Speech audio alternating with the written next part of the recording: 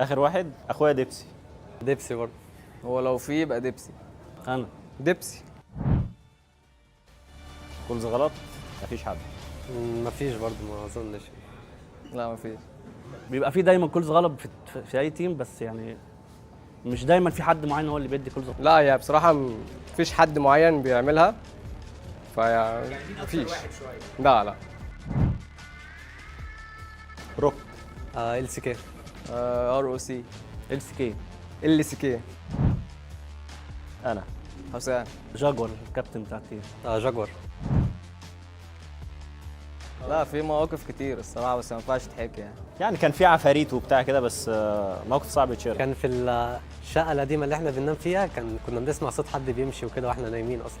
هو انا مش فاكر، بس يعني ممكن هو حوار العفاريت ده احنا كلنا فاكرينه يعني.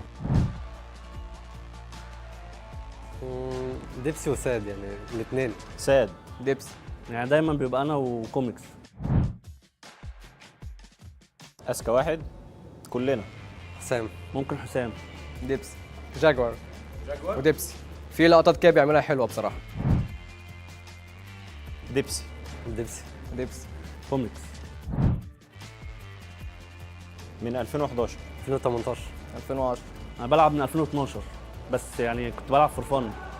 ابتديت ان انا العب سيريس من 2019. كبطولات وكده من 2018، بس لو قبل كده من 2014 تقريبا. اتليست توب 4 ان شاء الله، في الاول يعني بلاي اوفس ان شاء الله توب 1 توب 2 ان شاء الله يعني. اهدافنا ان احنا نكون توب 1 ان شاء الله. بنجهز ان احنا كل واحد يعلي الانديفيدوال ليفل بتاعه، زائد ان احنا بنحاول نعلي التيم بلاي بتاعنا ونحسن البلاي ستايل بتاع الفريق. هدفي ان شاء الله توب 2. التجهيزات اللي احنا نحسن الانديفيدوال بتاعنا والتيم وورك والحاجات دي كلها. اهدافي ان شاء الله ان انا ابقى في التوب 3، وان انا العب كل التورنمنتات اللي بتبقى في السنه يعني في كروس فاير ويست. هدفنا ان شاء الله يعني بالميت يعني نطلع تاني ان شاء الله سكند، ونجهز له ان احنا يعتبر لازم نشتغل على نفسنا ونشوف الميستيكس الحاجات دي كلها.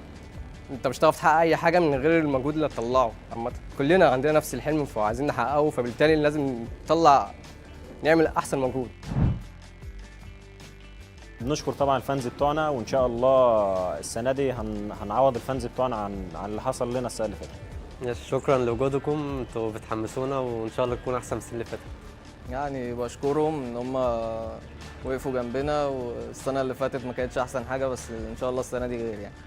لا احنا بنحب نشكر كل الفانز يعني اللي بيشجعونا ودايما بيدعمونا. بنحب نقول لكم ان السنه دي ان شاء الله هتبقى مختلفه عن اي سنه. ان شاء الله السنه دي هنبقى في التوب 3 يعني ان شاء الله. احب يعني اشكرهم جدا جدا ووقفتهم، وان شاء الله هنعمل احسن نتائج في السنه دي ان شاء الله طول السنه في كل البطولات باذن الله يعني.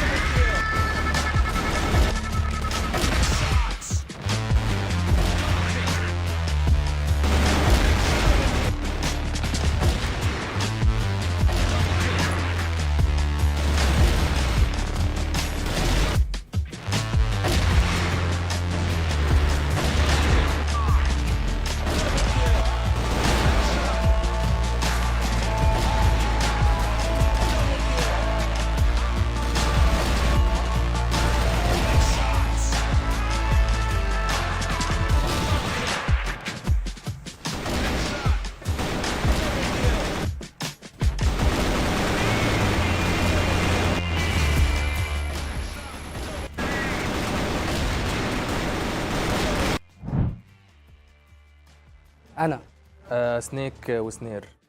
سنيك. سنيك وانا. سلاير وسنيك. سنيك وسلاير. سلاير. لما مثلا ناكل كشري بنخش نبقى جوه الجيم نبقى ضايعين. كنت لسه داخل التيم مش فاهم اي حاجه وكنت ببراك، فهم عمالين كل شويه كل سترات وانا واقف في النص مش عارف اعمل اي حاجه، مش فاهم اي حاجه. هو في حاجه يعني انا بنام يعني حنكش في السرير اللي جنبي بيتكلم وهو نايم. صعب افتكر. هو ليه علاقه بسنير برضو. كنا في مره بنبراكتس وكنا اكلنا قبلها سمك مش كشري المره دي، فجه في وسط البراكتس قال لك يا جدعان انا دماغي سخنت وما عرفناش نكمل البراكتس. يعني اوفر شويه كده وقام قاعد يرش في دماغي، قال دماغي سخنت لقينا البراكتس بس ما عرفناش نلعب عادي بسبب الاكل. بنحب ناكل وكان نلعب على طول. لا ما افتكرش حاجه. حورس. حورس وتوت. حورس وتوت وسنيك 3. انا توت وحورس. حورس. انا وحورس. حورس. حورس. حورس. حورس. حورس. حورس. سنير. سنير. سنير. لا مفيش. سنير. صعب تلاقي كل غلط من التيم. انا unKnights. لا مفيش حد معين بعينه، يعني مفيش حد محدد ان احنا عايزين نلعب. في الليج بتاعنا ما اعتقدش حد معين، بس ممكن بره يعني عايزين نلعب الفرق اللي بره، البرازيليين والصينيين. ليكويد، تيم ليكويد، وفي الصين مثلا ايجي. هو مش فريق معين، هو بلاير معين، فلير من 3 ساعات. ما فيش حد بعينه، بالذات في الليج عندنا ما فيش حد بعينه. ممكن بره، ممكن وولف يجي. يس. محلي مفيش، يعني هنا عادي يعني الحمد لله. مش يعني ماشي الدنيا. اللي عايز اقابله تاني فاسكو، دخلوا فالكونز دلوقتي، هم دول كانوا سبب ان احنا نخرج بس، وحصل كام لقطه كده هناك انا مش مبسوط بسببهم يعني، فدول انا عايز اقابلهم تاني. ما فيش حد معين، اي حد هيجي على السكه هو عارف بقى. سنير وسلاير. سنيك وسنير.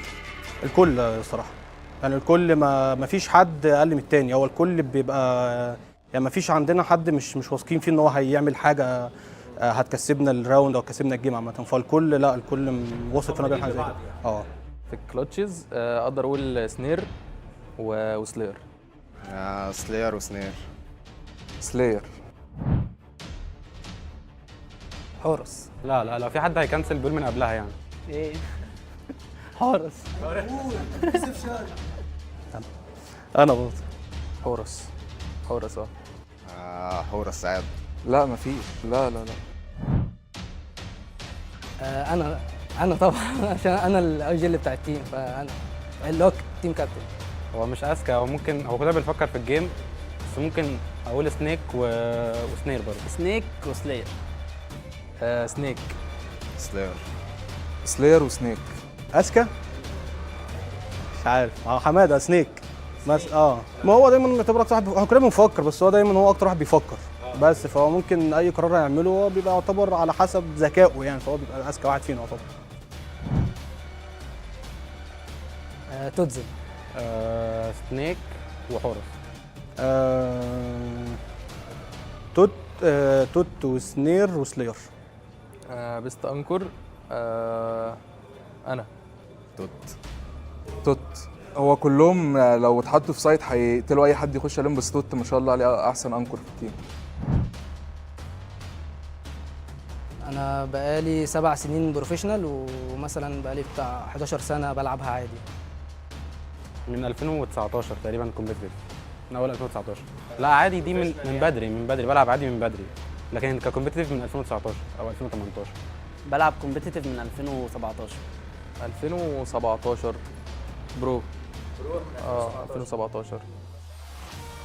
2019. كومبيتيتيف من 2020.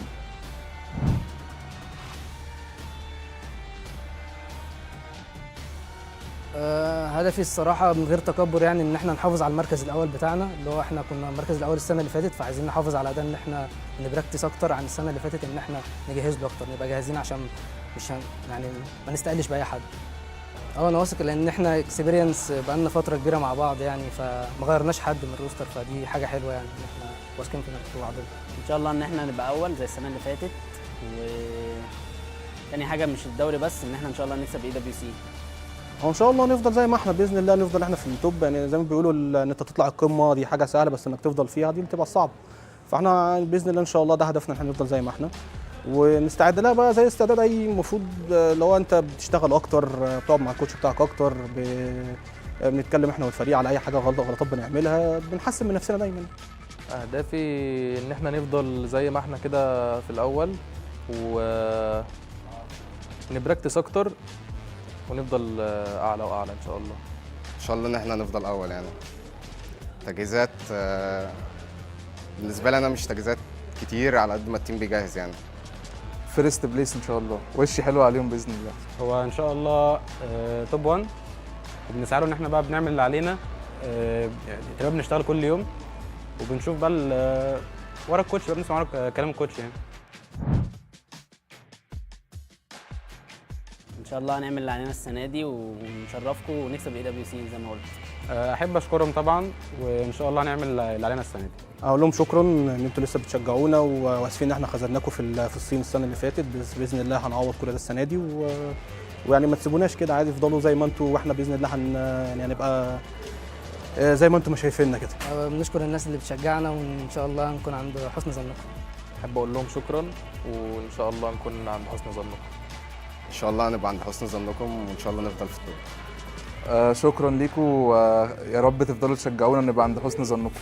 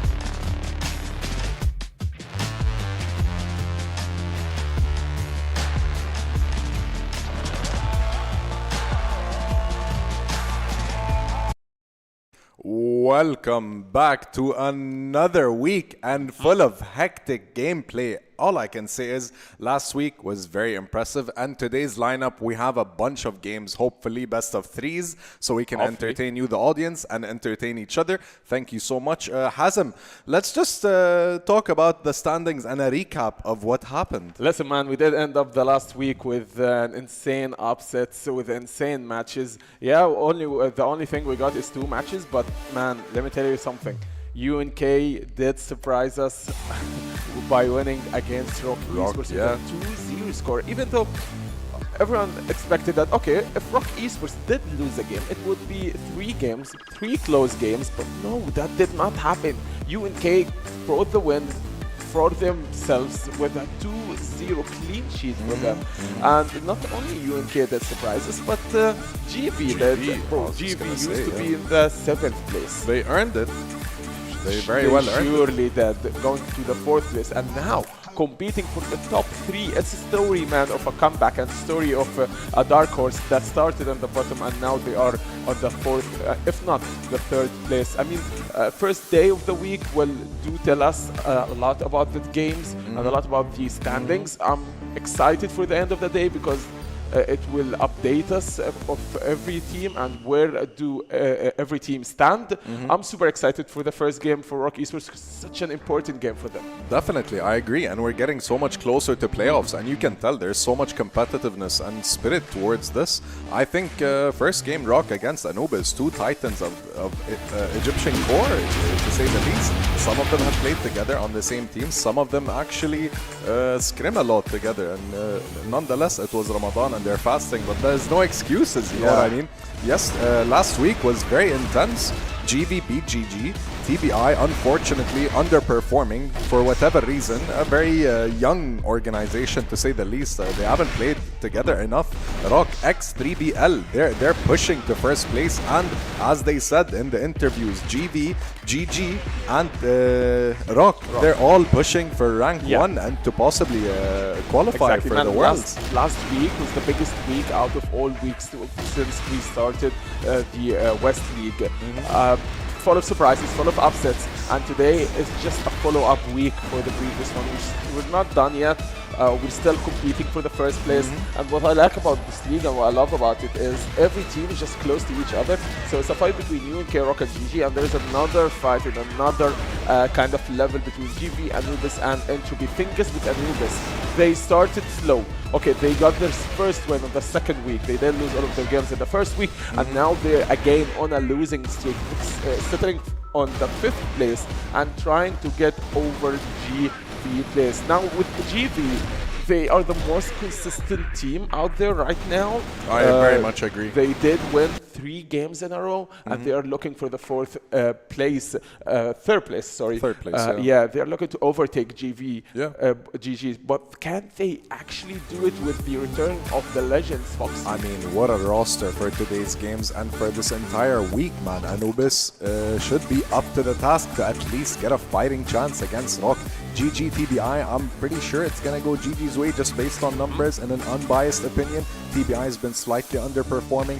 GG last week as well, they had some disconnection issues with Flex, but when he came back, he picked up his team on top of his shoulders. Keep in mind, they're missing some players, or a player at least on both sides. So it's going to be a spicy day, to say the least, you know? ROC versus Anubis. Man, what do you think? What do I think, man? What do everyone think, man? ROC versus Anubis. It's a match where you see these Egyptian legends from both teams, whether it was ROC versus Anubis, competing and trying to get their hands on this victory. So when we speak about Anubis, the viewer count just goes up higher and higher and higher. Especially in the region. Exactly, and same for ROC Esports. But the thing is, there is a gap between both teams within the standings. So Anubis is on the 5th place, ROC is in the 2nd place, and ROC, after losing the last week, they are super ready, man, to continue their winning streak and just make up for the loss that happened to them. Yeah, both teams have had a couple of days to review and chill with their coach and possibly have an idea of what to do next. And here we have our key players, Snare and Sad. Yes, Man, sir. I love watching both players the without sniper. underestimating anyone. Snipers, no scope, quick scope. If the mouse acceleration was fast enough, they would do 360s. Who the hell knows, man? Snare, with Snare, he did a no scope. Yes, the last week, and I was like, what? How can you even do this? ROC Esports used to be on 100% win rate since they did not lose a single game. With a UNK, they got the damage on them, and it's now 80% win rate. Speaking about the Anubis, and all of them are back. I see. This is gonna be one hell of a match, man, and I can't wait. Can you?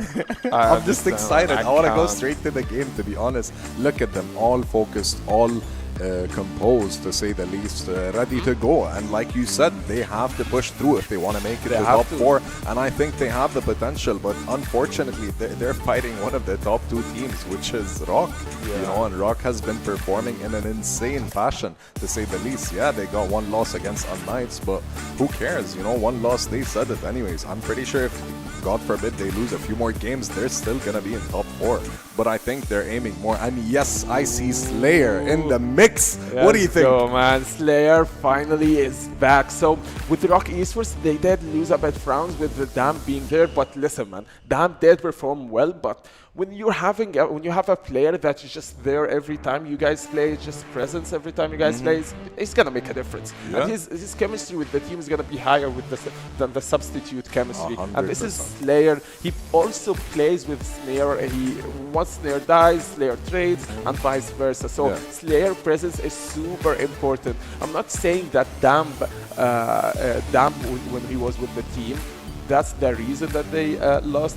But he played really well. Yeah, he did play really well. But Slayer chemistry and synchronization with the rest of the team is definitely there. So I'm looking forward for the first game with Slayer after his comeback to the ROC Esports team. And I'm also looking forward with Anubis, because Anubis do need this win. They can't go to their 6th place. Yeah, I feel like first game is going to decide how the entire series goes. Whoever gets the rhythm first, whether playing on attack or defense, we're going to have to see the map soon enough. I don't think there's going to be much changes. Both teams are formidable on any map you choose. So we'll have to wait and see. If I could put my money on someone, I'd say ROC beats Anubis 2-1. I mean, it's papers speak for themselves, man. Numbers speak for themselves. It's at 80% win rate to 50% win rate, meaning they lose most of their games. And speaking about the maps, it's obviously a compound pick by ROC Esports. A ban on Subbase, which is Anubis' favorite map. So they banned Eagle Eye, which is one of ROC Esports' favorite map. We're going compound first map, Ankara second map, and Port as a decider. So with Port, it's a default map where we always go to the decider and it's a back and forth map. Port's been a decider for most games. Exactly. If you think about it, it's just a challenge of experience, to say the least. Both teams have multiple titles. They've been present in the old league. It was called the Elite League, and possibly on world stages. Yeah, because when ROC pick their map and Anubis does the same thing, it's like, okay, you guys did win your map, I won mine, and now let's finish it on a decider map that is super default and super normalized for both of us. Yeah. And we are all equal on it, which is Port. I mean, I'm excited to see both the entries and how the snipers are gonna match each other, and it's gonna be a rough game for both teams. But I'm confident in both teams, to be honest. I know some of them personally, and I know these guys have prepared, man. If not to say the least, I don't think they've stopped playing CrossFire since last week, man. Man, I mean, being on the West League, it's only 8 teams just competing for victory and competing to reach higher and higher places within the whole CrossFire Wars. Here's the last view and the last peak of ROC Esports versus Anubis, man. I'm super excited. I'm super ready for this best of 3. I was eager to see this match. Sadly, we did not on the previous week, but now we got our chance, man. ROC Esports versus Anubis, Classico. And what a way to start off day 10 from week 4, man. I can't wait. I cannot wait. Predictions, Hazem? I'm gonna go with you, man. Like you, 2-1? ROC Esports 2-1, yes. All right, we'll have to wait and see. I'd like to send it to our casters, Mr. Elfish Boy and Neo. Take it away, guys.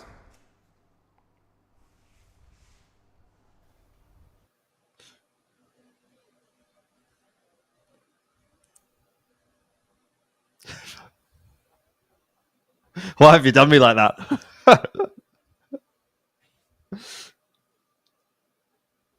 I'm looking forward to this. We've got a few sets of games coming up. The guys they're saying 2-1. I'm actually going to 2-0. I just think ROC is so dominant right now. Anubis, they've had their ups and downs, and they've had decent moments where they've been able to pull off upsets. But if we're looking in terms of longevity and kind of this side, as in, you know, ROC being basically one of the only teams that we've seen from the West in God knows how long, Jordan. I mean, you've been working in CrossFire for like 10 years now, right? And this has been one of the most competitive West teams that we've seen, especially on an international stage. Domestically, we expect more of the same, right? We expect them to be dominant, be able to show kind of their prowess, and actually be able to kind of coast through most of these games, getting towards playoffs, getting qualifications towards lands. That's what they're really looking for. Yeah, I think I would have to say in the modern era, this ROC Esports roster, or 3BL as they used to be known, easily the most impressive West team that we've actually had internationally speaking. That's again sort of with the caveat that I'm talking modern era, and I would say that's sort of like the post-COVID era, if that makes sense, right? Prior to that, obviously we had teams like Flipside that did very well, Penta Sports that did very well, but in this kind of like newer era that we're kind of going through, this generation, I guess, of Crossfire players, that ROC Esports roster has easily been the number one West League team in my opinion, and the one that's been the most competitive on an international stage. So yeah, we can kind of call this one a bit of a casters versus analysts, because I'm going to go in the same direction as you and say I think this is probably, for me, a 2-0 for ROC. I think they have been a little bit up and down this season, so there is that kind of caveat. You have to kind of keep that in mind, but at least what I'd like to see from ROC, if they're to sort of play to their level, I think it should be a 2-0 today. So I'll put my hat in their side of the ring for sure. Yeah, I'm looking forward to towards today as well. We've had some upsets that we spoke about. We've seen actually some teams, I think, perform quite well throughout the season. I think I'm really looking at kind of like GV out of nowhere. I feel like they've actually become a bit of a contender at the very least. I mean, we're always looking towards sort of how things are in the West League, where it's top heavy. There's the top 2, loose term 3, right, who can always make it to playoffs, always make it towards like those kind of sort of semis, and there's a bit of a coin flip of who ends up getting towards the final winning it. But generally speaking, it is like quite a top heavy league as things go, and I think it's one of those where it still seems like the same, but at least we are getting a bit more of a look in when it comes towards playoffs with 4 teams that are towards that sort of top end. So I'm looking forward to seeing how this is. Of course, ROC now with the full lineup as well. Slayer is he's out of the virtual prison, I guess you could call it in a way, and back in the server. And, you know, this side, when they've got the full lineup, super difficult to play against. Very, very good in terms of the level that they're at. Their skill ceiling is incredibly high as well. So, you know, Anubis don't know these guys very, very well. It's probably a team that they regularly scrim against, but in terms of putting up regularly good performances, I don't know if they've got that level above them. They've obviously got a considerably lower floor too, and that's something that can be punished.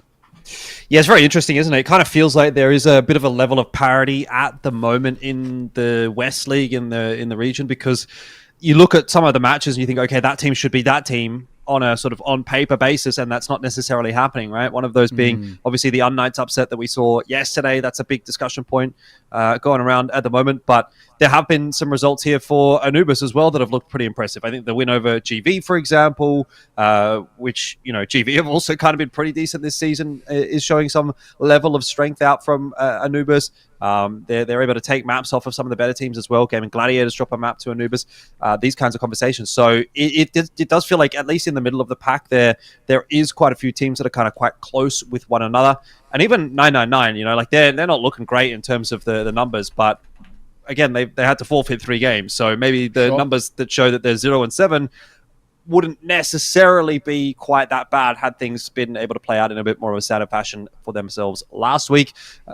It's one of those things, I think, with Crossfire, not only in the West League, but actually globally as well. It does feel like the gap is starting to lessen among most teams, I would say. If you go back, say, 10 years, like you said, to when I sort of started casting Crossfire, we had a lot more super one-sided maps, super one-sided series, just absolute demolitions. But now you honestly very rarely see that, even on the international stage, right? When we would send one of our teams from the West League over to play at Crossfire Stars or at the Summer, the Summer Invitational or whatever, a lot of those results, even if they're losing those games, are competitive-looking maps. And so I think just in general, I think there's a greater understanding across the board of how to play the game and what you need to be doing to be a successful team in Crossfire. But enough about that discussion. Let's jump into the game here. ROC and Anubis to start things off. And it will be Anubis kicking it off on the GR side. So ROC, as they have been known to may start this one with a little bit of pace. They are always typically that team that we look to play a little bit faster on the Blacklist side than some of the others. Yeah, agreed. Well, we are underway. Totson on the swing for him. Thing that we found in the early part. Tipsy. Nade in hand does get out. There was a moment there that I was looking, a little bit awkward at one point. I think thankfully he does manage to kind of get out, dip away, not lose his life early. Got mid-control taken here to a degree. And Snare just waiting for a peek. Pretty standard stuff, right? And this is pretty common, I think, with how this game is sort of, how this map, may I say, has played out. It's all about this early mid-control, and a lot of smokes just keep getting replenished until the very last sort of 30 seconds or so. Yeah, most definitely. Bit of nade damage over towards the B side of the map as well. Dipsy copping a little bit of a chunk, but aside from that, not a whole lot happening in this round. This is not, as you say, anything too untoward from the Blacklist side or even from the GR side. Both teams kind of happy to sort of handshake in what tends to be the standard positions for both of those sides. The battle lines kind of being drawn on that upper third of the map. But sooner or later, ROC are going to look for that entry. It'll be Horus that leads the charge, as he usually does, through the smoke as it starts to fade. And he gets that headshot straight through onto Comics, which is going to bring Anubis scrambling over toward B. One is not quite enough. Dotson and Horus will clean things up nicely. That is the strength and power of ROC Esports that I think we've come to sort of know and love, Mayor. Very true. C4's gone down, and I mean, for Sad and Jaguar, what do we actually do here? There's very little for them to work with. At least we're going to get one kill, start things off. But I mean, still, time ticking, 20 seconds, and already smoked out as well. They've got to go in for these last few seconds, and it's requiring a lot. Right here, fight, asking a lot too. Horus up close, going to get one, and Snare will see it off. Very solid start. Very expected start as well for ROC. What you want to see from them, bit of dominance out the gates, just showing their class. Yeah, nice and clean. Snare with a little bit to say at the moment. Might have picked up on something last round that he wants to get across to the team going into round number 2. And another opener, this time from Slayer. Rifling duo on the entries. Horus and Slayer always going to be a little bit of a scarier prospect. Dipsy, though, in the meanwhile, has picked up Snare with a bit of an aggression out through B. We are back to 4-on-4, but conventional wisdom would say that that is favouring the Blacklist side, so ROC can't be too disappointed with how things have started. And Anubis have a lot of ground to cover with only 4 defenders now. Slayer moving his way forward. Dips needs to be a little careful as well. Horus starting to make a move of his own. Again, we talk about this map control that's been very important. On a map like this, but you can't be missing shots of that Sad. Second of asking, also a miss as well. Slayer still sticking around. And finally, will be seen off. It was a bit of a messy fight, but it's still 3 versus 3. No numbers advantage just yet. We've also got the site to make it all the more sweeter. Nades being bounded through, a smoke on top of it as well. C4 can go down momentarily. This is looking very good once again. Horus going to get up on the box. Still waiting for that C4 to be planted. Now it will come through. Now put a 40-second timer on Anubis here. Yeah, just a bit of a change in elevation. You're not necessarily going to have your crosshair directly in that position. Finds his time in the end. Flash forced him away, but Horus for 2 makes it look easy. Snare just having a little bit of a sip. Stay hydrated.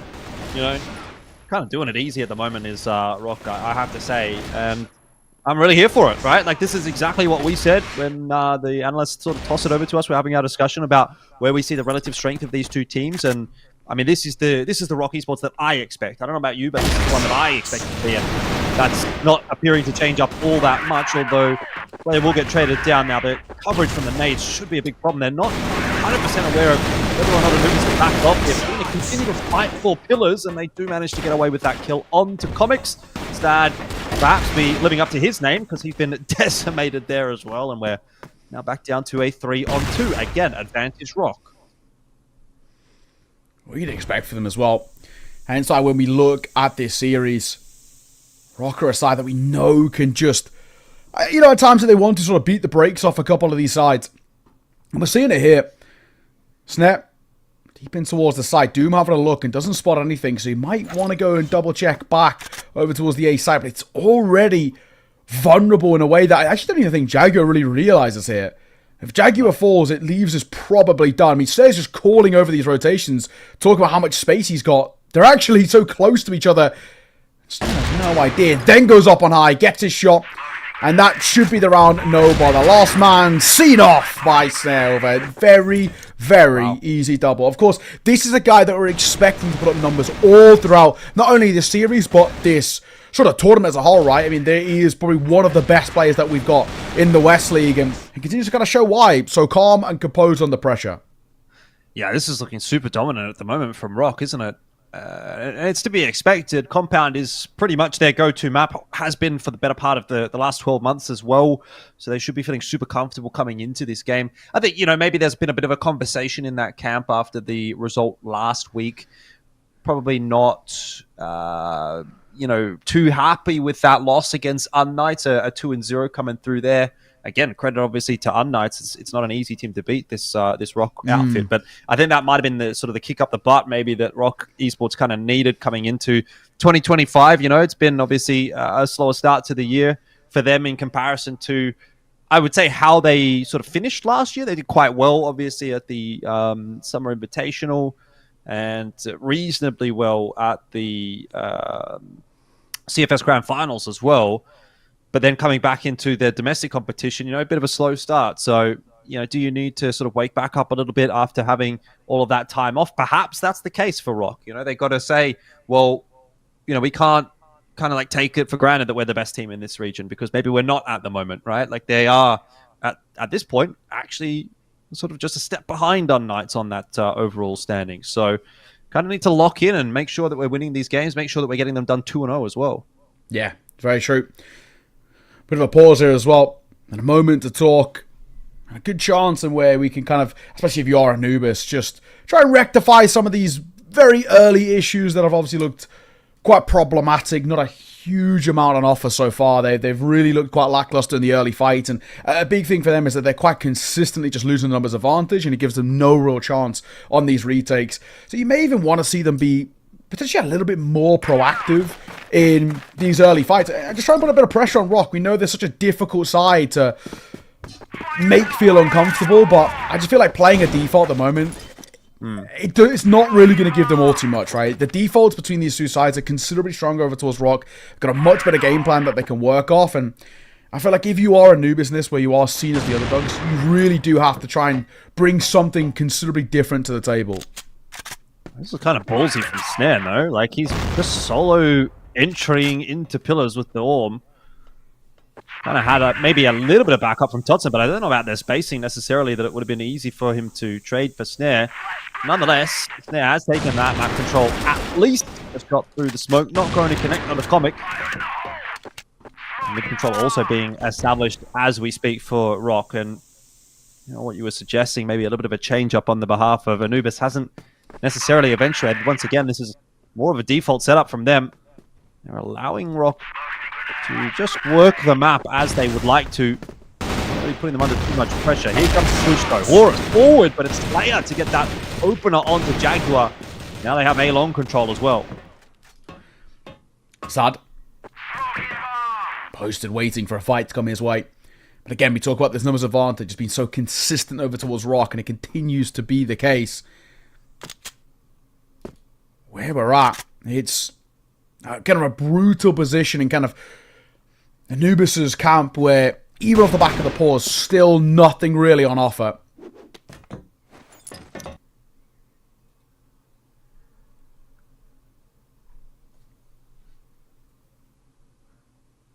Well, ROC happy to let this timer tick down. See if they can unsettle Anubis that way. Got a smoke onto the left side of mid here, and the rest of the push is going to come through from A-long, which is where Sad is watching, but he'll need to hit this shot. If he misses it, then it's going to be curtains. Fight will be taken. Good connection onto Horus. But it's only the start here for Anubis. They need much more than that. M4 spray from Snake is enough. There's the bomb plant. Has it happened? Not yet, but it will be going down now. Good, pretty comfortably for ROC. The nade over the top makes for short, easy pickings for Slayer. Once again, another round that is ultimately just an absolutely dominant display from ROC Esports, assuming they don't Somehow let this one slip in the 1v4. Should be pretty simple to see if you'd hope. Looks like a double play in through heaven here. Comic's going to dip down for the lower angle, but he should get caught on the flank. Comics fighting for his life, but it's one in which he doesn't win. Another simple, easy, sumptuous round for the likes of ROC. And, you know, we are starting to see these issues. And again, a really good kind of showcase in just how deep the strat book really goes for ROC as well. Because we've seen the first 3 rounds, very quick, up in the face, taking fights, and getting actually the bomb down really quickly as well. That time, right down to the last 10 seconds, playing with the timer, playing with the tempo. That first struggle, Dipsy. Good work for him. At least 2 kills out the gates. Finally, from right in the first round, where we've seen a good start out for Anubis. Yeah, finally something going their way. Doesn't necessarily mean that this round is converted just yet. It's going to re-aggress, take a little bit more space solo. Look at how isolated a lot of these individuals are, though, for Anubis. If ROC decided to just group together as 3 and try to trade their way into A or B, I think they might be able to get a bit of work done.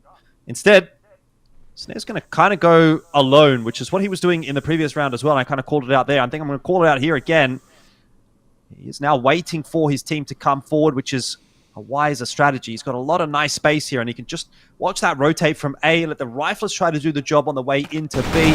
Good setup. I like it. Oh. I like it a lot. Horus gets the opener onto Doom, and that's exactly what you want. Bomb plant now down on for the B-bomb site here, and ROC starting to now salvage the disadvantageous situation. But a lot of that comes down to Snare, and he'll hit his shot, maintain it at 2-on-2. Low HP for Totson and Horus, so makes this one difficult. Yeah, it's not going to be easy at all. Couple of clear shots got to be hit. It doesn't help that Horus does fall. Totson, same for him. And finally around on the board for Anubis. That is much better. We're looking like a side who have, you know, got a little bit of a game plan up their sleeve to a degree, and that's going to help. I mean, it all starts here with Dipsy, a double opener to really kickstart things. That's what we need. We need this side to prove kind of their level and actually start to make them feel uncomfortable. It's not the easiest job, as many teams do struggle making ROC feel uncomfortable, but that's much better. That's going to give us at least some level of an idea. Dipsy, again, opening things up. This is what you want to see. A player with a lot of experience and showing why.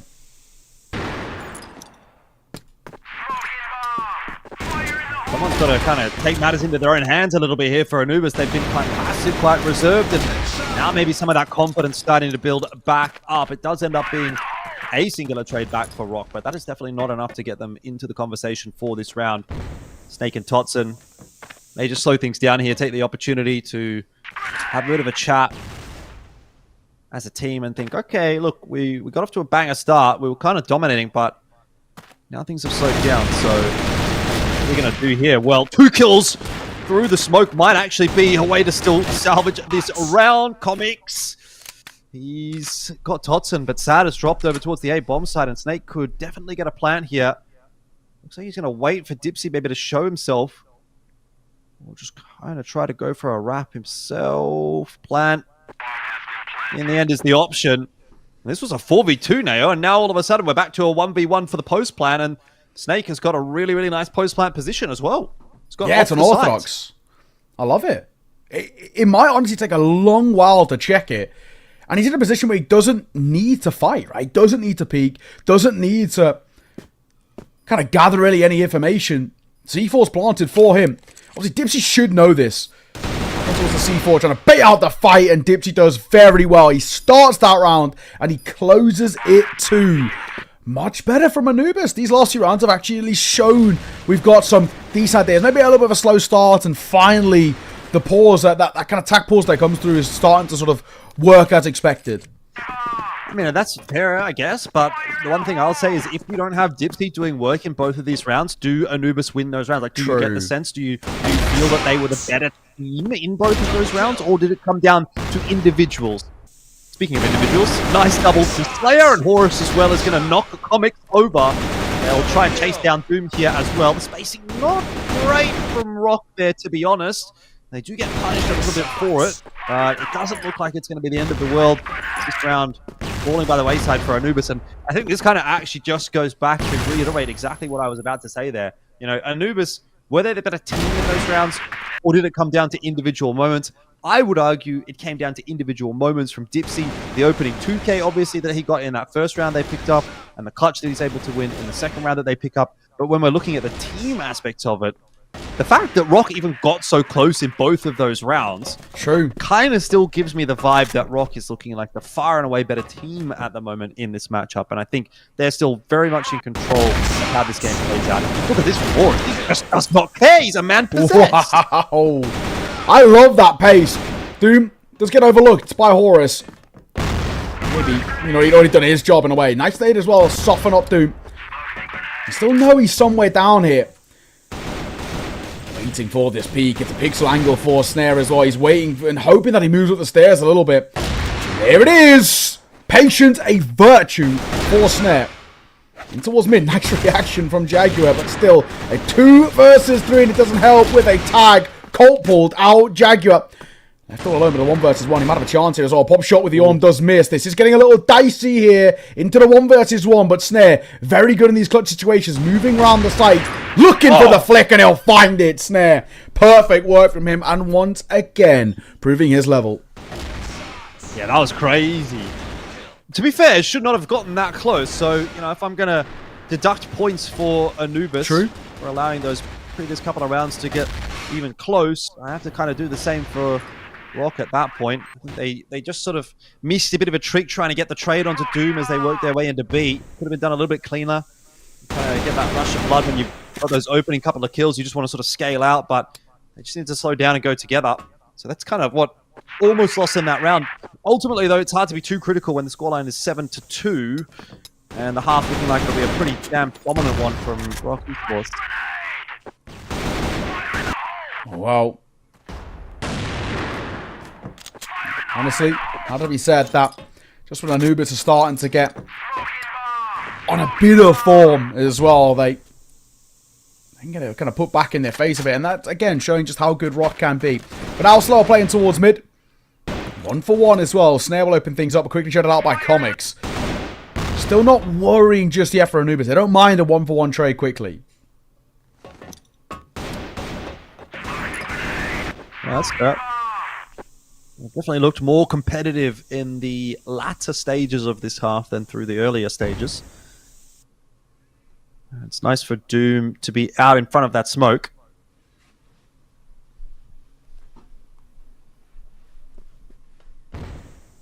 Doom. Yeah. Mine. All good for now. Doom moving forward through the smoke. We'll get 2 for it as well. Not bad. Up close, you finally get dropped off. And actually, we get quite immediately thrown back in our face a little bit. Slayer still putting pressure on towards Sad. They know where the arm is. They don't actually have to go in his direction. Comics does do well, though. Leave it all down to Snake. 30 seconds, so he's got not a lot of time to make a decision here, if I'm being completely frank. At least he's got the sight, though. His bomb will go down, so that's one thing to work with. How does he want to play this? He's going to go back to that angle that didn't work out for him last time, but I guess it helps that Dipsy isn't alive here to maybe put pressure on the flip side. So I don't know if I'm such a fan of it. It feels like a fairly not obvious position necessarily, but it would be one that gets checked here with 20 seconds left on that bomb timer. You have Sad and Comics starting to work their way forward. Tap on, and they were very prepared for it again. I don't know if you really give yourself that many opportunities there, because you've allowed them into the site. They have pretty much cleared everything else, and then you're going to go for the swing. So it doesn't quite work out in the end, but 6-3 first half. I don't think you're going to be too mad at that if you are on the side of ROC Esports. It could have been better, definitely, but it's still a pretty good half. Agreed. I think for the most part, for ROC, they're not worried. I think they're still in a position which they will feel comfortable. I think the main thing for Anubis is them saying, okay, we actually had, we had a few decent ideas and a few decent plans, and, if we didn't have such a slow start, we actually could have been putting a lot more pressure on towards them. So let's not panic just yet. We get a strong start, first round here, and we can get kind of out the gates flying. There genuinely might be a world in which we can start putting pressure right back on. So don't worry about things just yet. I think it's probably the conversation that gets over towards Anubis. But ROC on the flip side, they're not worried, pretty comfortable, especially if they get this first round of this or the second half. They should just waltz away with the rest of this map. You would think so, but it doesn't always necessarily go that way.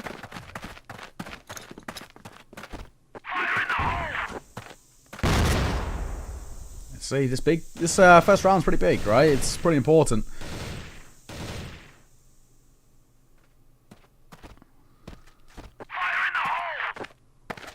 I definitely don't disagree. It's a nice stack over towards pillars from ROC Esports, but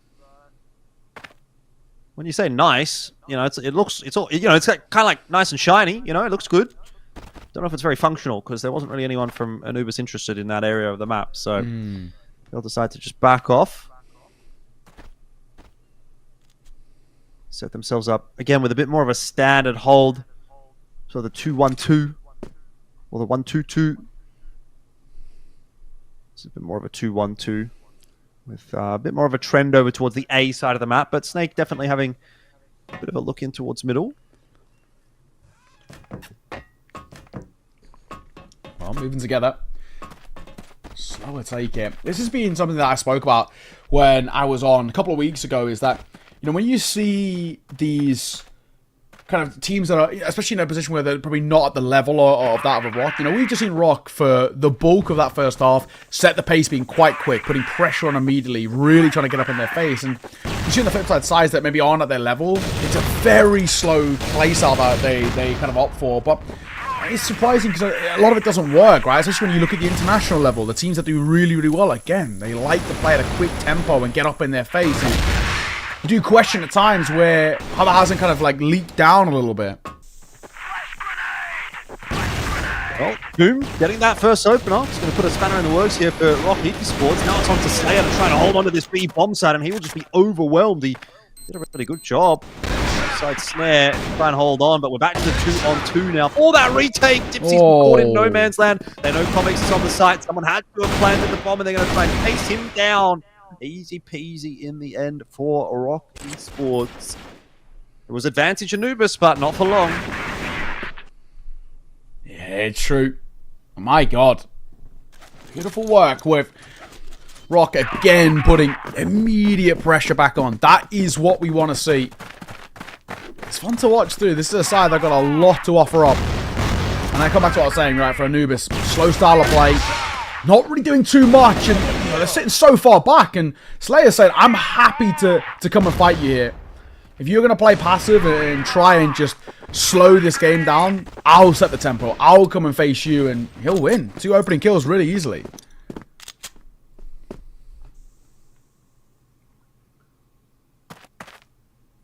Yeah, rough spot to be in now for Anubis, knowing that they're kind of staring down the barrel of an 8-3 scoreline, which is really difficult to come back from. So I need to conjure a little bit of magic in a round like this one, but I don't know if they're going to be able to. I mean, they have been spotted there. Snare definitely saw Jaguar on that cross, even though he was sort of run boosted over.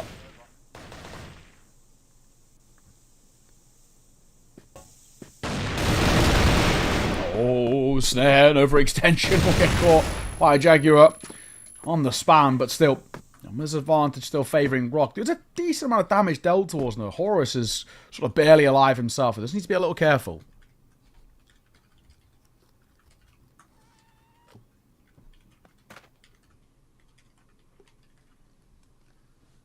Well, creeping through mid, they are going to walk into a massive crossfire if they decide to go in this direction. Horus fought this quick. It ends up being a 1-for-1, but Snake caught off. Couldn't get the second. Horus falling so early on there, leaves it now on to Slayer toward A, and he has been so solid that it won't matter in the end at all.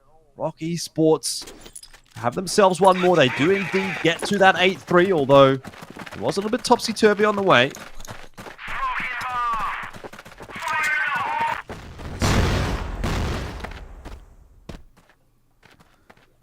8-3.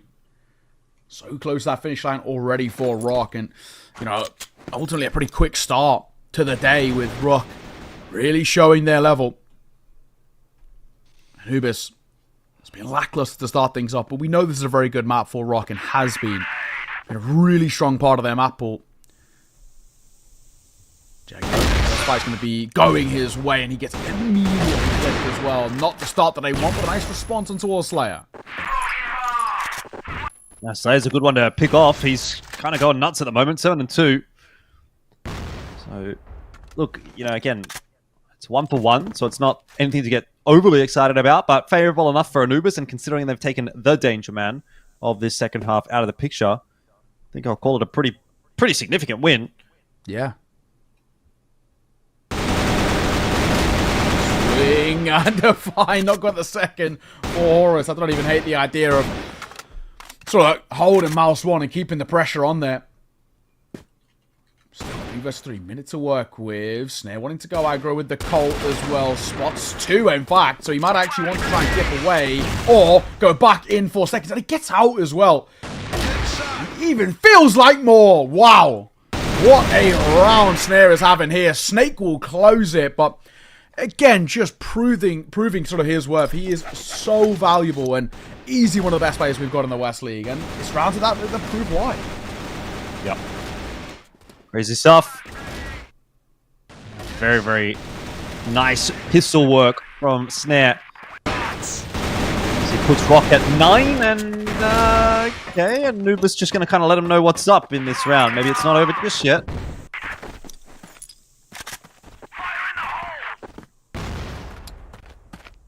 Let's see. Well,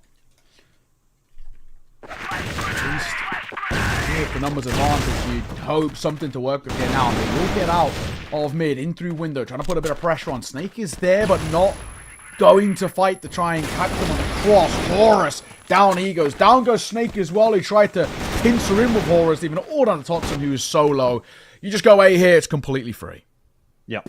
This one surely can't be winnable for Totson. He's got no HP to work with, really.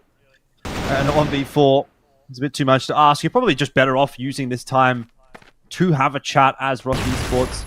I think that's what they're kind of working with here. Totson sitting in a corner. Has been found out eventually, so attack timeout called short.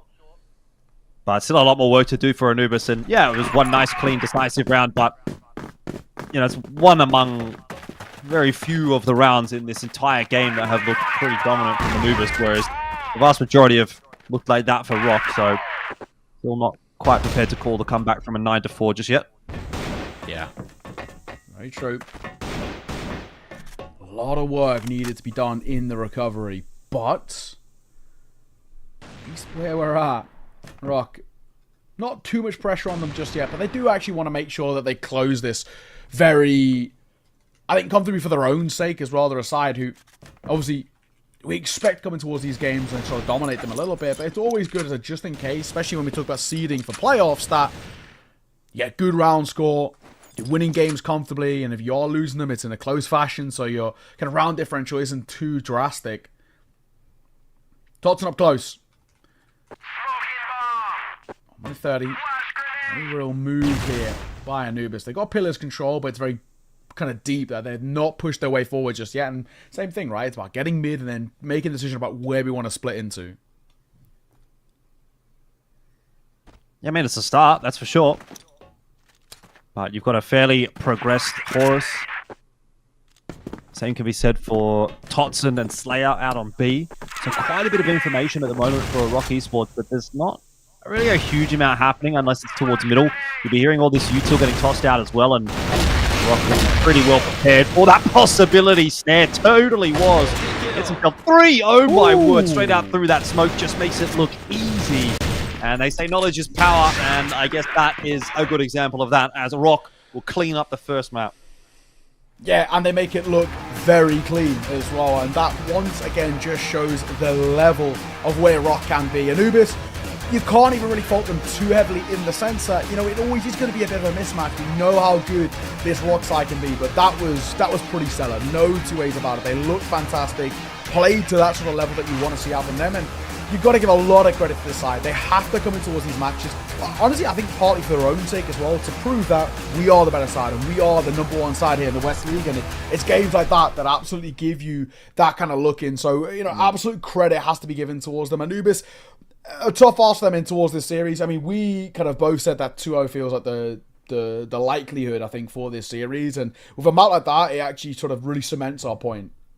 Yeah, definitely. I mean, I think it does also kind of come down to how comfortable ROC is going to be on that next map. That's a conversation there as well, to be fair. Sure. But we know, obviously, obviously, when it comes to compound, that they're always going to be good. They're always going to be happy. Yeah. So, mission successful. Yeah, exactly that. We're going to throw it back over towards the desk to break down everything from map number 1. So we'll see you in a minute. Thank you, Neo, and I'm sorry. Thank you, Elfish Guy. Honest mistake on my part, I'll admit. Hazem?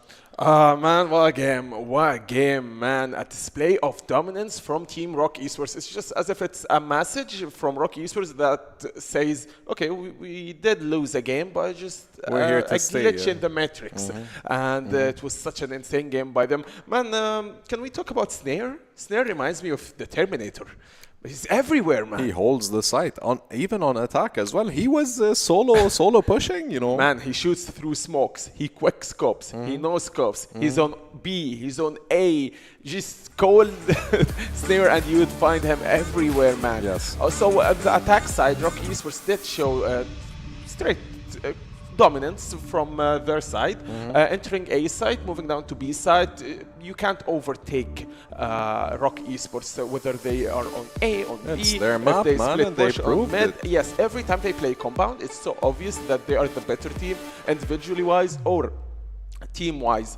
So it was a slow Anubis start, even though the rounds that they got it after it was 6-2. They started to push and get more rounds for them sides. I didn't see tactical poses coming from Anubis side. Although they were in a losing streak, I thought they would take a tactical timeout to, discuss more why are we losing, what can we change, what can we do better. I did not see this. Yeah. So Slayer comeback, can we talk about this? He did make a huge difference within the team roster. I mean, yeah, Dam was doing good, but was he doing good team-wise? Because Slayer is doing insanely good within the team itself. If I got killed, I'm insta-traded. We can move from one point to another, and that's what I love about Slayer presence. Yeah, I mean, I wouldn't be surprised if Slayer gets MVP, if ROC gets the second game, to be honest. The man is outstanding, and let's not forget the rest of his team as well. There is so much insight that's going through both teams, but you can tell ROC is executing just like the casters said. They came in, they got the rhythm and tempo in the first 2 rounds. Forced Anubis, I think they had a small timeout at the 5th or 4th round, and then in the end, after that, yeah, Anubis got 2 quick, clean rounds, but nonetheless, I feel like ROC put their foot on the gas and they never let go at this point because they want this win. They're hungry for it. Man, you know that there's a difference between the players when you see a side being overtaken by Anubis, planting the C4 and instantly gets clean sweep by the other team. That's only when you know that there's a big, big difference between 2 teams. I mean, I took the side. We're 5 on the side. There is Dipsy, there's Doom, there's Sad, there's the rest of the Anubis players, and then all of a sudden, Totsen come, kills most of them. That's a big issue within the Anubis side. And it feels like at this point, every single round, I felt like Anubis was at a disadvantage because they would peek or they would do a critical mistake that would force them to either have to defend or play the offensive with 4 or less players, and it just not adding up, man. And I think Slayer being back is, you can see here the team have all got up to stretch and blood circulation and whatnot, but at the end of the day, let's just say, I don't know if Anubis can make a comeback here. I mean, it comes down to the second map, but the map element does make a difference when the score is close. But when there is a big gap within the scoreboard, it always comes down to that player and the mentality that they can come with in the next map. See, the thing is with ROC Esports, they have an insane head start going back and going down to the second map. But for Anubis Esports, man, we've already seen the faces of the players. They look demotivated, sadly. But man, everything can happen. They did have a good win streak, so why not get another map and jump to the third map? But thing is with Anubis, a big difference, man. And with ROC Esports, 1 player from ROC equals 2 players from Anubis, and that's what saddens me because Totsen can get Sad and Depsy but Sad and Dipsy can't get Dotson. I mean, think about it. Last week as well, they did the same with TBI. They lost round 1 and then they secured 2-1. But let's keep in mind, this is not TBI. This is ROC, top 2 in the standing. And they're not going to just hand it over on a silver plate. They need to work hard for it. And in my opinion, I feel like ROC, with the inclusion of Slayer, is going to be impossible. Even if they played against unKnights again, I'm pretty sure ROC would win. I'm just looking at the stats and from my own insight, watching the gameplay and stuff like that. Sure, it surely can't be a biased opinion because it's so obvious. It's so obvious for everyone that ROC Esports is just, they are them, man. And being on the first place adds up for them. I mean, look, chances for Anubis are so slim. But it is possible for them. Definitely. Yeah, I think with a new mentality, a fresh start. I don't like the expressions of their faces, sadly, but you know, man, look at Doom and comics. I believe in a comeback story. And I do believe in Anubis. We've already seen them against TBI, like you said. Yep. Maybe with the try to change a bit with the play style from A to B, talk more with the coach. As you can see, Doom is already giving them some struts. Everyone's listening to him. I wish we would see a new Anubis, man, the second map and moving down to the third map. Yeah, at the end of the day, if you think about it considerably, it's their map pick, it's Anubis map pick, but still, let's not forget, these are people who've scrimmed against each other. They understand each other's gameplay. They know who's the aggro and who's the composed and patient, to say the least, you know. And the thing is with Anubis, they are playing against ROC in such a difficult time for ROC because ROC needs this win by any chance. I agree. Because unKnights are just focused on the win. And if unKnights win and ROC loses, that's going to be hazardous, yeah. Exactly. I understand. And exactly. It's very unfortunate, you know. I was hoping Anubis might at least get game 1 and have some hope in this feature, but let's, next expectation, give me a number. 2-0? I said 2-0. I said 2-1. You said 2-1? Yeah. Watching the first game, I know you want to say now 2-0, but you're just in your opinion. You know, it's too late for you. Yeah. But it's not too late for me. I'm going to go with 2-0, man. It's a clean display of dominance. Definitely. They're just everywhere, man. Dotson was just clutching one round after another. We've seen the last Horus round. had some very good entries, and I'm pretty sure most of their players almost won every single trade when it came 1-1. Even if they ended up dying, another person would secure the trade and possibly get them 1 round closer to victory. Man, the breaking point for me is when Snare got out of the smoke, killing one with a no-scope, switching to the pistol, taking one, then another. I was like, what? How can you even do this? Yeah, even Neo got surprised, and he did comment on that. He's like, Snare was supposed to, at one point he went in, he got a quick scope or a flick, and then instead of retreating, he pushed, took out the pistol, killed another person, and then waited for the third guy, which means each individual on ROC's team, I'm pretty sure, is trying to carry them to victory, to say the least. There are 10 players in the server, and they are all hard-working pro players, but you can already tell every team has this 1 or 2 individuals that are just super talented and super noticeable, and this is Snare from Team ROC Esports. Just so obvious that he's a bit different. He has this edge alongside the other 9 players within the 2 teams. I'm super excited for map 2. I think, as I said already, Anubis' chances are slim, yet doable. I think if Sad and Dipsy and Doom just get unleashed like they were unleashed in the previous week, I think we would see a third map. Hopefully, even though it's a bit unbiasedly, I'd love to watch some more Crossfire with you guys and the audience, because a third map would mean Port, and Port is the decider. If you think about it, the decider, I'm pretty sure both teams have their fair share of experience on it, but we're going to have to wait and see, because map 1 goes to ROC and it's their map pick, but at the same time, map 2 is picked by Anubis, but still, that doesn't mean that ROC is going to just hand it over, you know. One thing I love about Anubis is just they won't give up. If they go to the second map, they just going to get the first map also. All right, enough about that. Let's take it to our casters. Thank you so much, Elvish Guy and Neo Kai. Let's go. Alrighty, thank you very much, guys. We're looking forward, heading in towards map number 2, and I think the story has to be said, Jordan, that it was unbelievably one-sided. I mean, there was moments, flashes, maybe you could even argue, of brilliance from Anubis here and there, but there was never really ever a doubt for us. It was ROC who just looked fantastic all the way throughout, and the worry now is that it might be more of the same heading in towards map number 2. Yeah, I would say in that entire map of Compound, I think there was probably was there 2 or 3 rounds where you could definitively say, yes, Anubis was far and away the better team in this round? Yeah, because obviously, look, they won more rounds than that. There's no doubt about that. And certainly there was rounds where ROC didn't definitely look like the better team, but they still won that round. But for the most part, you know, these are the kinds of rounds that I'm looking at and thinking about when I'm saying, okay, eye test-wise, which team looked the better team? And for me, it was something like, you know, maybe 2 or 3 for Anubis, and it felt like there was probably 7 or 8 of the rounds that ROC actually won that were just like really dominant displays. So that puts them in a bit of a different caliber, in my opinion. Agreed. We'll have to wait and see, though. Obviously, things can change up as we head into map number 2. This will be the map choice of Anubis and ROC. On this map, I remember last season look, it wasn't exactly awful, but it definitely wasn't their best map, let's just say. So there was some degree of shakiness. There was some susceptibility. If it's going to happen anywhere, it has to happen here for Anubis, no doubt. But I have more faith that Anubis can get something done on map 2 than what they could on map number 1.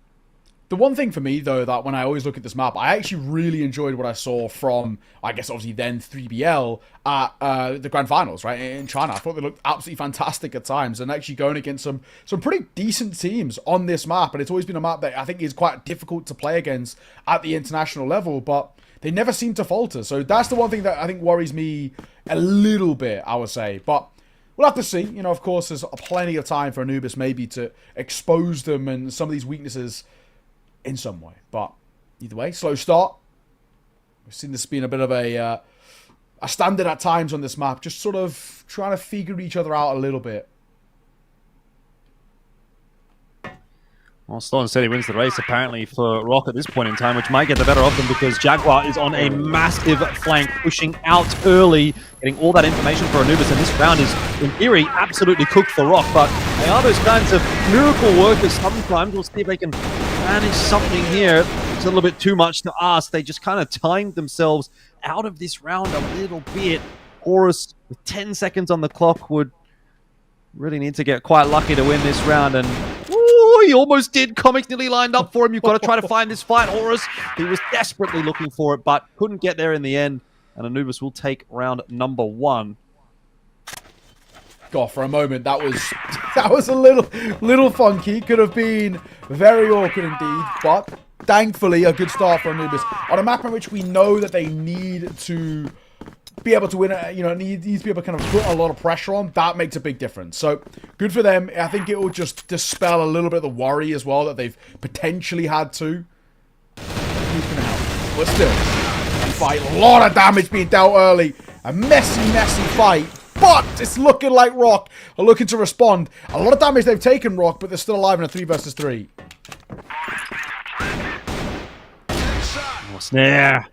Being taken down, that's a big point in this round. It allows the rest of the rotation to come through for Anubis and also leaves the last 2 remaining ROC members who are very unhealthy in a bit of a sticky situation. Luckily, for ROC, that nade is going to go swinging by the wayside. And yeah, Slayer has kind of found a timing to get around behind, but it seems to be pretty covered off. Doom now having been picked up, and Dipsy will find the trade. Anubis take the second. A little shaky there, wasn't it, as well? There's these moments of worry at times, and, you know, you've spoken about it from last season, how this map has felt, at least, if we're going to have anything that is a bit of a punish pick towards ROC, and, you know, a map in which they definitely had their woes on, maybe it's here, and, well, again, a really good start for Anubis. It feels like ROC feeling, I don't know, a little flustered for me. Yeah, definitely. These first couple of rounds haven't been up to their usual standard. I don't know what I'm saying about this map. To have a little bit more of a shakiness on it. And once again, kind of seeing that rear its ugly head, unfortunately. Not the Slayer, who will do what he can, but it's not a lot. Not a lot, even. Totson left isolated in the 1v4 and unlikely to get too much done, so wouldn't really mind seeing a quick timeout here for ROC Esports. I think, you know, maybe just not gone the way that they had hoped them to at the start of this round, and might just be good to have a little bit of a chat and reset. Go back in, but I'm with you. I honestly feel like this is sort of one of those periods where I'd be saying, right, call a timeout, let's take a bit of a breather, let's try and reassess what's happened. It's a very, very simple start for Anubis. They're not looking under too much pressure at all, and you can really see ROC struggling surprisingly, on this side of all sides, right? This has been the side that, at least when we've seen it internationally, it's looked super, super strong. And I don't know, falling super flat here. Anubis, we said, you know, there was moments in towards that previous map which I think will reinstill a bit of confidence in you. And it feels like that confidence hasn't been taken away from them. They look actually quite fantastic.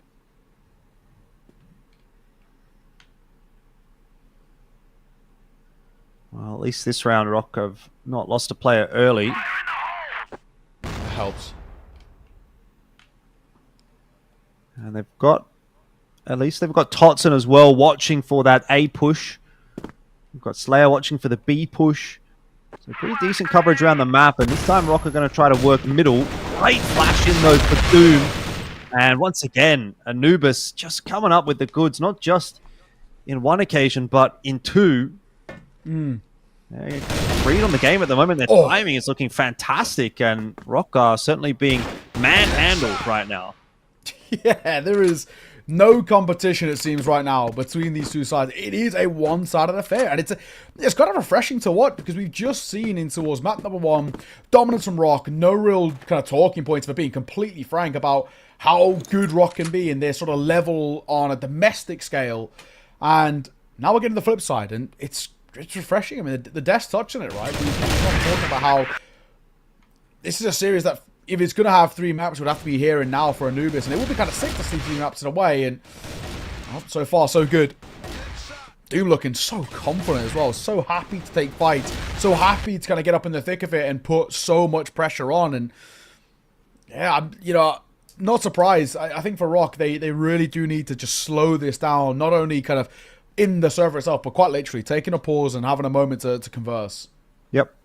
Even if it's not a moment to converse, which it actually doesn't look like it is here, I think it's more of just a reset. You know, sometimes that's something that needs to happen as well. Everyone just doesn't talk for 30 seconds and just gets out of that whatever negative mental headspace they're in. You can see, we can literally see for yourselves, there's no conversation happening on the ROC side. Yeah, it's kind of interesting though, like nothing, where, you know, sort of having nothing. Coach. Maybe, yeah, that is true. That is true. Coach not on the camera, so... I mean, it's possible for sure. Yeah. But I feel like, yeah, even kind of where we're at, I've been loving what I'm seeing, right? Very solid work coming through from this Anubis side, and it's kind of rare that we look here and look at a just sort of perplexed kind of ROC side who are not offering up anything at all. It's refreshing in a way, and we know Anubis have some decent tricks up their sleeve, and we've obviously seen them so far. And this is a much better tempo that Anubis are kind of getting in towards these fights with, where they're actually putting a lot of great pressure on. It's fun to watch. This is what we want to see from this side. Prove your level, prove your kind of worth against a domestic opponent who we know are really, really difficult to play against. So solid work, and yeah, ROC using this pause and hoping that they can steady the ship once again. All right, this bump's gone around. I mean, it is pretty early in the game to be using your timeout, but you know, you can't be affording to go down much more than this in the first half, right? Like, Ankara is one of those maps that it can go either way. You don't necessarily need to rely on your BL or your GR side. You kind of need to be doing work on both. And when you're down this significantly, it's a bit of a red flag, that's for sure. And also, again, when we're talking about the eye test of it all, it's not even about being down 4-0 necessarily. It's like also about being down that drastic of a scoreline and not even looking competitive in any of these rounds. Like, none of these rounds have even looked close remotely. So that's another factor. It's so surprising to us, just because we know this is a side with unbelievable amounts of consistency and a level that we know should be able to not make light work, but at the very least should be putting up a lot of pressure. That is a little bit better though. Finally, at the back of the pause, early aggression being taken, and a nice fight which has given them looking towards this round, numbers advantage, and now we can start to build on this a little bit. Cannot afford to keep letting this pressure build up. I mean, you've spoken about it. I think when we look at kind of how this map's played out, we're expecting it somewhat of an even first half. Sure, you can lean, I guess, a little bit more towards that attack in a way, but I mean, ROC, Dias, this is better. Doesn't help though, the comic swings back in and levels the playing field with an easy kill in towards mid. That seems to be the real kryptonite for ROC right now. Yeah, that said, they have been able to work their way out onto A. Looking to defend and catches Horus with a nade in hand. That's a little bit unfortunate for ROC Esports. Once again, sends them packing. Totson in the meanwhile has decided to work all the way into middle. He'll run into Sad and give away his position. There was a bullet fired. So Snake, not sure where to go at the moment, but Totson calling him across.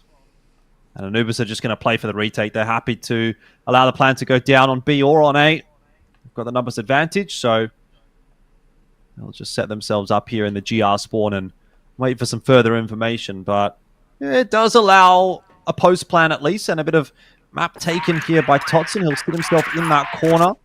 How easily will that be to clear? Well, on a crossfire like this, maybe not so easy. Snake getting that util across early. Flash into the face of Sad will slow him down, and Jaguar up in the sniper's nest. Totson hearing something, going on the push for the timing, catching one and takes the fight onto the second as well. Wow. Finally, ROC Esports have some success, but by God, did it take some work. Yeah, I mean, the fact that it even comes down to such a high-pressured situation like that is pretty concerning, to say the least, but all that matters, get around the board, and now the hope is that we can sort of recover this half a little bit. We've not got a lot of time in it, and it's a good start again, right? Good. Orm active, getting involved, getting in the thick of the fight. That is what we want to be seeing, right? Take control of this game. Do not allow Anubis as much, I guess, space to work with as they have been throughout this map until this round. I mean, even until kind of the post part went down, it is Anubis who are dictating exactly how this game is being played out. So that's much better from ROC. We've now got to start well, like we have here, and use it. Get ourselves into a post spawn, keep the numbers advanced, keep the pressure on. Comics beat that flash, but doesn't seem to be too prepared by it at all. Trade come through from Jaguar. There's one back for ROC. There's a 3-on-2. Doom and Sad. Look on the rotate though here, and Slayer, big job to do, but not watching main. That's a big problem. How has Doom gotten away with that? I don't know. But ROC Esports, a bit of a blunder. We're not expecting that rotate, and they don't even seem to know that Sad is down there as well. It was just Doom that was spotted, so Snake's only got the info that there's one player underneath him. He's not too sure about where the second is. Now we'll spot them out, but he's already allowed them out through main, and he's in a real spot of bother here. Doesn't really know where to go. Good damage onto Sad. Good kill onto Doom, and maybe another clutch on off here. Sad will get it done. Anubis take themselves further back into the lead. 5-1 will now be the score, and man, ROC are really doing it tough on this map. Yeah, they are looking very, very shaky indeed. But again, you kind of got to give credit in a way to Anubis in terms of just, for them, they understand that patience is sort of a real virtue for them. So yeah, a lot of respect in terms of how they're approaching it, their confidence in terms of their own ability. It's fun, it's refreshing to watch. And obviously very concerning too. Where we're at, 5-1 is already a fantastic showing from Anubis, who are, again, not feeling any pressure, looking sumptuous, putting kind of the brakes back on towards ROC. And it is a bit of a rarity to see ROC being a side that we've heralded as one of the strongest sides we've seen from the kind of the West region for a long, long time. And you sort of expect into nearly every series they go into to show that dominance. And you forget that there is holes in the map pool, and there is times with this side just fall a little quiet. I mean, we know it in a way of, we know that ROC, or I guess back then 3BL, they fall very quiet when it comes towards playoffs, right? We saw it happen in the grand finals, saw it happen in Vietnam as well. But here, domestically, it's a rarity to see. But credit to Anubis, and what a shot from Doom as well. Again, going back to his mid control, he's looked excellent. Well, he looks at angle, and that'll net 2. Yeah, this should be a B take straight away from ROC. Confidence maybe not quite there though to just charge their way forward. They are still a little bit slow into the site. Either way, they are going to get that progression smoke down, and in turn also the plant. Another 3-on-3 post plant, and another one that ROC desperately need to convert if they want to have anything to say about this half. Look at a util for the retake, and Horus caught out in no man's land again. ROC are just floating around. It seems like they just don't have a great understanding of where Anubis is at any given moment. And once again, another really routine retake for Anubis that didn't look difficult at all. And this moment right here should win you the round. That should literally win you the round right there. It really feels like they're making life considerably harder for themselves than they sort of need to be doing. It's really awkward to see because we're so used to these expectations and these sort of high praises put on them, but my god. Fight, Doom is going to fall. There was a moment there for a second that could have been very awkward indeed. And still. Now, Colt pulled out and Colt delivering. Maeve's going to try and be banked in towards the site. Could actually net a decent amount of softening of damage. Colt pulled out to try and get a second behind it. On the site, dancing around it. Will get the kill. And now 1 versus 3. This should be unlosable, surely. And thankfully it is. Great round. Yeah, but I mean, you can even look in that moment and think, okay, that was not nearly as clean as it normally would be for ROC. Like, how does Sad survive for so long? Horus with a bit of a messy spray onto the second player there. And they get it done, yes, and it ends up being pretty comfortable, but... Oof. Scary round out for ROC once again. They do get to 2. I don't know if they're getting to 3. Dipsy catching Snare straight out of the gate. Anubis are looking super locked in. Yeah, they are. I don't know. This, I mean, regardless of what we get in towards that sort of second half, this really feels like 3 is going to be required in this series.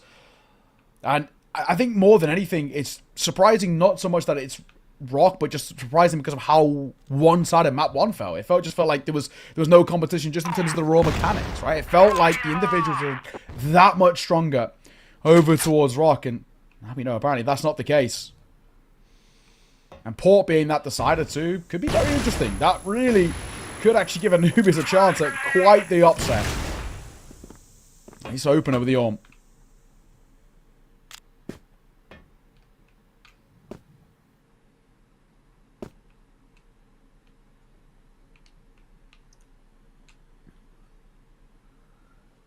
I don't even know how they get a bomb plan here. Probably best case scenario, you're choosing to go A and finding a couple of clean entries there. Slayer looking for that fight himself. Will get some damage done onto Jaguar, but not even close to a kill. And again, ROC just splitting. I don't know if this is what I'd necessarily want to be seeing, although Snake somehow seems to have swindled a bit of a timing onto Hotel. Sad under a little bit of pressure there. Won't be going down. There's a flash over the top. Doom progressing in the direction of Snake. The push coming in from GR Spawn now as well for ROC. Fights need to be won on multiple fronts, and they are just not being. It is 1v4 for Slayer, and there's no way he's winning that. So 7-2, first half. Absolute dominance from Anubis, and I guess we have to apologize to Anubis because we were not familiar with their game. Yeah, not on this map in particular too. My God. What a display we're getting.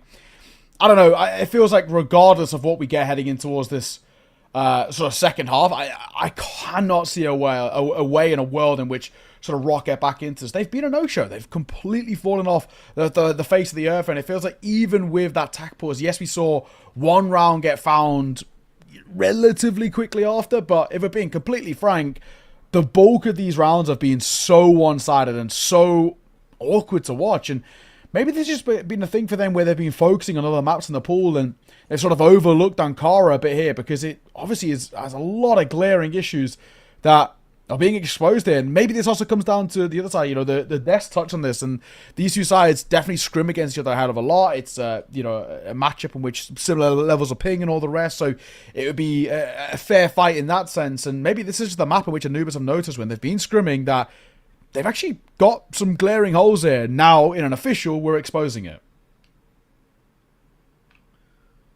Where's Horus off to? Great question. He's out of here. Don't worry about it.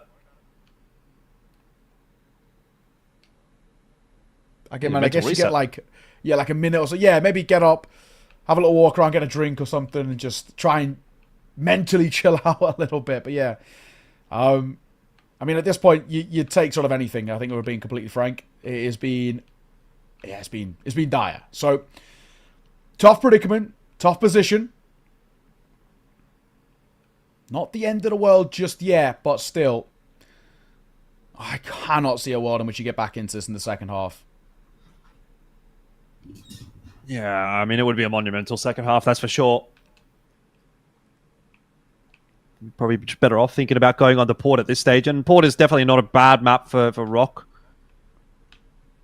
Even seen that last season. All right. Everyone locked in and ready to go, I hope.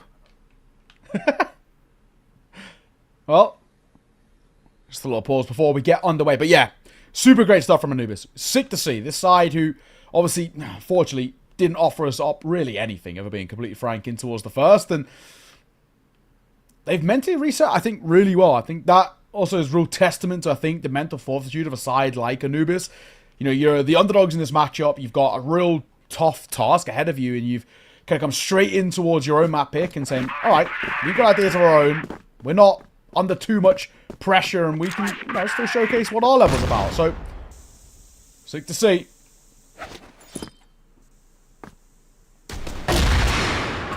Oh, nice opener again. Sad. Anubis not changing up the ways at all. If it ain't broke, don't fix it. Early fights and mid-control has been fantastic.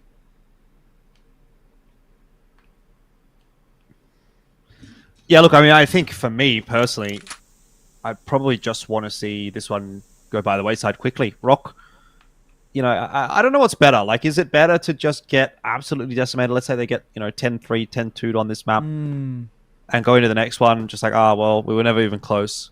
Or do all the work, make it close, you know, get up to 6 or 7 or 8, and then still lose that map. I think that would probably be worse on the mental, to be frank. We'll see, though, what the option of choice is going to end up being here for ROC, and maybe they don't really have much of a choice in the matter, because it seems to be all about Anubis at the moment on Ankara. Horus, not quite good for 2, but does a bit of damage and gets some information there as well. Rotate coming across from ROC. It's 3-on-3. Might be a chance a bit here. Behind that smoke. He'll come over, but actually goes a little short there, so it's going to give them chance. But, look, through the smoke, this is beautiful. Look at the display that we're getting here. Fantastic work. And again, just showing that level. My God, what a game we are getting. Those first 2 as well, and that 3 versus 3 right at the end there, absolutely brilliant. 8-2. This is worse than map 1 in terms of the dominance. Oh, absolutely. This does not even look close. This does not even look competitive at all. And the rounds that, you know, ROC have got here, they've not convinced us that they're replicable, right? They've been really quite janky.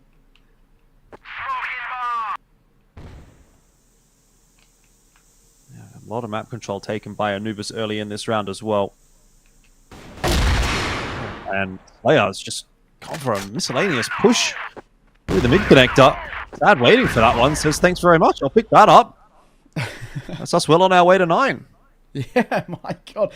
You know, it's kind of, I think, for not only us, but in a way for ROC, it's sort of that feeling. If you don't laugh, you'll cry. You know, that kind of thing where there's so little on offer. I'm kind of, you know, excited to see what then Anubis can bring in towards map number 3 with how one-sided this has felt. ROC mentally have got to feel at least a little boomed, right? And it can be quite a tough thing to try and recover from. So, especially, yeah, like you said, we're on the way to getting 9 in. Numbers advantage, grouping up. Totson trying to make a move as well. Swing. Gotta find information. We'll get his kill and stick around for seconds and maybe sticks around a little too long. Horus. The trade. Doom not getting any help here from Sad, who's just watching for the exit, and that ends up being the correct choice in the end. Would have been a little critical of him had he not found that exchange. In the end, he's going to get out, and Dipsy's made the confident call to just go straight over to B. Now, it is going to prove to be the correct decision.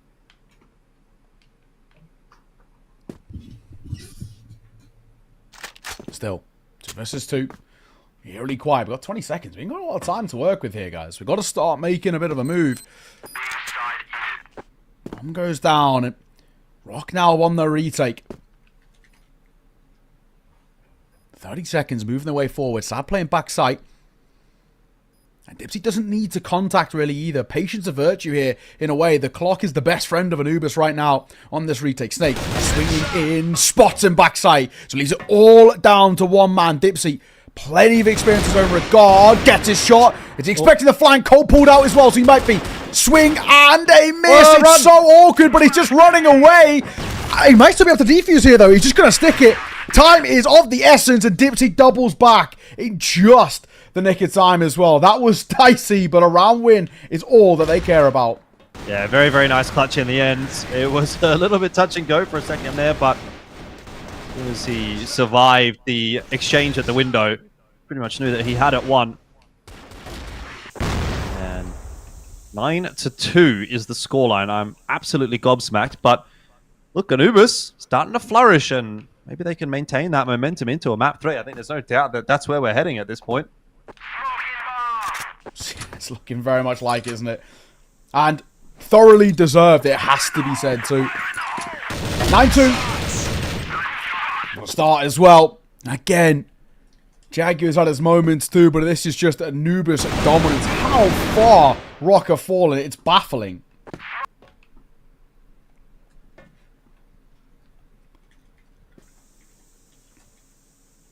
I kind of love as well for Anubis. You know, they're finding success and they're not stressed about, you know, immediately capitalizing upon it. They're going to try way to, you know, bait out fights. And obviously so far, so good. Working really well.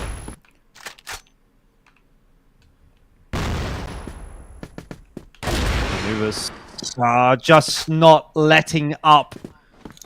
ROC can get absolutely nothing done. That's exactly what you want to be doing. Really putting them to the sword, really putting them under that pressure and not giving them any inroads. Push out from Snake here, but it's going to have to be absolutely massive. He's going to have to find an insane timing in the middle here, and I think he's already a little bit too late. He's spotted out. He has seen Dipsy. It still leaves him with a 3v1 to negotiate, though. It should be impossible, right? We should be going map 3 momentarily. They now know where he is as well to make matters worse. This one gotta be concluded. And again, proving just that level of Anubis. They have looked fantastic all the way throughout this map. And it will be seen off. Anubis, what a map from them. They looked absolutely untouchable. And, I mean, Jordan, the big thing that we're looking at is just saying how far ROC fell and what happened to them. Where do they go? Yeah, I don't know. It just seemed like they didn't get off to a good start on that map at all and could never really pull it back in either. I think, to be fair, you kind of have to look at that map and say Anubis just had a way better grasp of it, way better understanding of their game plan, of the timings, of the util. He didn't really ever feel like ROC were... I don't know, do I say confident maybe on that map? Because I got the sense that Anubis were extremely confident and ROC were kind of like hesitating, second-guessing themselves. Whereas Anubis, they knew their setups, they knew their strats, they knew their timings, etc. When they had the opportunity to kind of just hit it, they hit it. If they had to slow things down, they would slow things down. Everything kind of just seemed like a well-oiled machine for Anubis, and for ROC, very, very tentative, very, very awkward from them. So I'm hoping for a little bit better on port, frankly, from ROC, because I don't think that was their best showing at all. No, not at all. I mean, they're going to really use a sort of 10 to 15 minute break in between their maps and, you know, have a real decent talk and kind of a look inwards and say, what went wrong? Well, how did things fall so flat? I have no idea. But of course, we do have a break to bring you before we head into towards map number 3 of Port. Sit tight. We'll see you soon.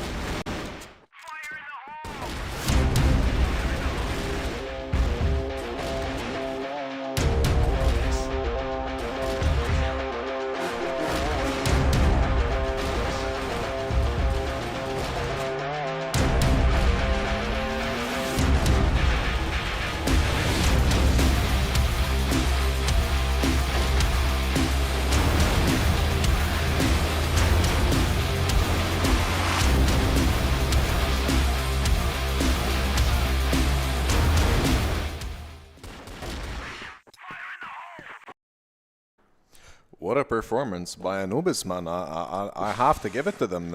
They beat my expectations compared to game one. They did not beat your expectations. They beat their own expectations. Yeah, exactly. Against all odds, man, everyone thought that Anubis would lose. Just a quick 2-0, your normal ROC Esports game. But no, what I said in the first game, I told you, the thing is about Anubis, they never gave up. They just hate to lose a quick 2-0. Even though they lose, even if they lose, they just give you a 3-map. They give you a show, man. That's what I'm gonna say. Thing is, everything went for their favorite map. A tactical timeout from ROC Esports did not benefit from it. They just kept on losing round after round. It's just one round that they gained after the tactical timeout. What is so weird for me is first map was ROC Esports. They absolutely stomped Anubis. Second map for Ankara, I thought, okay, even if Anubis did win the game, it's gonna be close. But no, Anubis did stomp ROC Esports in a... I don't have the word to describe it, but just they absolutely destroyed them, man. Yeah, I really think both coaches' strategies coming in after game one, I'm pretty sure just said, yo, let's take it to game three. Don't show too much of your strategy. Slow down the tempo for ROC, Anubis, secure the game two, and then game three, go all out and figure out who is the team that deserves this win. That's my insight. And I have a problem with Sad from Anubis Esports team. They just can't counter him. The guy with 3 KDA and Dipsy with 6 KDA, almost 6 KDA, 5.50. Crazy how can highlights. you be with 3 KDA with a sniper? How can you not counter the guy? Even though you don't have utility or you used it in the start of the round, all of the flashes, all of the smokes and grenades. I remember there's one certain round where just Sad came back and with 4 kills. Yeah. It's just, man, so weird how you can't counter him. Although the first map on Compound, even though it was your pick, he was easily countered from Team ROC Esports. They knew how to use their flashes and their advantage. They knew how to full swing, shoulder peek him, make sure he's done out, make sure he's out of the game in the early round. So it's the difference of the map that makes the huge comeback from Team Anubis. I agree. Okay, it's not just a map for Anubis, it's a comfort zone. It's maybe it was a warm-up game, speaking of Compound, the first game, and I'm super excited. I'm eager to see the third map and how it's going to be, especially that it's sport. It's default for both teams. Yeah, I mean, there's been a lot of back and forth discussing how ROC's performance on court is, even though I'm pretty sure they had a loss against one of the teams of the season on that map, and it wasn't even a decider, if I'm not mistaken. But let's not underestimate ROC as well. I'm pretty sure ROC and Anubis both want this bad because it's gonna impact their standing in the league. Exactly. You know what I mean? So at the end of the day, this is the match that's going to decide a lot based on the standings, and especially for this week and so close into the league. Yes, the thing is with CrossFire, it's a game of momentum, man. So when you are able to get 4 rounds, you're going to keep going on and on and on and on. And that's what happened with Anubis Esports. Yeah. They started the game with a 4-0, clean 4-0. Only 2 rounds got from ROC Esports. They couldn't keep up with it because Anubis was just in the flow zone. They were ready. They were locked in, coming on with 6 rounds, 7 rounds, 8 rounds. It was super hard for ROC Esports to come back. And a clean overshadow from Sad to Snare, just as the first map where Snare were overshadowing Dipsy. So I'm super excited to see who's going to have the highest momentum for the third map, because I'm sure it's going to be a close map. And look at the difference in the expressions of the players from Anubis The Esports. posture and whatnot. We've seen them on the first map after getting stopped by Team ROC Esports. They were just a bit demotivated. They're a bit sad, but moving on to the second map, they're happy, they are focused, locked in, ready to take down ROC Esports for the third map. Honestly, man, I said 2-0. I know it's a bit late to change it, but man. Do you think ROC's gonna win? Or Anubis? 2-1, you mean, yeah? 2-1 to Anubis. Yeah. 2-1 Really? to Anubis. I mean, look, 10-2. 10-2 is huge, man. And it's a big gap for someone this high up in the standings. And Sad and Dipsy did show us some insane show. Sometimes I question myself, like, why is Anubis in the 5th place? How come Anubis in the 5th place? And they are going back and forth with ROC Esports every time they meet. It's not a quick 2-0, even though even if it's a 2-0, it's a closed game. I mean, the casters did highlight that both teams have incredible history, especially that some of them, I'm pretty sure, have played together and possibly sim and play against each other. So they've studied, they've done their homework, they've done their due diligence when it comes to this, and to just give it to ROC is very irrational, you know. Yeah, I'm super excited, man, for this map. So I hope Snare, Slayer, and the rest of the boys are excited and ready to win the game, man. All right, let's take it to our casters for the final game of this series. Thank you, everyone, for watching. Take it away.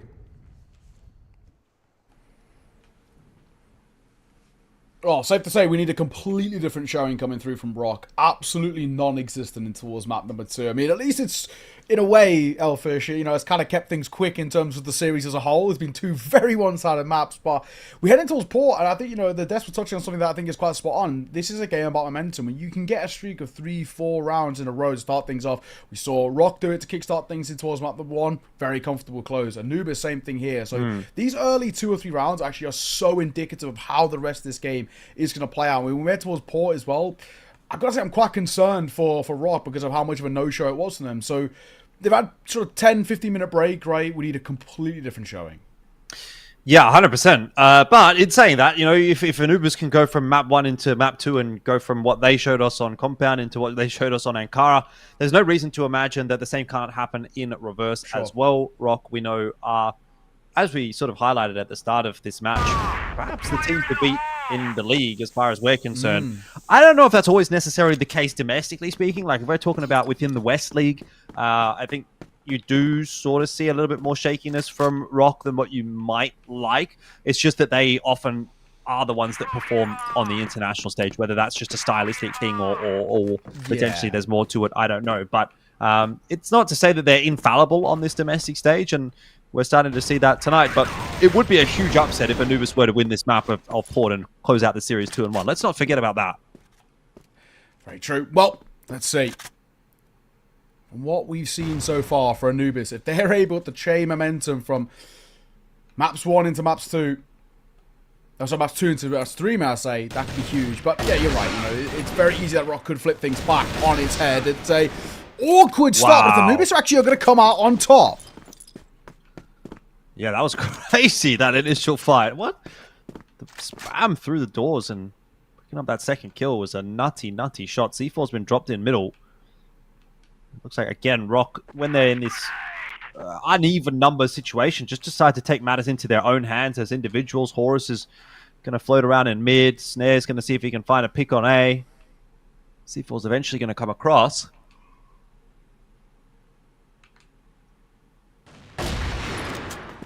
That's a nice shot. And that opens up the A bomb site, but Horus unable to lock down that rotation. So straight back into the 2-on-3 and Snare. Oh, he's going to go aggressive himself. 1 for 1. Again, not awful, but not what's needed to be done to win this game.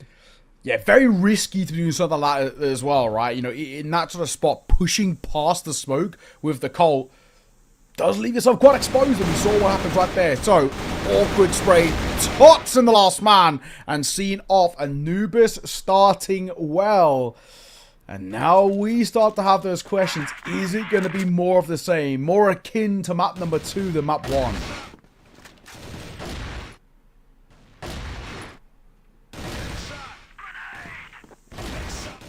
Possibly. That would be something to behold. I think that would really be a statement as well from Anubis if they could really get rolling and close this series out. I mean, they've obviously coming off the back of a win last week as well. They only played the 1 game. That was against TBI, so nothing super duper noteworthy, but it's generally been a pretty decent season from Anubis, and Dipsy and Doom are locking things down in middle. Jaguar, kill for him, as well as the next couple work their way through the smoke, and this GR side is kicking off real nice for Anubis. You've got to say for them, the level that we're now starting to see is getting really quite concerning for us. What has happened to ROC? How have they fallen off a cliff so quickly? In this one, 2-0, Anubis. Great work. Oh, it's a nice shot to open things up, though. Pop shot, Dipsy gets clipped.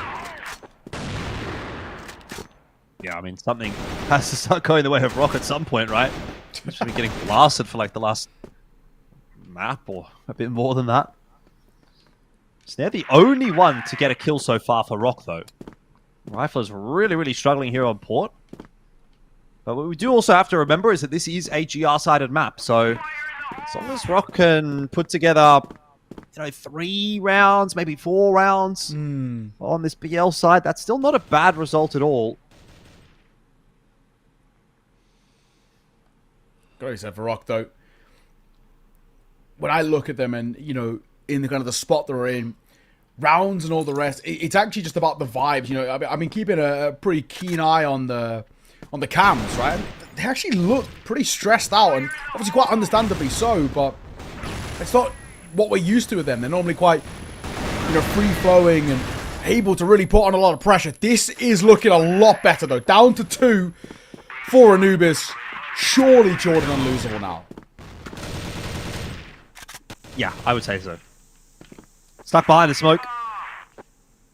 Unless Sad gets some insane shot here. It will have to come in the next 5 seconds or so, otherwise there's just not going to be time. The shot does ring out, but no connection. Okay, that's a good one. Snake traded down now as well. Call it not even a trade because he wasn't actually. And we're into the 1v1 with 15 seconds left here. Sad, he just needs to get one good shot through. He won't. Slayer will survive, but man, that's too close for comfort. We're getting a game here, honestly. I mean, even the fact that we come down to it being sort of that close, I think, again, indicative of just the level that we're getting out. This Anubis side are still causing problems, even in rounds that feel impossible. The fact that a 2 vs 4 goes down to a 1 vs 1 is proof in the pudding that ROC aren't there just yet. Sure, we've got a round, but they're not at that clean level that we expect of them. Still, Totson, nice shot. I'll take that. Open things up. Get the man advantage. Now it's about keeping it, expanding upon it. Capitalize on this advantage that you've now got to work with and put the pressure on towards this Anubis side who have been, kind of running a little bit riot. Okay. Nice shot. Back to 4-on-4. A little bit of moving and shaking being done right here by Anubis outside of B. I don't see anything over there. Information being relayed across to Sad, you'd hope. He's going to take a moment to drop a smoke in middle, but he's really got to stay locked in here on long. Hasn't seen that drop. And now spots the first player at the bottom of long and now calling for a bit of assistance himself. A little pop flash out there to try and slow things down for ROC. Pops up over the top, gets one, but it's really all about comics. He doesn't quite finish Snake off, but he's certainly done a number to him. And Anubis will go up 3-1.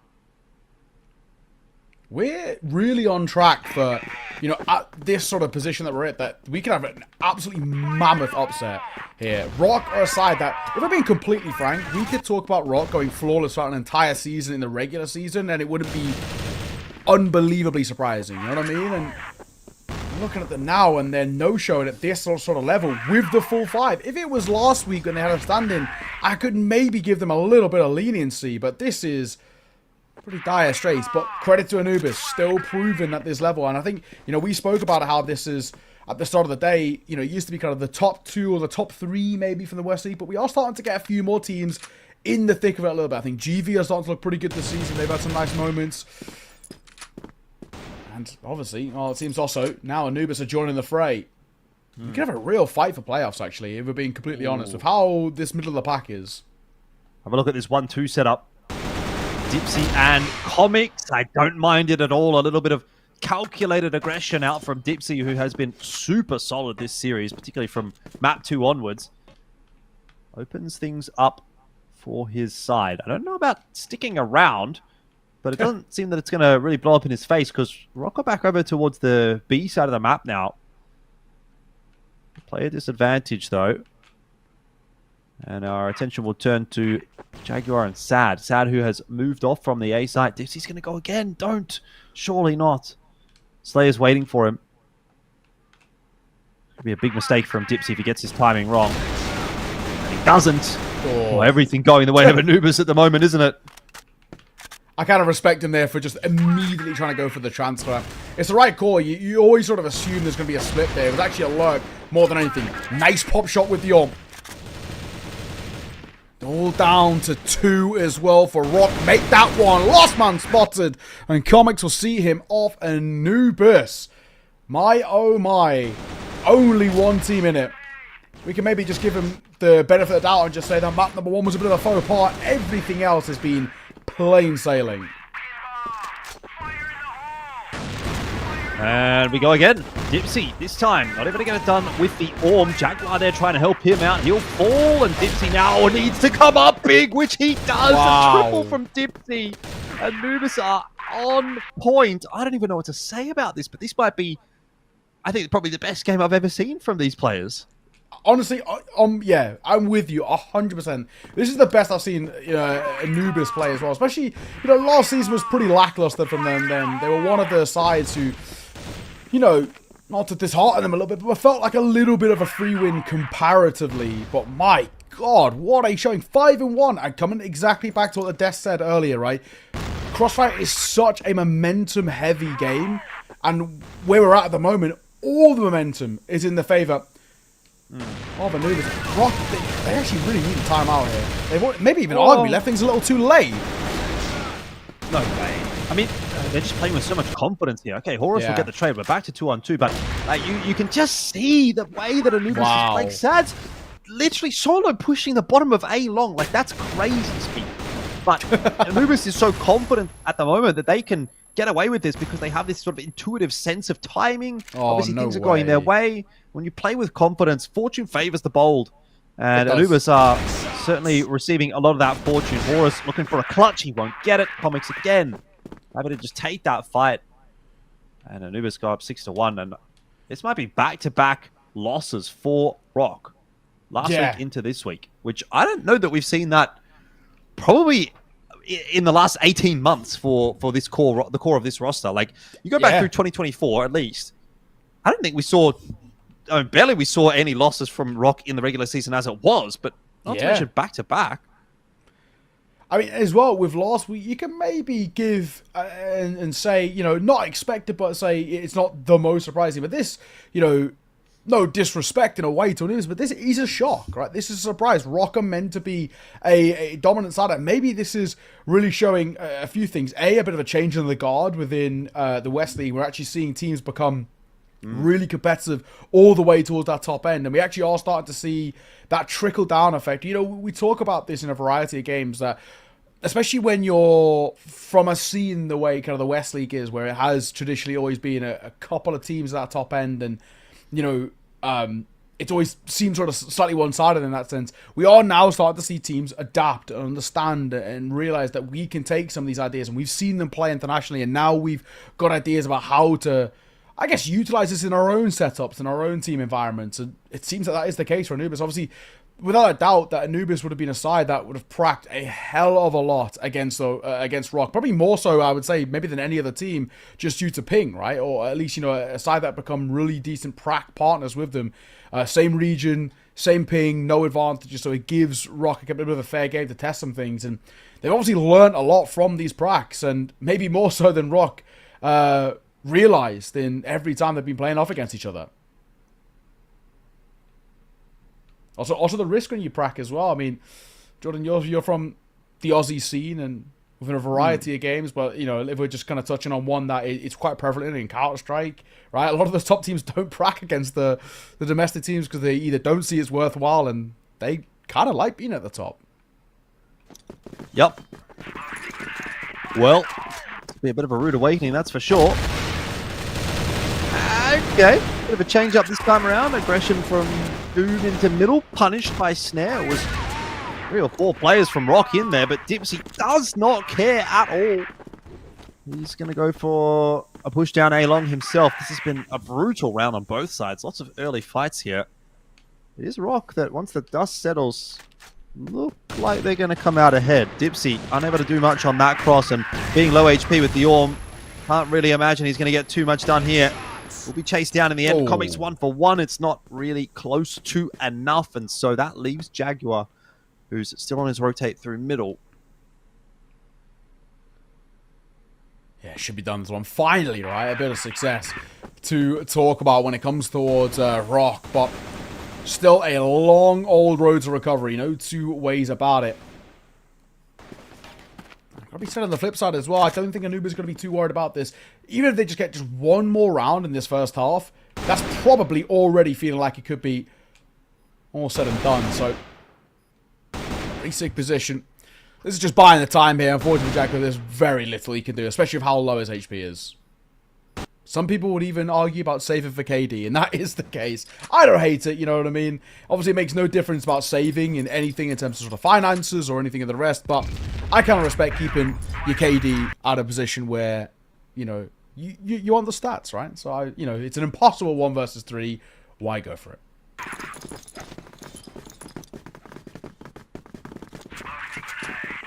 (6-2) though, Anubis. Regardless, sure, lost round, but don't worry, not yet. Not yet. Faster play from ROC. In through middle. Some of that might have been heard.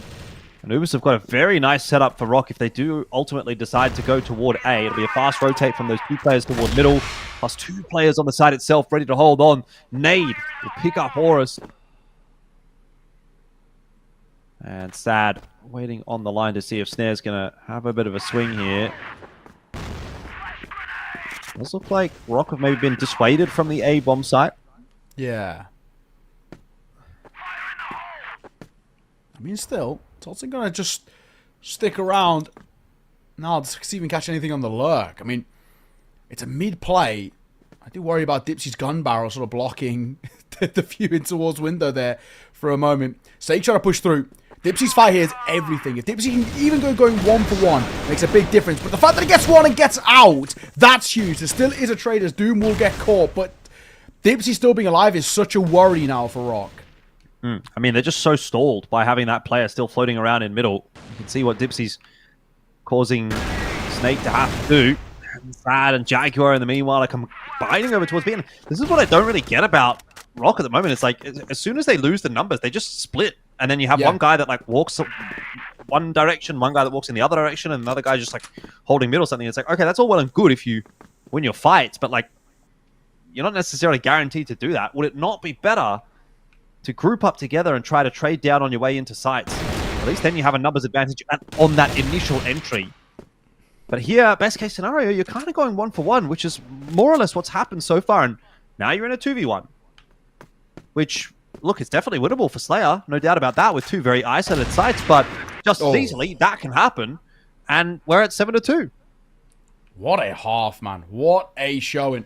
So sort of deservedly as well for Anubis. Just continuing this sort of reign of terror in a way. They have become such a dominant side in this series out of nowhere. And, you know, much to the surprise of not only us, but in particular ROC, who are sitting here. And, I mean, look at some really forlorn faces there. They're baffled.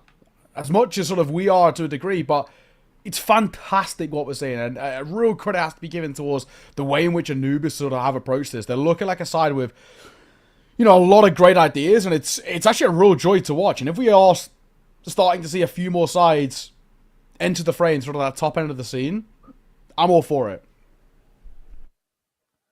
Yeah, I agree. I was getting a little bit snoozy with the fairly obvious results, I would say, in a lot of those matches last year.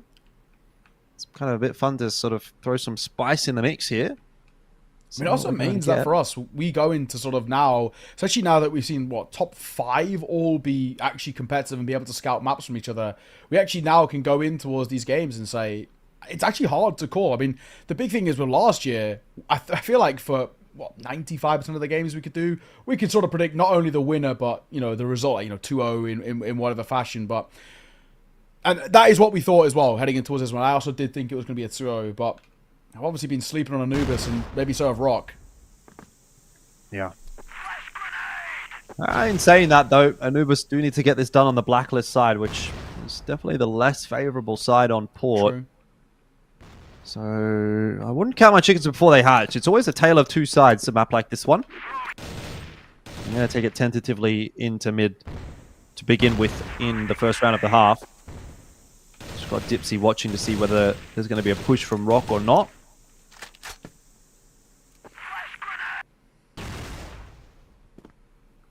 Well, Totson.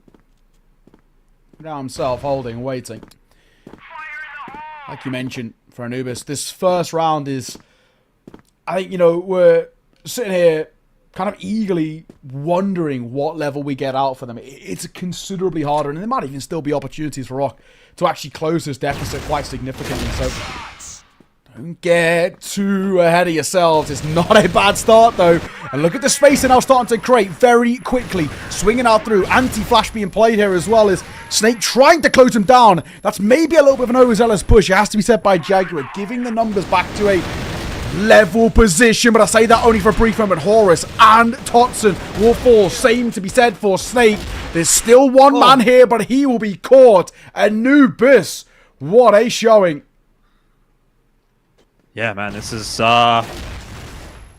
looking decisive. Definitely looking decisive. It's not over till it's over, but man, if I had to put money on it, I certainly would not be putting it on ROC at the moment. That is very surprising for me to be saying after having been the one to pretty convincingly predict a 2-0. Horus sticking around. Dipsy will look for that trade and he'll come unstuck as well. So just as easily as it starts to speed up for Anubis, it can slow down as well. Well, Colt up close. Good work. Down goes Doom. All down to 2 now for Anubis, and you can maybe even argue 1.5. Sad's barely alive. Something quite drastic has to happen for Anubis to be able to win this round. And if it is, it will be calamitous for ROC if this one slips away. A 4v2 with Sad 1 foot in the grave would be a brutal one to lose, and, you know, a massive indicator of maybe the mental space just being all over the place. All right. Well, they get themselves one. Yeah. Long road to recovery, though.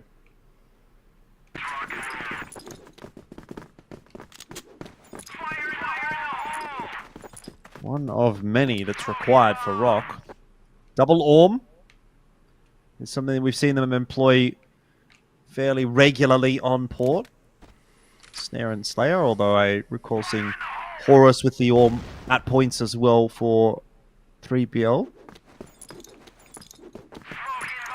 And maybe that's the way back in here on the GR side. A fairly similar approach from Anubis, though. Presence towards middle early in the round. Not really doing too much else. Yeah. Quiet, reserved, I think, in this early portion. I think for Anubis, maybe after the slight wake-up call of that previous round, they'll rein things back in for a moment, which I think is probably not a bad way to go about it, if I'm being completely frank. 1:30 to work, Crystal. Plenty of time to make a decision of what you want to do, so no need to worry just yet.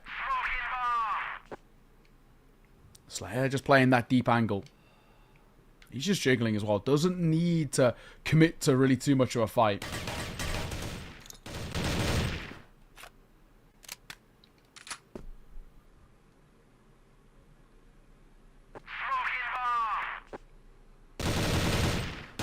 Oh, very slow and very steady.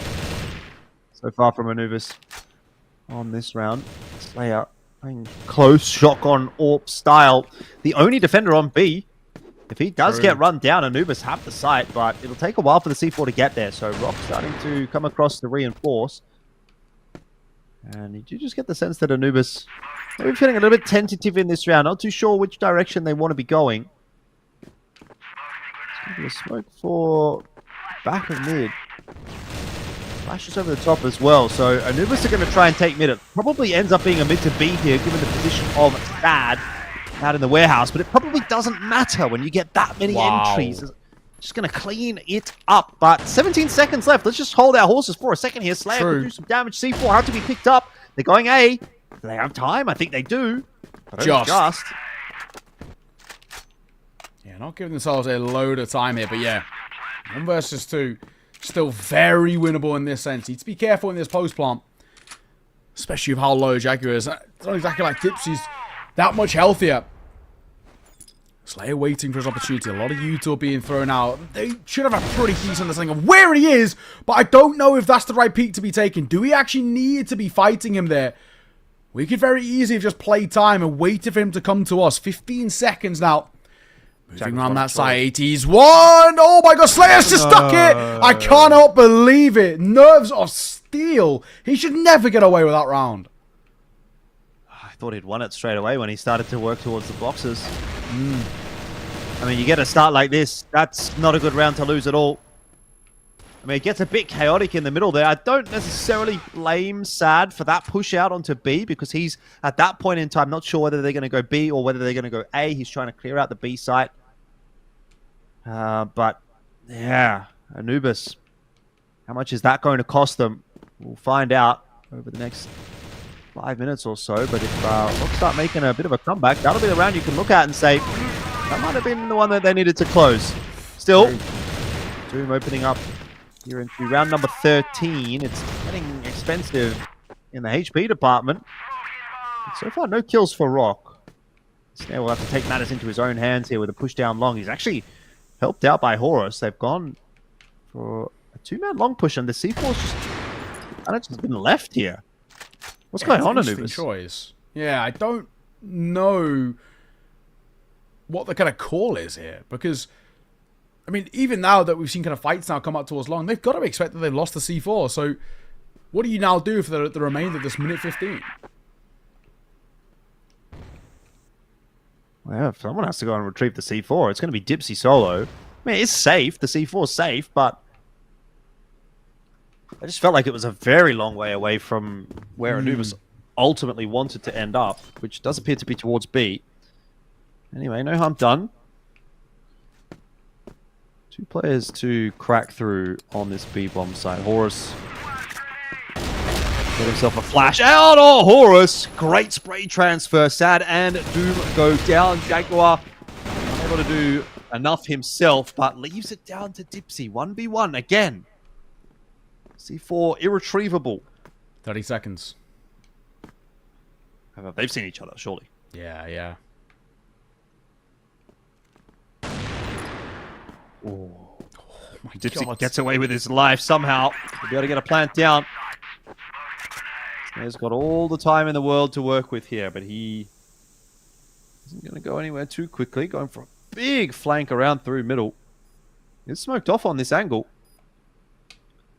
If Dipsy's ballsy, he could just work his way back into that warehouse. Instead, he's just going to set up on the side. I think he's got a pretty good read on this. Snare spotted. Oh, shot's going to go across. There's definitely time. But Snare has to move quickly here. He's pushing his way forward, and it will be Dipsy to pick it up. Anubis are now one step closer to victory in the series.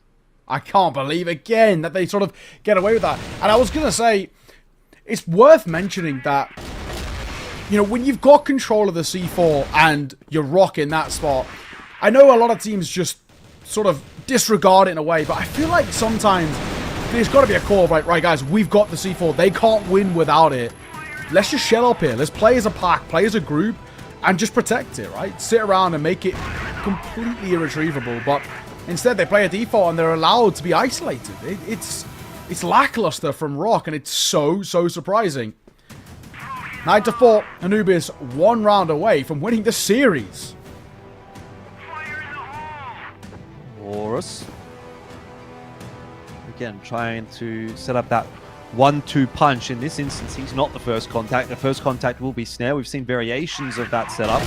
He's been spotted out. The timing is horrible. I think Jaguar might have just spotted him for a second there. Been prepared for that fight, and Horus walks into an untimely death. Could be the beginning of the end for ROC on this map and in this series. So baffling, isn't it? But so much credit has to be given to this Anubis side. They're so good at A, capitalizing upon space, but also B, you know, in these early fights, they're not losing any confidence or not shying away from taking fights and taking duels, and it is, yeah, pretty fun to watch. Either way, Totson on towards the side, waiting for the ladder push. Pushes over as well, so they're trying to now move their way forward. 40 seconds for Anubis. spot. Comics swing and define. Down goes Snare. And it's just been a less than adequate showing. Slayer also still trying to take these jump shots as well to keep the pressure on. They're capitalizing on the space quickly. Look at Dipsy wrapping him behind. Down goes Slate. They know where Slayer is. He will get one before he falls, but it's still surely not enough. Totson the last man. And what a map. What a series. And look at the reactions coming through from Anubis. Deservedly so. Yeah, super, super pumped, as they should be, because that is now going to just absolutely throw this group stage into chaos. ROC were sitting at the top of the table. I mean, just a step behind unKnights, but both those teams at 6-1. Well, that changes up today for ROC, and Anubis are going to go rocketing up the standings as well. If you're in that position as Gaimin Gladiators or GV, who were sort of sitting in that similar position as Anubis, now you're looking at that and thinking, oh no, like, we're going to have to do that now, right? So some big matches coming up in the future for all of those teams in the middle of the pack, but also for ROC, that now raises some big questions. I mean, it's 2 losses in a row. A 0-2 last week, a 1-2 this week. But you know, where do you go from here? Like, what's happening? What's gone wrong for these guys? Because these are supposed to be the guys that just sort of cruise through the CFWL, and that's not the case at the moment. Meant to be the best of the West, right? Meant to be the side that kind of domestically have been so dominant and really don't struggle, if we're being completely honest. You know, maybe have a couple of series, you know, we saw in tours last year where, they drop a map here or there, but for the most part, they were 2-0 all the way through. Anybody that was outside of the top 3 was never even, there's never a shadow of a doubt. Hence why we came into this quite confidently saying, yeah, it should be 2-0 ROC. And I think you're right. A real big conversation has to be had for them internally and saying, what's going wrong? Why are things falling flat for us? Where are the kind of the pitfalls in our game plan? And how do we actually sort of rectify this? It's a really tough position that they're in for ROC. And I think you could see, map 1 was great, but the second they started losing, it feels like they got in a rot of form and they get in their own head. They just don't really know what to do or how to try and find some form again. And that's not a good spot to be in, because internationally, that is always a position that you're going to be in. You have to have this mental fortitude. So, tough spot, we'll have to see. But of course, that's only our first series of the day. We've got 2 more to bring you. But before we get there, we're going to throw this one to a little bit of a break. We'll see you soon.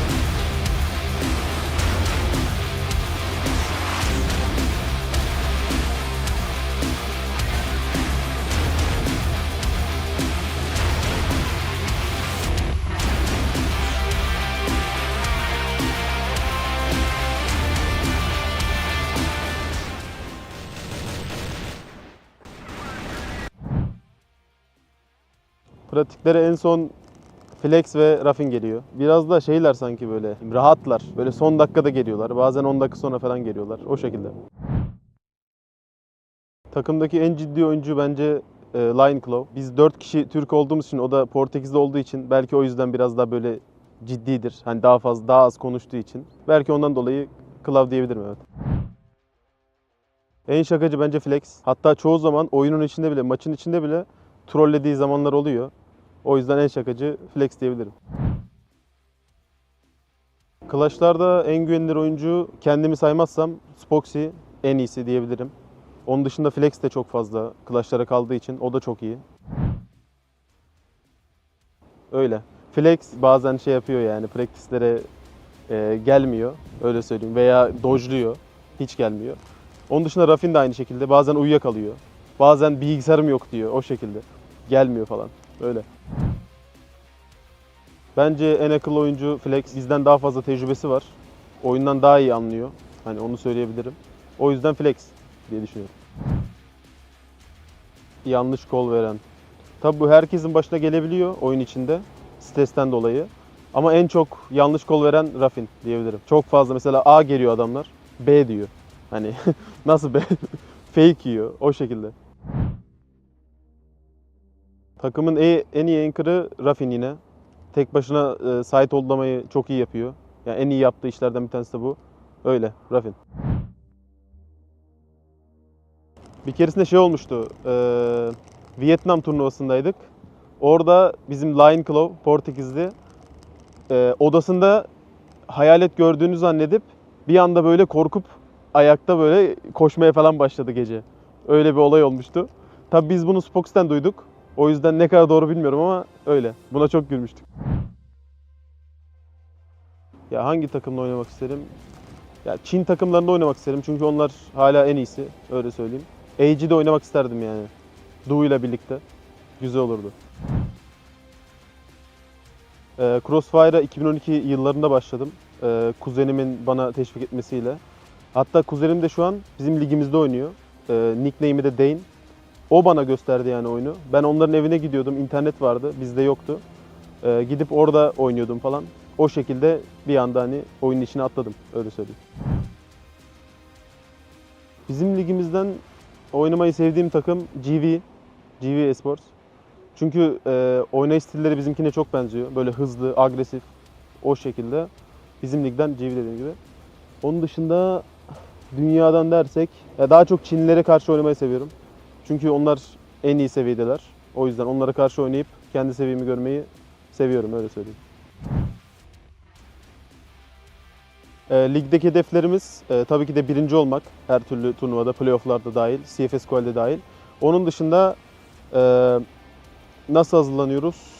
Yani her hafta belirli günlerimiz var. O günlerde, boş olduğumuz günlerde antrenman yapıyoruz. Hem maplere giriyoruz, çalışıyoruz o şekilde. Onun dışında pratiklere giriyoruz başka takımlara karşı. Öyle. Evet, bizi destekleyen herkese teşekkür ederim. Desteklemeye devam edin. Özellikle Türkiye için elimizden geleni yapıyoruz dünyayı tanıtmak için. Aileme selam söylüyorum buradan. Arkadaşlarım da aynı şekil. İzleyecekler zaten. Hepsi de aynı şekil CrossFire oynuyor. Onlara da selam söylüyorum. Bütün Türkiye komünitesine de selam söylüyorum.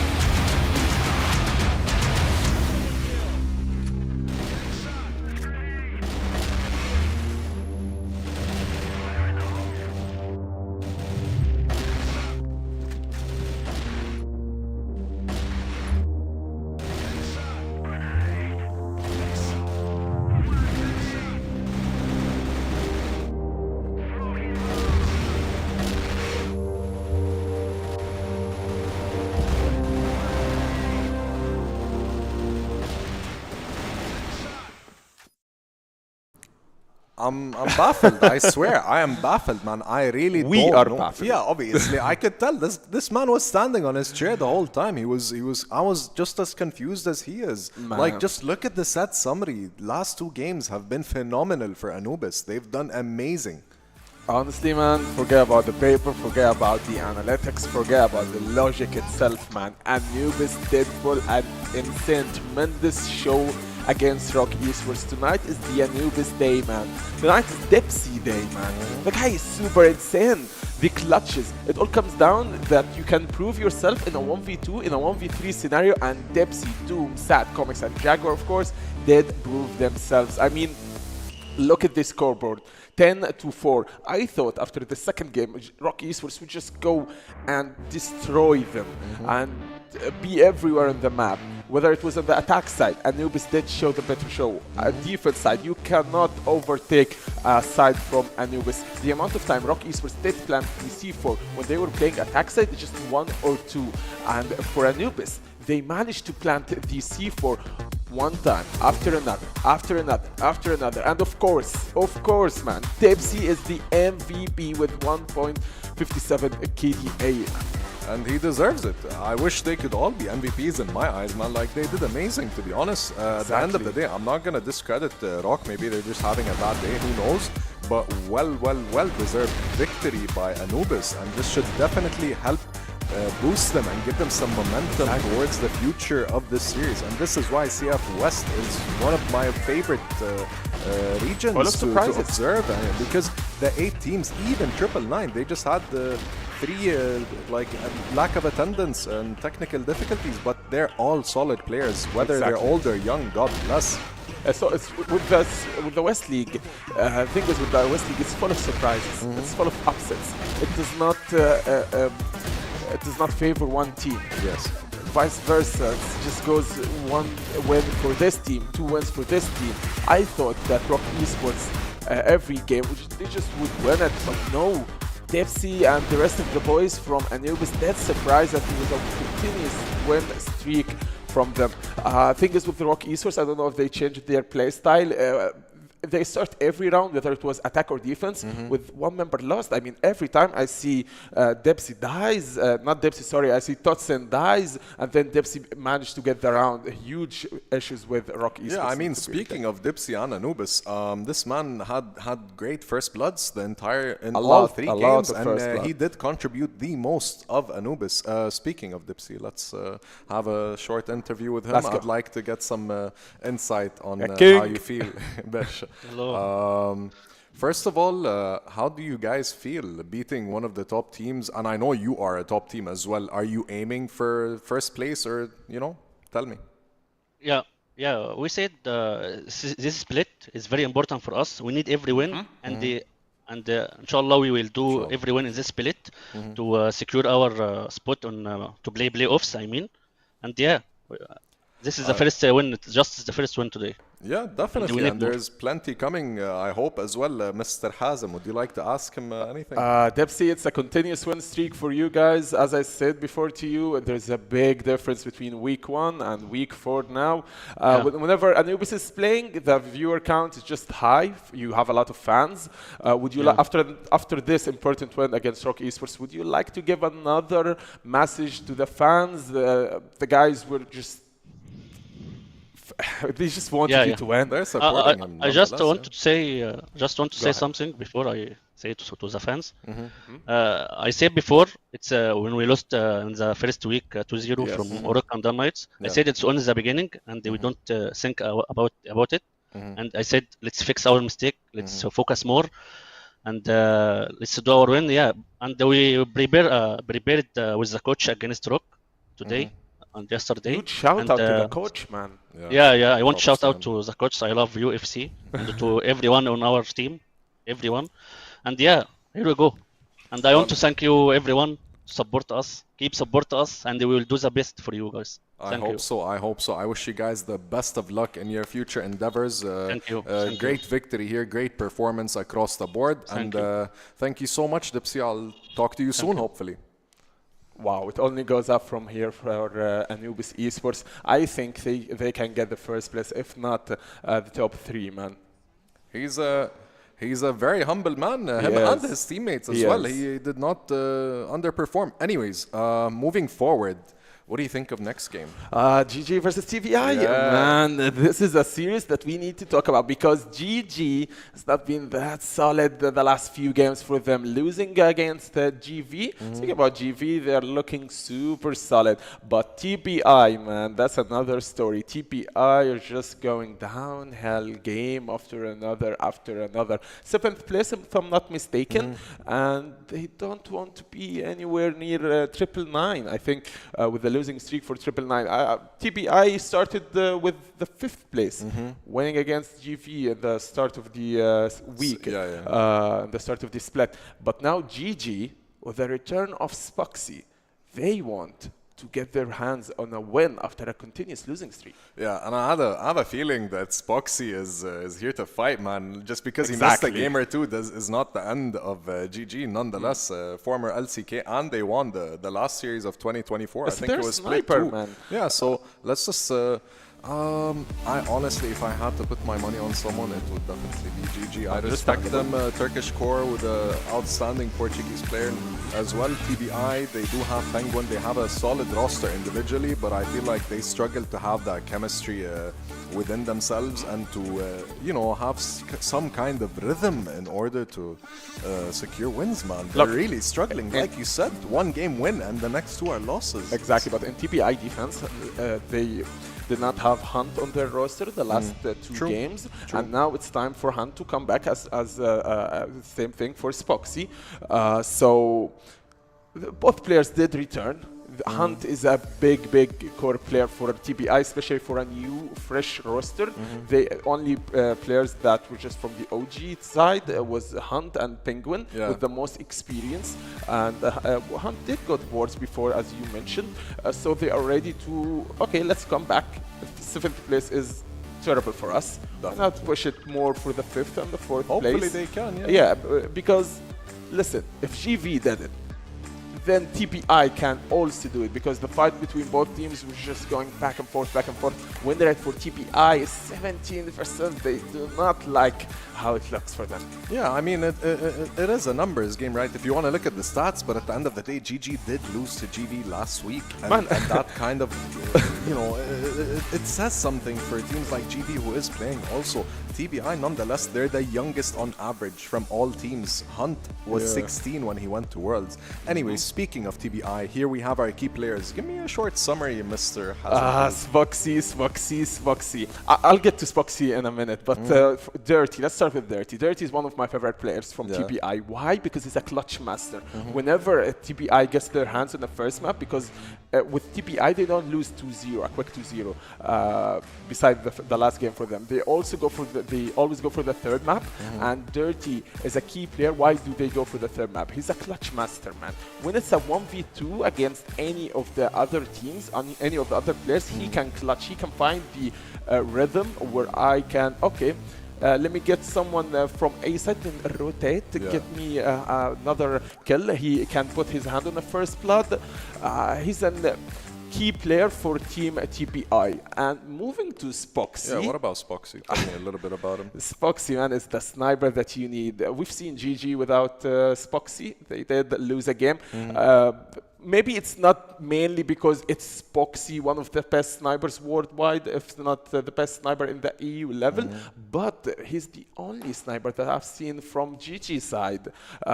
When there was no Spoxy in their roster, we did not see a sniper gameplay coming from their side.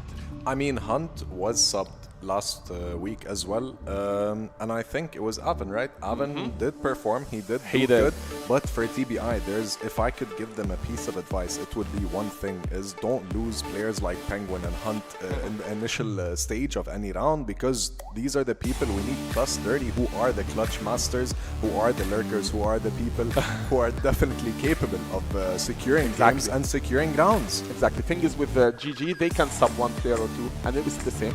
ROC the same story, but with Penguin, sorry, not with Penguin, with TBI, they cannot substitute players because they are already a fresh new roster. So when you remove one of the OGs, one of the players that have been playing with Penguin, the core 2 members in the team, you just lose some of the chemistry, some of the synchronization that you need within your roster. So yeah, and then you cannot only rely on the in-game leader. He needs to share his information across the board, plus the coaches as well. And I think they'll be able to give us a good show here. Tell me a little bit about GG, my boys. GG, man. Flex, the guy who just surprised us with the technical issues, then a huge comeback. He loves to redeem himself within the mid and the late game. Moving on to Dez, aka our clutch king. put him, man, in a 1v3 scenario. He would throw a flash, then full swing them. Leon Klo, man, I mean, of course. I love they're playing in the dark, man. That means these guys, there is only light, and it's in the direction of the screen Yes, for sir. today. You know what I mean? Yes, sir. So, anyways, prediction? What do you think? Predictions. Man, we've seen TPI lose the last game for them. We've seen their win rate, 17% ain't the best.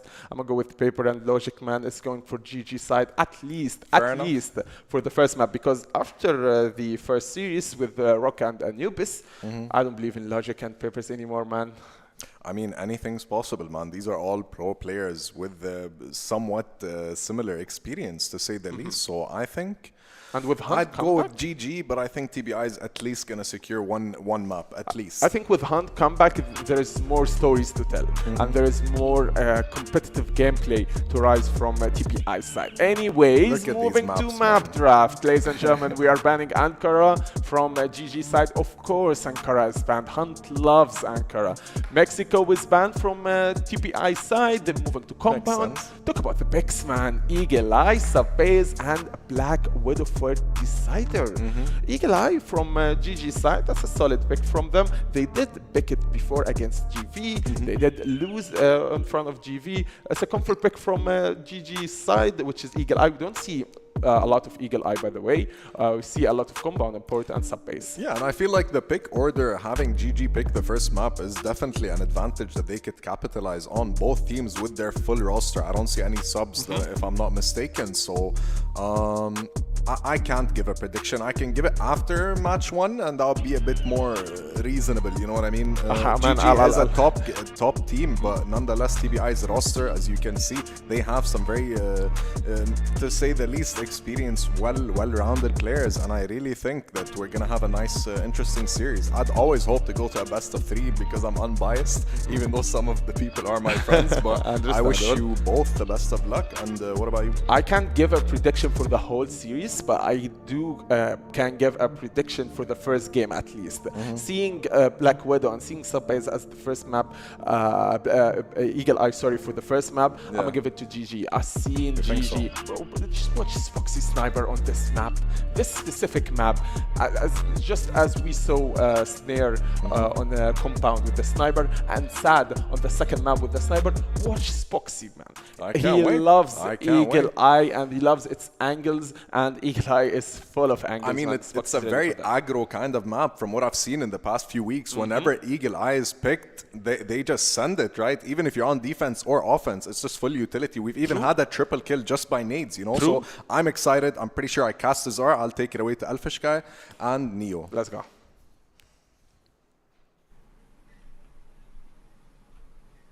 Thank you very much, guys. We are looking forward to this one, of course.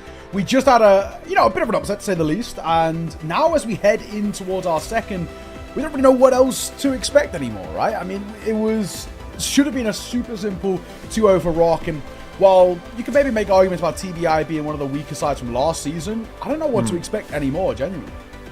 Yeah, no, I mean, anything is possible, clearly, after watching that one. But look, I think it's fair to say that TBI are obviously one of the teams that has been going through their struggles this season. They're 1-5. They're 7th in the league at the moment on the standings. But, you know, there's a lot of names in this roster that they've got quite a bit of experience. Penguin, Booker, Hunt, like these guys have all been around for a while. So I don't think that this is a team that I'm necessarily super keen to just sort of count out. You know, like I'm that guy, right? A lot of the time where when I see a matchup that I'm like, that's a one-sided game, I will call it a spade, basically. You know, and that's what I did with that ROC versus Anubis game. Turned out that was wrong. The spade was actually not a spade; it was a rake instead. But I don't know that I'm necessarily prepared to go that far with TBI here. I think there's definitely something that this roster could put together.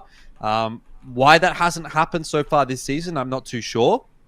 But I don't think that this is going to be a team that you can just look at and say, okay, that's a guaranteed win.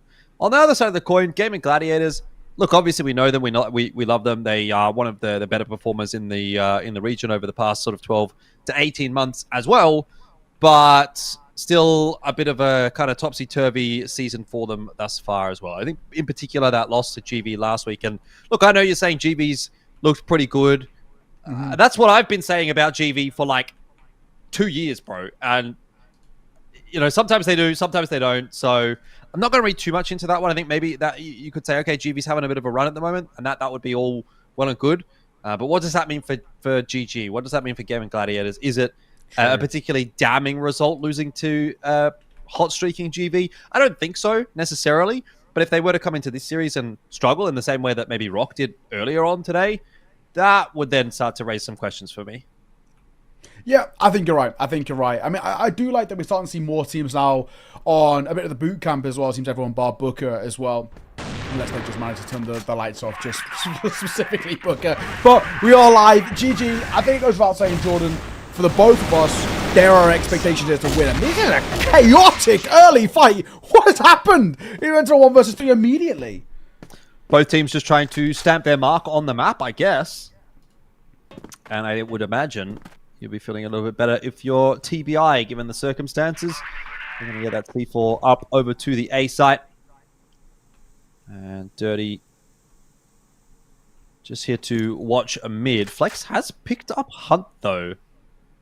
All of a sudden, 2v1 doesn't look unwinnable, though apparently it is. So TBI will open the gates pretty early on in the piece with a win.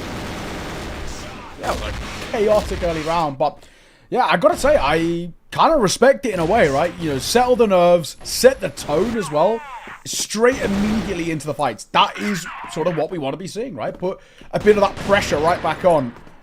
And, well, GG, you know, we know they're a side who we expect big things out of, but, you know, immediately being putting the pressure on towards them, I like it. I think that's TBI. If you are the underdog, that's the right way to approach a game like this. Be unorthodox.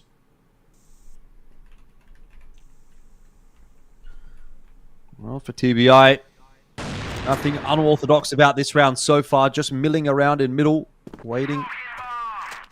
And Flex. Oh, he's going to be given his opportunity here, but not connecting the first shot. The second, though, will go through. Dirty. Brought undone. And perhaps the winds of change are in effect as Spoxy will also chime in. Again, this is a real specialty of Gaimin Gladiators, or as we used to know them, LCK, last season. The double orm on the GR side, you're going to see it all the time. If the map allows it, which Eagle Eye certainly is a very orm-centric map at times, they're going to go for it.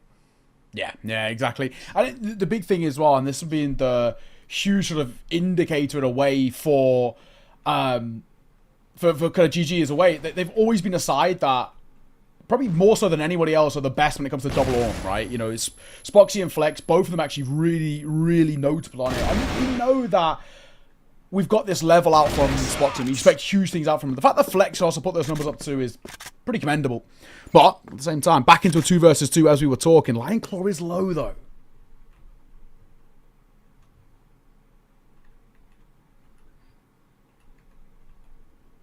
Yeah, C4 still needs to be retrieved as well for TBI.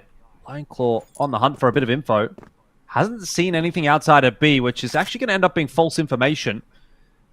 Gaimin thinking about heading back over to A. Maybe just hedging their bets.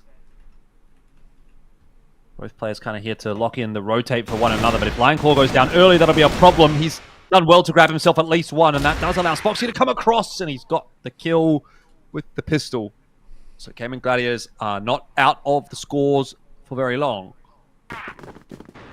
Yeah, of course, a side as well that we really do expect quite big things out from Gaimin Gladiators. Actually, in terms of the entirety of the scene, right? We know they're a side with a really high skill ceiling.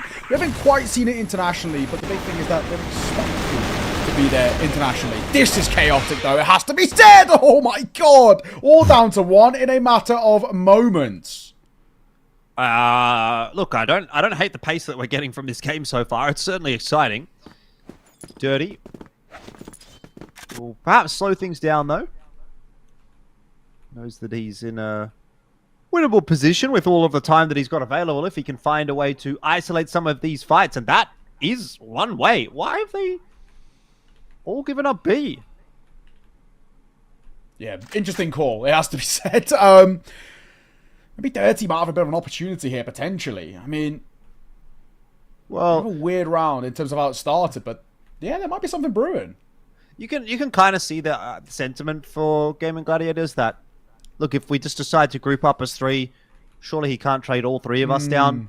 So yeah, I we're like going to it give in a up the way. site, but we should be able to win the round as a result.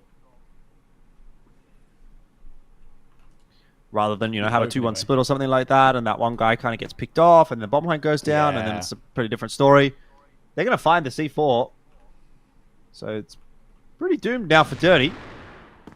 It's been spotted out by Spoxy. And this is like shooting fish in a barrel. Hang on a second. Okay, it's all good.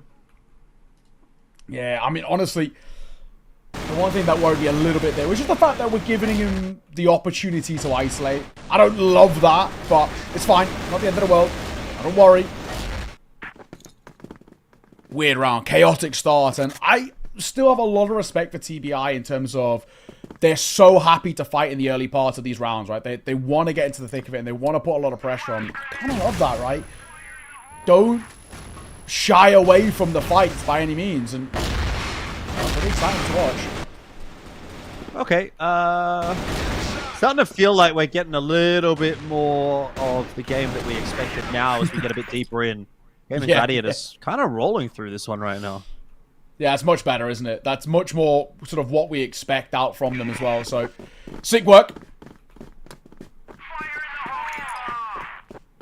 3-1. Very quick as well. Like you said, off the back of, at times, a bit of a slow pace which Anubis set to kind of play out their rounds. I kind of like this. Both sides are sort of more than willing to fight and get in the thick of it a little bit. This time gone. The pace of this game's crazy. Yeah, a little slower in this one. I think TBI going back to sort of what we'd expect to see as normality. Yeah, but I mean, even then, like, look at how far forward Lionclaw is playing right now. Lionclaw and Flex both with an insanely forward B-hold here. And that has been what's been working, and it's working again. A double for Lionclaw through the smoke. He's going to get out. B4 was dropped. Dirty, not interested in that. More interested in trying to find the trade here. Lionclaw's back for more. As unbelievable as that sounds after already getting 2. And Gladiators playing with a lot of confidence on this GR side, and it is paying off. Yeah, kind of love to see it. Down to 2. Very sort of difficult round to try and make work for you. If you are TBI, it doesn't help as well. That hunt is low. That's going to make things considerably harder. Still a whole minute though. So, I say a couple of fights. You never know. Might see something. Oh, spotted. Just a pixel. Not enough though for Hunt. Really got to try and isolate these fights. It's difficult, right? Trying to find your way back into a round like this. It's not completely impossible, but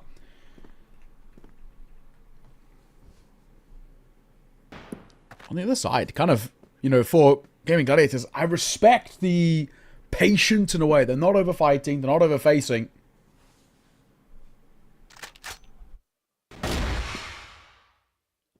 Okay. Lionclaw down. Does start to make it a little bit more doable. Gaimin once again going with this sort of more passive B-hold rather than being in the side itself. Just relying on Flex to hit his shot, and he's done a pretty good job of that one. Hunt will drop.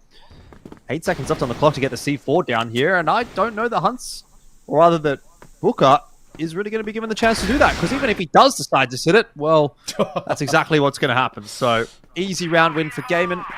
Yeah. Gotta be said as well. I think these are sort of, expected kind of rounds now being taken. I do worry a little bit as well when I look at kind of TBI. It feels like if the initial plan doesn't work out, they look a little flustered. This is carnage and they line up for Lionclaw. Can't get past Lionclaw. Stop going B. Yeah. Like, literally just stop going B at this point. Lionclaw's 12-3, bro. Gotta go A. Gotta go mid. Gotta try something. Zayn is gonna go down in middle there to Hunt, but before, well and truly in the control of Lionclaw at this point. Hunt very low. I don't see him winning this one.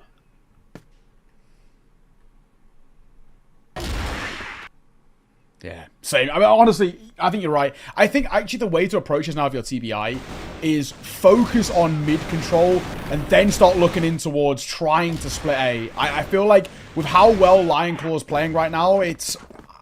Do you actually even want to keep testing him? He's putting up some real numbers. He's multi-fragging miraculously as well.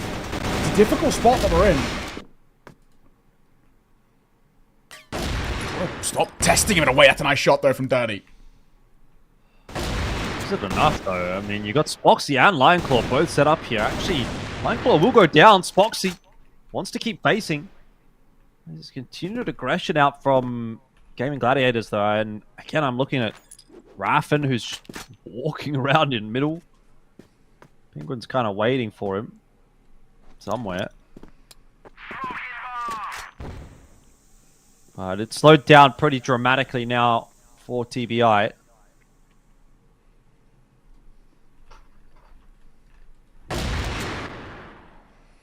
Yeah, true. Nice shot. What do you expect, Spoxy? Yeah, that's the question. Oh, my God, he's so quick as well. It's the thing, Spoxy can make rounds like this win. Yeah, he's just one of those players who can completely take over, and you know he's got that level about him, so... Yeah, cold kill that comes through, but still. 1 versus 1, Booker. Does he even really know where Raffen's coming from? Oh, now he does.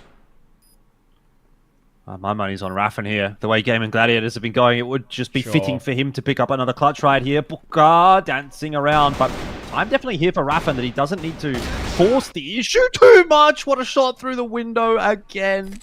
Gaimin Gladiators on your screens, and they are now up 6-1 as this dominance will continue. It's you know, you hate to say it is expected, but the thing is, I'm starting, you know, I've learned, I feel like a little bit from that previous series of, you know, at least don't doubt TBI long term, but this map so far is not looking at all like there's a chance. But at the same time, if you look towards last year, in 2024, this was the one map that Gaimin Gladiators were always dominant on, right? They were always so unbelievably strong on, even against ties like your 3BLs or your ROCs now of the world. It was always decided for them because of this double arm setup that they use. They've always been such a menace to deal with, and we're seeing here teams have been unable to really make them feel pressured, and I think TBI are falling into the same sort of position. Yeah, 7-1. That round just goes in the blink of an eye. All you have to do is sort of make 1 point now and the round's over. Like, that's just the pace of this game at the moment.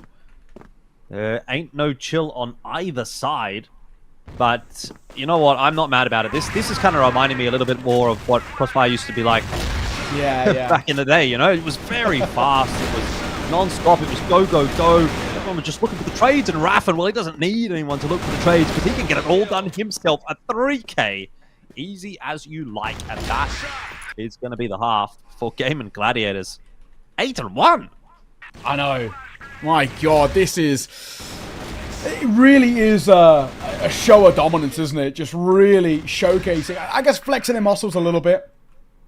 It's pretty brutal to see, though, isn't it? When you see in the flip side TPI, we know this is a side that have had, obviously, quite inherent problems, I think, for them in terms of finding form, finding consistency, finding their level. And at the moment, we're not seeing any of it. It's pretty rough to see right now. So, real credit has to be kind of given over to Gaimin Gladiators as well, you know, given over to them and just not pulling their punches. Brilliant work. Yeah. Yeah, this is crazy stuff from Gaimin Gladiators. I want to see what that pace is going to look like moving on to the blacklist side, because I honestly feel like it was Gaimin Gladiators that were really dictating how that entire half played from the GR side.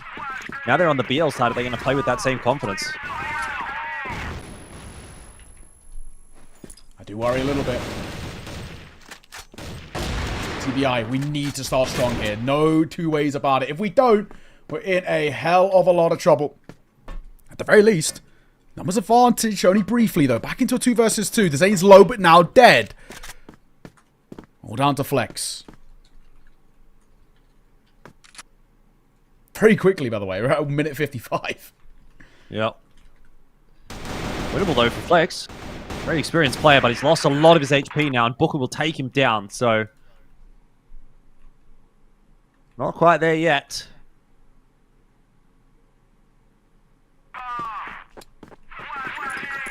True. 9-2 though. Still, long old road to recovery. It's got to start somewhere with CBI. Get some confidence in yourself. Look at this fight! Oh my god! Lion Claw, him falling. That'll help things considerably. 3v2. Spoxy is going to fall over to a stray gust of wind, and Flex has been taken out of the tower as well. Hunt on the flank. Are they aware?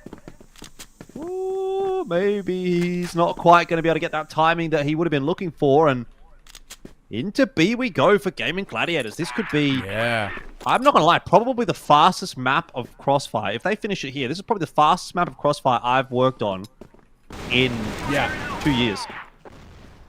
Yeah, it's true. They made it look so easy, and it does really set us up for the series, saying, is this our expectations? It's a 1 versus 2 now. Make that a 1 versus 1. Dirty, last man with the cult pulled out as well. It's really awkward, but whew, right down to the 1 versus 1. Dirty wins out with the defuser. Okay. Well, not over yet. Yeah.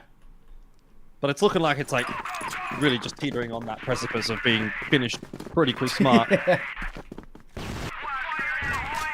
You'd expect as well. I mean, for TBI, the consistency that's required for them to get back in towards this game, it is mammoth. It feels insurmountable, but I'm not going to completely count them out just yet. 9-3, though. No room for error. That's the awkward thing. If you are kind of TBI in this spot, you really cannot put a foot wrong here.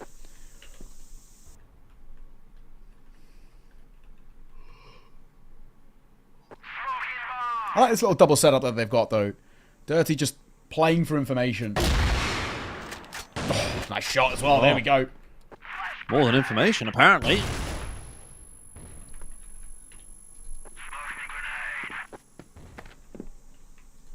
And so down, but not for long. Spoxy catching out King. And Gladiators starting to work their way up through the smoke in toward the B bomb site, and a fairly hefty rotate Arstov of TBI. Zane, he's waiting for it. Penguin will go down. Now is this the beginning of the end? That's the next question. Yeah. Maybe.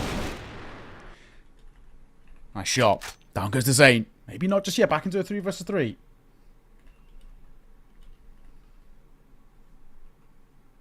$50 seconds. Not got a lot of time here, but not under too much sort of pressure, I guess, just yet for GG. Damage dealt. Jumping through the window. It's carnage. But the numbers now favor that of Gaimin Gladiators. TBI left down to 1. Plan's gone down. Pretty quick, smart. Look up. Doesn't have a lot of time to waste, but he's already over toward the side. It won't matter. Lion Claw fittingly will be the one to finish that map off. And wow, that was a decisive one from Gaimin Gladiators. Yeah, my god. If that's the level that we're going to get out from Gaimin Gladiators today, this could be one of the quickest series that I've ever done when it comes towards Crossfire, because that was absolutely ridiculous. And unfortunately, I think it just continues to cement the woes, really, of TBI. They're a side who have struggled to find their form, struggled to find, I feel like, their identity a little bit as well. And you have to give so much credit to the level that we saw from Gladiators. This is a side that, especially if we're being honest, Jordan, if ROC are struggling, you know, back-to-back losses for them and they're looking a little weak, what side's going to take their place? You would actually look to GG. Yeah, 100%. I mean, look, obviously, unKnights is in that conversation, but at the moment, unKnights is at the top of the table. So I think it's a fair point to say Gaimin Gladiators is the one that's hot on the heels of ROC, and they are certainly looking for that 2-0 today. Though, we obviously can't count our chickens before they hatch. Obviously, what we saw in that last series could happen once again. Yeah, exactly that. We're going to throw it back over towards the desk, though. They're going to break everything down from that brilliant map we've just saw from Gaimin Gladiators. Break what, man? Thank you guys so much. It's broken already. Like I feel like that was GG at its finest, to say the least. You Honestly, man, I don't know if it was GG at its finest or it was TBI throwing, or was it a mix of both? I think it's giving you could say that. Yeah, it's just just like the casters said, they're struggling to find their identity as TBI and I mean, being man, able to play together. We're starting week 4, going to week 5. How much more time do you need? Yeah, You know? I mean, if you're going to get used to each other, if you're going to put up a show, I think that's the best time. If you guys don't want to stick to the 8th place, nonetheless, it's all started with the first round from TBI. I thought it's going great for TBI. Hey, let's build from there. Let's get ourselves some new rounds. Finish the first half with a solid first attack half. But no, it started very low clutch. And ever since this clutch, it's going back and forth, round after round after round after round, and we just blinked and it's 9-1. Yeah, like even I mean, obrigado to Lion Claw, man. This man is a formidable player. Nonetheless, the rest of GG did phenomenal performance, to say the least. I mean, it was their map pick, but does that element even really matter at this point? I mean, Elfish did say it's the fastest game that he has ever witnessed, and not only you, man. I agree. All of us. I agree. All of us, man. No, answering your question, no, the element of the map does not matter. Maybe it mattered when Anubis were playing against ROC Esports, but in this scenario, it's just so fast and so smooth, whether it was attack or defense, that makes you ask yourself, is TBI even trying at this point? Yeah, I just feel like GG's tempo was out of the ordinary, even from previous matches that I watched them. But now I feel like since Foxy's back in the roster, they've really stepped up their game, and their tempo has increased substantially. Even on both attack and defense side, they've been playing heavily aggro as well, taking these trades, winning these fights. And if TBI managed to get a plant, it was a very easy retake. Yeah, you did say it best. When they were playing defense side, they were pushing the attackers. And yeah, basically. This is where you just witness a massacre from GG's side. Lots of questions to be asked from TBI, and the return of the Kings, Foxy, also Hunt. Definitely. Yeah. I mean, I'd like to highlight that last week when GG lost, I think it was GV. Like it was a bit close, you know. It wasn't like a stomp or anything. But now GG is coming back with their heads on right. You know, they're on fire, man. Like just watching these highlights, like. Very, very, very, very well played. I mean, if you ask me, can we see something from TBI side within the next map, or can we see even a decider map? I've never been that confident saying no, man. I don't think so either. I really. But let's not give the casters curse or whatever.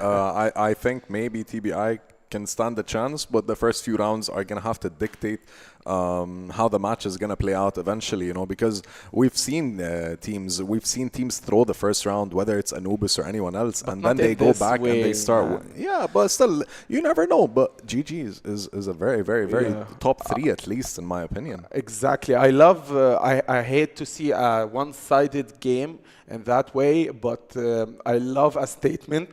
Sorry, I love a statement, and I love a clean message, such as GG's message to TBI and the rest of the teams.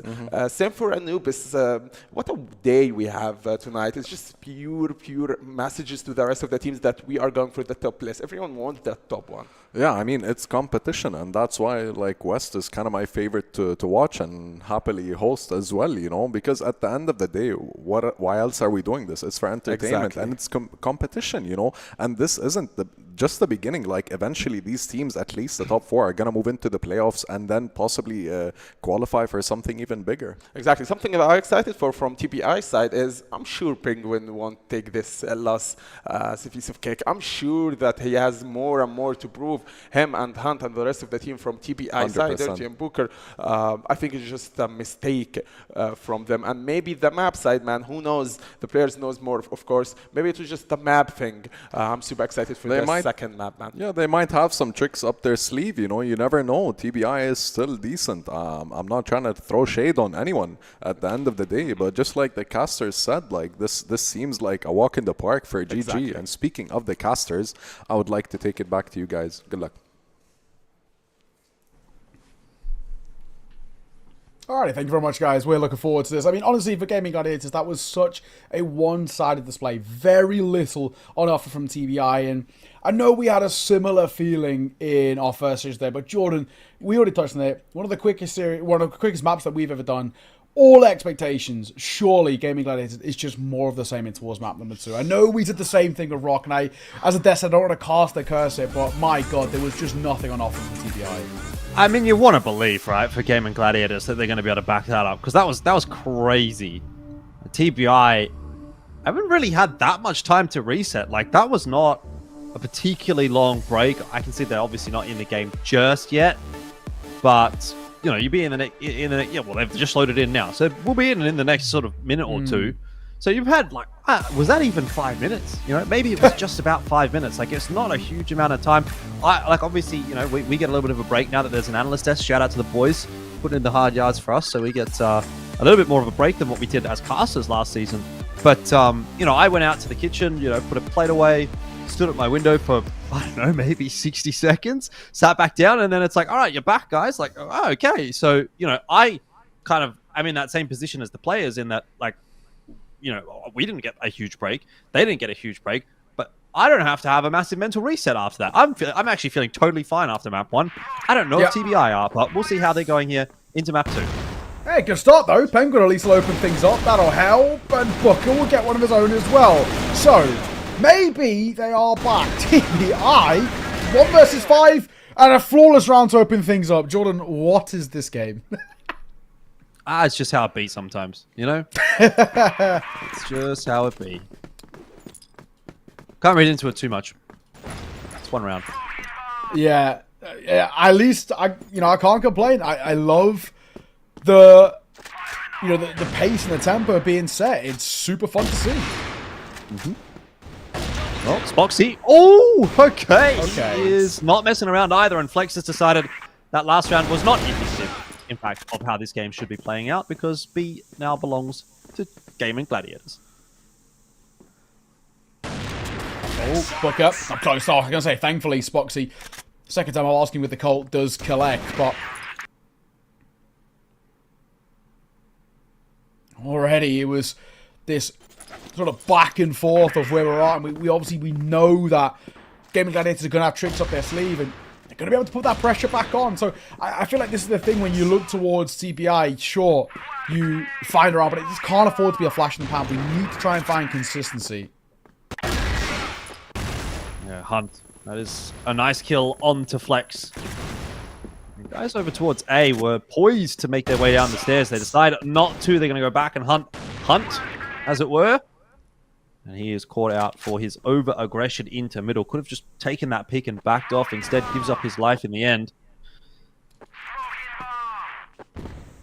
On that corner, Spoxy. And getting caught there a little bit by Dirty. Looked like the crosshair was on, but was just tucked behind that window of the door. So, 1 minute 35. 4 versus 4 as well. And it all goes briefly quiet, which is quite a rarity for this series. Yeah, we might be getting a little bit of a slower game on Subbase. It tends to be one of those maps where you have a lot to do. It's quite a big map. So take your time working around and control some angles.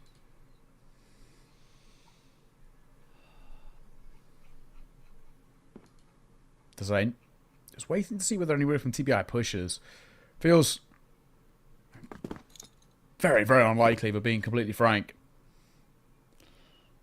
50 seconds. GG have got to make a decision about where they want to go.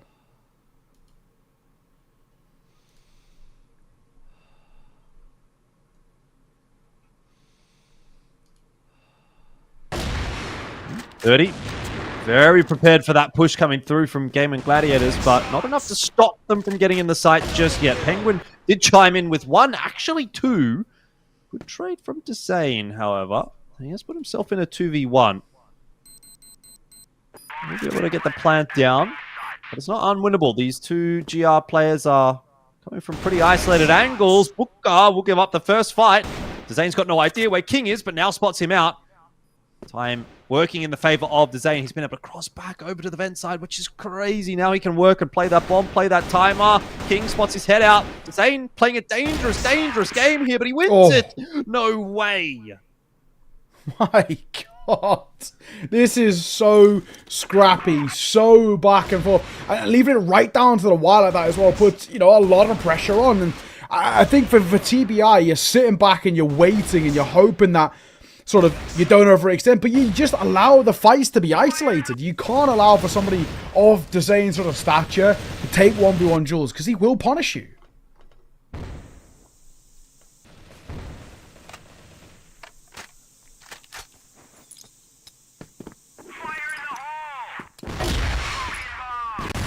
Okay. All right. Once again, off to another advantageous start is TBI. They've had a few of them on this map. I don't know if they're going to be able to convert all of them. That's going to be the big thing here. Flex spotted out. Then with a push out on B. Gaimin Gladiators got to be getting prepared for that at this point. I'm sure there's going to have to be some kind of adaptation made because you can't keep losing players to these kinds of pushes. Yeah, it's true. Claw playing up close to the stairs, but he's so low. Getting more than one here feels unbelievably unlikely. A lot of heavy lifting going to be done by Desane. He did just get a pretty masterful round, so might be more of the same. Uh-oh. Hunt goes down. Time ticking. 20 seconds. If Lionclaw can get his one here, we might be on. We're into a 2 versus 2. Desane just trying to play around the pillar, and he will. How, in God's name, have Gaimin Gladiators made that round stick? Yeah, I don't know. That should not have been a winnable round for them, but that is now starting to kind of, again, bring us back to Eagle Eye a little bit. It's reminiscent of what we saw on that first map. And it may be one of those nails in the coffin for TBI, although, again, Hunt has been able to find the opening kill. This guy's been crazy on the first kills. Trouble is, TBI can't seem to maintain that advantage. It's true. Flex. Down he goes to the hands of Dirty.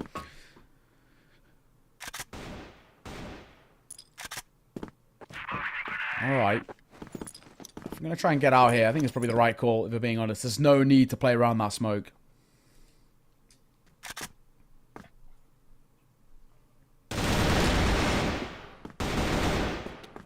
I guess King, though. Back into a 3 versus 3. Round might be on here.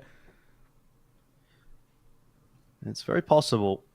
Doesn't seem like it's ever over. And with Lionclaw's position, it seems like Booker's got no idea. He's shot in the side. That's going to be the A side taken. So once again, Gaimin Gladiators are able to thread the needle. This time the post plan will be even more favorable. Hunt. Trying from window here as well. Getting open. That's a lovely shot, it has to be said. Nice find, but Spoxy on this angle with an Orm as well should have no issues. Missed shot though. Does allow on the cross. I mean, bomb's still planted for them, so they should be fine. You still expect Spoxy to get one more at the very least as Dirty. Now playing up close, Colt pulled out. A missed shot from both. Spoxy trying to toy with his food, but actually gets caught himself. 5 seconds, sap on towards that C4. Lionclaw will fall. We don't have time. And another round for GG. Yep, no time. Perfectly played in the end. Chaos. Gaimin Gladiators once again pulling ahead.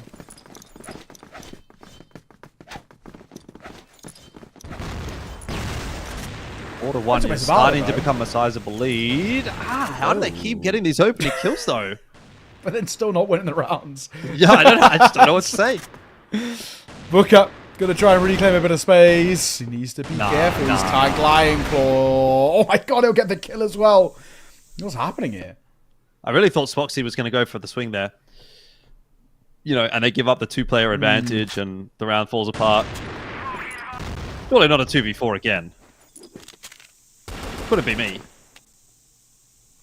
Couldn't be me. Especially with Spoxy being so low. Surely not, guys, right? Right? Oh, well, if Raffen gets this opener onto Hunt. Ooh, he's seen him. Ooh! Hunt in trouble. Headshot landing. All of a sudden, this starts to look more doable, though they are going to a fairly stacked bomb site. And dealing with Dirty on a line like this one should be nigh impossible. It'd have to be a gnarly shot. We've also got to find a way to check King's position, and Spoxy's going to go down. The deal looking pretty sealed in the end. Nice shot, though. I'll give him his credit right there. But yeah, you are right. Signed and sealed it. You know, again, TBI, we still know they have a couple of tricks up their sleeve. Everything outside that you can sleep on just yet. This is a chaotic fight into the computer room here, and it could be a little awkward. Back and forth. Spoxy will also fall as well. As numbers now taken by TBI. I love the aggression. Okay, maybe if we're Gaimin Gladiators here, we just want to slow things down a little bit. Yeah, agreed. All of these openers have been bad for GG. Like, TBI have actually got the opening kill in, I would say, almost every single round of this half. And yet Gaimin Gladiators have come away with more rounds than they've lost. So the mid rounds, the late rounds, the longer extended plays, which take a bit more thought, have definitely favored Gaimin Gladiators. But TBI definitely winning the early exchanges. So if you can find a way to just slow the game down a little bit, I think that plays out quite favorably for Gaimin Gladiators. Oh, well. TBI make it a one-round game. So at the very least, you know, still putting pressure on Gaimin Gladiators and still proving that there is, you know, nice ideas here. We've got some level of an understanding. So, you know, still a lot more to be desired, I think, from TBI, but it feels better than map one number one. So that's all we can really ask for. Granted, not that hard.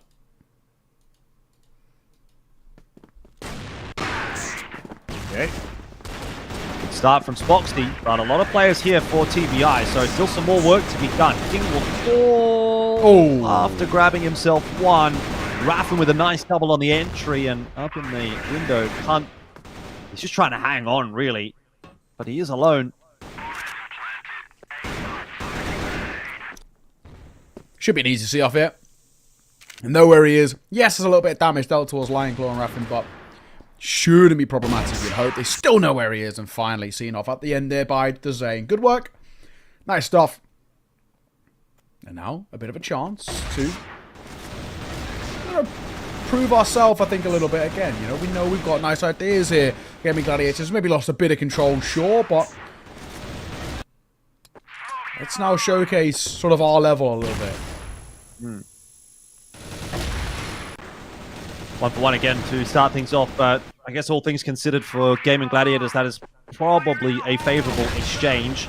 However, Flex gets caught on the timing by Hunt once again. All Hunt has done this whole half is push control room. Yeah. I kind of love it. I kind of love it. And, you know, it is the definition of it. If it ain't broke, don't fix it, right? And I sort of got a lot of love for that, but back into this numbers advantage for TBI. And the Warriors, we've still seen them lose these already. So let's not get too overzealous just yet. 1 minute 30. Hunt's barely alive too.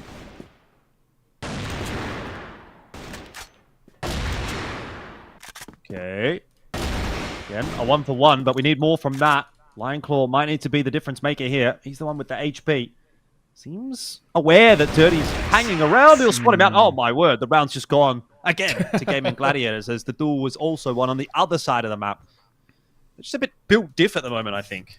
Yeah, I got to say, you know, it gets to a point where we can praise and commend Gaimin Gladiators for the amount of, like, kind of clutch situations they're winning.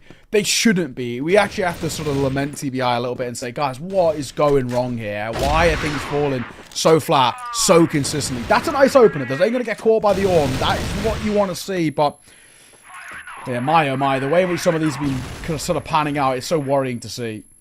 Yeah, Flex quick down the stairs here for the retake, but he's not going to get the chance. He's just taken out of the round before it gets too exciting. Dirty has spotted the barrel of Spoxy's Orm. Now he wants to spot Spoxy himself. Bushy's coming through though. And Gladiators also with a reasonably fast rotate on the flank from Lion Claw. Probably not in this round in the 2v4, but I'm willing to be convinced after what I've seen in this game so far. Raffin for one. It's a good start, but Lion Claw needs to get himself involved, and he does, only for a singular kill. Probably makes this unwinnable for Raffin with the HP that he's got. Oh, yeah. Well, exactly that. Still, not to prove to us. You can sort of, yeah, get back into this to a degree. I'm still really quite concerned about, you know, what I've seen in terms of Gaimin Gladiators. They're not as consistent, nowhere near to what we saw in towards map number 1. And see, it is having, you know, a bit of an effect. I don't know where you put it. At least Braid, this ain't probably making the right call just to fall back now. Yeah. Full push coming in through control room, though. Raffen going to probably be the tip of the defense for Gaimin Gladiators. Has now been spotted out, so he'll just back himself up into the B site, give locker rooms over to TBI.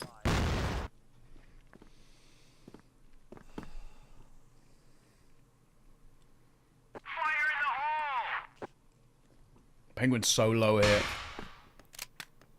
Really feels quite likely in a way, but it's going to help with Raffen going down early. So again, TBI with these opening kills, they're just so consistent with it. There's another one.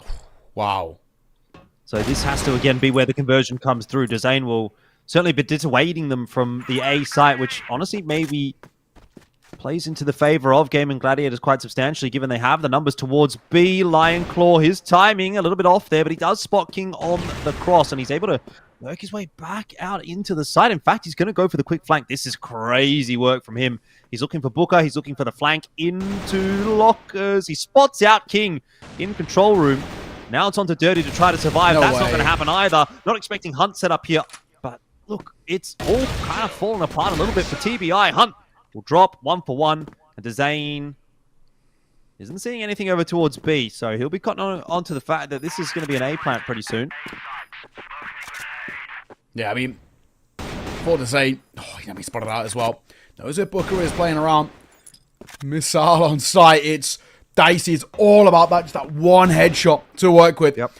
Dezane so crisp though as well. We know he's got these good ideas and he's trying to fight up. Time's ticking though as well. You've got to start to make a bit of a move yourself. He's trying to make his way down the stairs. Booker, it's a great angle for him. He should be fine. You'd assume both taking damage and he dives round the corner. Damage was dealt towards Booker there right at the end, but he wins it and that's all that matters. Yep. So far, been pretty tough on this GR side for Gaimin Gladiators. Sure.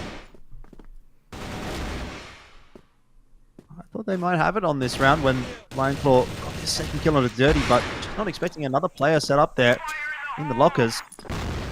Starting this round off, though, is Spoxy. King also low. So this may get a little more difficult for TBI. And once Gaimin Gladiators get on a bit of a roll, we've seen what they can do. So sure, a little bit worrisome for the health of this map and series now for TBI if this round falls by the wayside. Let's see. At least where we've sort of been at, it's a showing sort of the level in a way of TBI that it's nothing like what map 1 was about. Raffen, steps heard for him. Now he knows not to, at least for now, overextend. Of course, it helps that for, you know, finally we do get to kind of sit here and say Gaimin Gladiators opening kill for them, but it's opening kill when the pressure's really on. There's one round being the difference.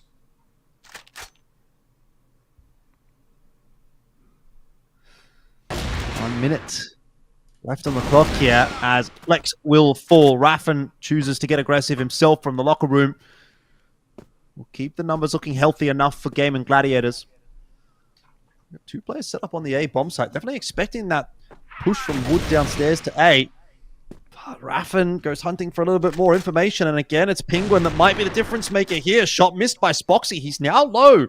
Half HP. B really under pressure. Another shot missed. And Penguin is starting to get out on the site. Spoxy wants to take the space. He will win the duel over there. He's luckily got a rotation coming in from his teammates as well. But look at this over towards Wood. Oh, Lion Claws won the round.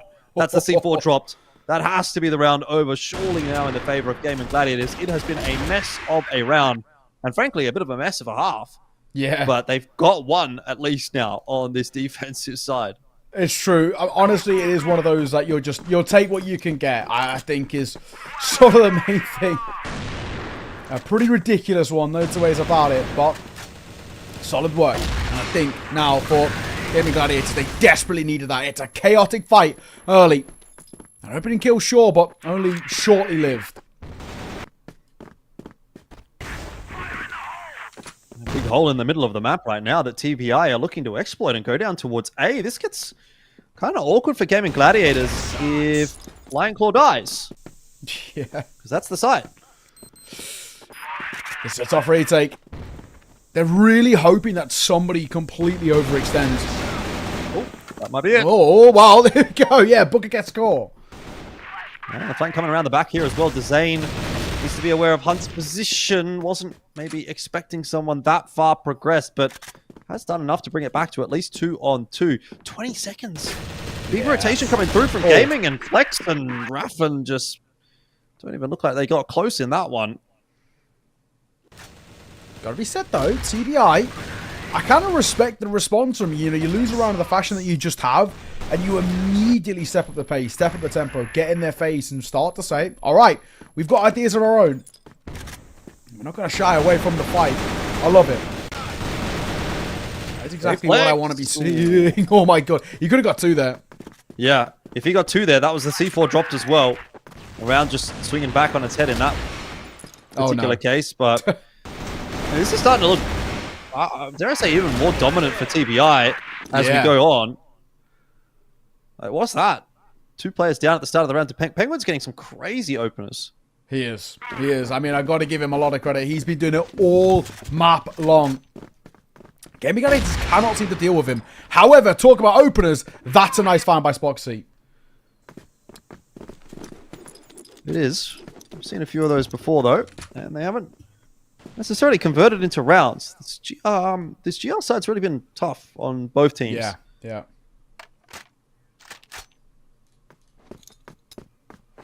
Doesn't instill sort of loads of confidence in you when you see things like that, but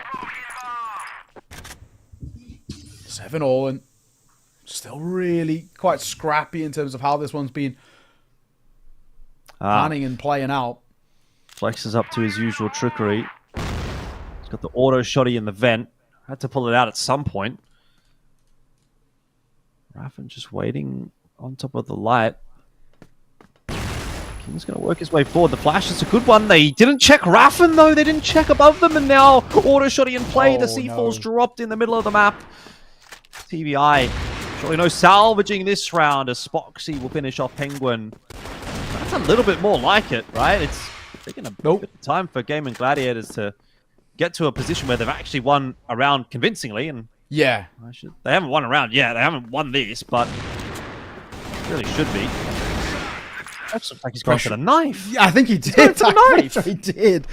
Time of the place, my friend. You are tied. Not now, not anymore, but you were tied. So, yeah, real time and a place for that. But I mean, I guess I can say I respect the confidence. It's, I don't know, it's loose. It really is, but... Oh, how's Raffen got 2 there? That's unreasonable. Yeah. Can he get out? Waiting for Hunt. He's going to get rid of the Spoxy. Oh, hang on. As well. Oh, it just swings back on its head in the blink of an eye. Dezane tasked with the 1-on-1. He wants to take the fight. C4 down. C4's out in no man's land. But Smoke will allow Dirty to collect the C4, and he's going to push in. He's going to push into jail. Zane wasn't ready for it. My God, what a weird game we're getting. But at the same time, one that I can really get behind. This is where these sort of back and forths are keeping us on our toes. 8-all. We're going right down to the wire here. If a team want to kind of close out, they got to go 2 in a row. And something that seems like it's been eluding them. Spoxy again with an opener and a big one on towards Hunt. Yeah, like, can we just take a chill pill here for Gaimin Gladiators now? You've got the numbers advantage. Need to keep fighting all over the map. There was a bit of aggression out from Flex in the last round through middle. That didn't work. So he's played a bit more passively this round, and as a result, Gaimin Gladiators are maintaining the 5v4 for the moment. Flex, careful, goes through the smoke. The timing perfect, and Penguin will go down. Booker drops as well. Oh, Flex no. got 2. He's letting him know. He's definitely letting him know. Mid-round 2. and then die. I mean, what's going on? Yeah, what is happening in this game? Absolute chaos. We've seen plenty of 2v4s lost, right? We saw it happen in that first half way too many times, if we're being completely honest. TBI threw quite a few rounds, but Spoxy making sure. Spoxy's been the saving grace, really, hasn't he? He has. GR side. Without him, I actually don't think they win this map. No, I mean, they might not still, like the way things are going, but 9-8. So it is in the hands of Gaimin Gladiators to shut this out. This was a brilliant push from Flex, but he just got a little bit, like, too big for his boots. Like, bro, you're up 2v5. Why are we pushing here? True. He's solo pushing. After getting a 2k. Yeah, we come back to the time and a place argument. There, you know, exactly is once again. Still, 9-8. Map and series point. Gaimin Gladiators, despite the chaos and the carnies, this is exactly where we're at. Still far from being done, sure, but... Well, interesting that Gaimin Gladiators have been able to take control room at the start of this round. They were struggling to take that area of the map throughout this entire half. Now they've got the forward smoke, they've got the forward setup as well. 2 players there. It's going to take TBI a fair while to dig that out. But they're definitely looking for it. So it's Raffen and Flex that need to try to hold on here, but there's a swing coming in from Langpor as well. Raffen will drop 2-4-3 in the end as TBI come out ahead. Spoxy will ensure, though, that is not going to go unanswered. Again, can he be the difference maker here? He wants to take the fight. Book it down low. Got the Colt out in hand. Where's the assistant? Spoxy apparently doesn't need any. Hunt is solo. And Zane wrapping in across here to try to help out Spoxy. He's going to get in behind into the locker room. Hunt's already out onto the site, but is he aware? He is, but Zane hits the shot and Gaimin Gladiators will secure the 2-0. My God. Thunderous applause from Gaimin Gladiators. They really don't look like that was anything different than a normal day at the office, frankly. Yeah, exactly. Absolute chaos. Carnage in the server, but still all that matters. A kind of a series taken, and now you can kind of just take a real sigh of relief if you are Gaimin Gladiators. They were made to work at that tenfold more than I think they thought they were going to be, but I guess in the end all they care about is they pick up a win and they now get to move forward, you know, in the grand scheme of things, and still be that side that are putting pressure on the top end. We spoke about them being especially one of the best contenders. If ROC are struggling and ROC aren't putting up the form that we want out of them, who's going to be the ones going to pick up the slack? And Gaimin Gladiators are probably one of your favorites. Them, unKnights, maybe seeing a little bit more out of GV, but that was a scrappy game and not in a good way. Yeah, most definitely. A really messy one. But look, at the end of the day, you know, you take a 2-0, you can't be too mad about that one. So, good win, and, well, one more series to go. Yeah, exactly that. We're going to throw us onto a little bit of a break, though, before we get this. Let's just sit tight. We'll see you soon.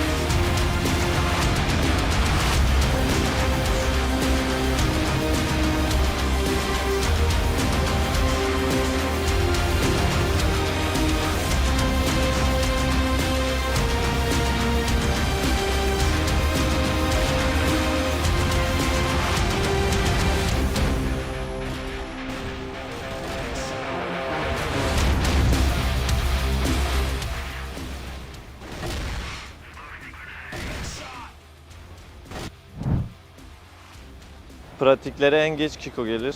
Genelde çok geç gelmez de ses kanalına en son o girer. Takımda en ciddi Pietro. Çünkü oyun içi lider rolü gereği ciddi olması lazım. O ciddi olmazsa biz de ciddi olamayız. Pratiklerde en çok şakayı alucard yapar. Bazen şaka yapar, takımın ciddiyeti bozulur. Herkes de çok samimi olduğu için herkese şaka yapar. Bizim takımda clash'larda en güvenilir alucard. Bazen hiç beklemediğin anda mucizeler yaratabilir. O yüzden o clash'larda olduğu zaman ona çok güveniyorum. Bugüne kadar hiç pratik iptal etmedik. Hiç geç gelen oyuncumuz olmadı. En akıllı oyuncu benim takıma sorsanız beni gösterir ama ben Pietro diyeceğim. Çünkü oyun içi lider olduğu için çok fazla takımla ilgili vakit geçiriyor ve birlikte yapıyoruz. O yüzden Pietro diyorum. Diğeri olsa benim takıma sorsanız beni gösterir. Kendimi demek istemediğim için Pietro dedim ama diğeri de ben olabilirim. Takımda yanlış kolu yeni geldiği için Jin diyebilirim. Ondan sonra Kiko diyebilirim. İkisinden biri olarak Jin diyebilirim. Yeni geldiği için, adaptasyon süreci falan olduğu için, yeni olduğu için, bize alıştığı için Jin diyebilirim. Takımın en iyi ankoru Kiko. Çünkü onun görevi sadece tuttuğu site'da gelen rakibi yok etmek. Ankor olarak en çok Kiko'ya güveniyorum. Uluslararası olarak ROC Gaming diyebilirim. Daha çok severek izlediğim bir takım, daha çok başarı yapabileceği olduğunu düşündüğüm bir takım olduğu için. Kendi ligimizde de LCK olabilir, Türk oyuncular olduğu için. CrossFire'ı 2012'den beri oynuyorum. Tabii giriş seviyesi olarak. Kompetitive de 2022'de başladım. ROC Esports. Daha çok oynarken zevk aldığım takım diyebilirim. Çünkü çok böyle beklenmedik hareketler yapan bir takım değil. Oynarken daha rahat hissediyorum. Hangi oyuncunun hangi site'de oynadığını bildiğim için rakibin okuması, rakibi daha rahat okuyabilmek için daha rahat hissettiğim takım ROC Esports. Bu sezon için hedeflerimiz lig şampiyonluğu. En az bir lig şampiyonluğu. Diğer uluslararası turnuvaların dışında. Çünkü bugüne kadar 2 tane ikinciliğimiz, 1 tane üçüncülüğümüz, 1 tane dördüncülüğümüz var. Hiç birinci olmak nasip olmadı. Bu seneki hedefimiz en kötü bir lig şampiyonluğu. Uluslararası turnuvalarda da hepsine katılmak ve başarı sağlamak. Bunlara da takımla birlikte en iyi şekilde hazırlanıyoruz. Umarım her şey güzel olacak. Bizi destekleyen herkese çok teşekkürler. Bizi desteklemeye devam edin. Bu sene yeni kadromuzla birlikte size daha güzel bir unKnights izleteceğiz.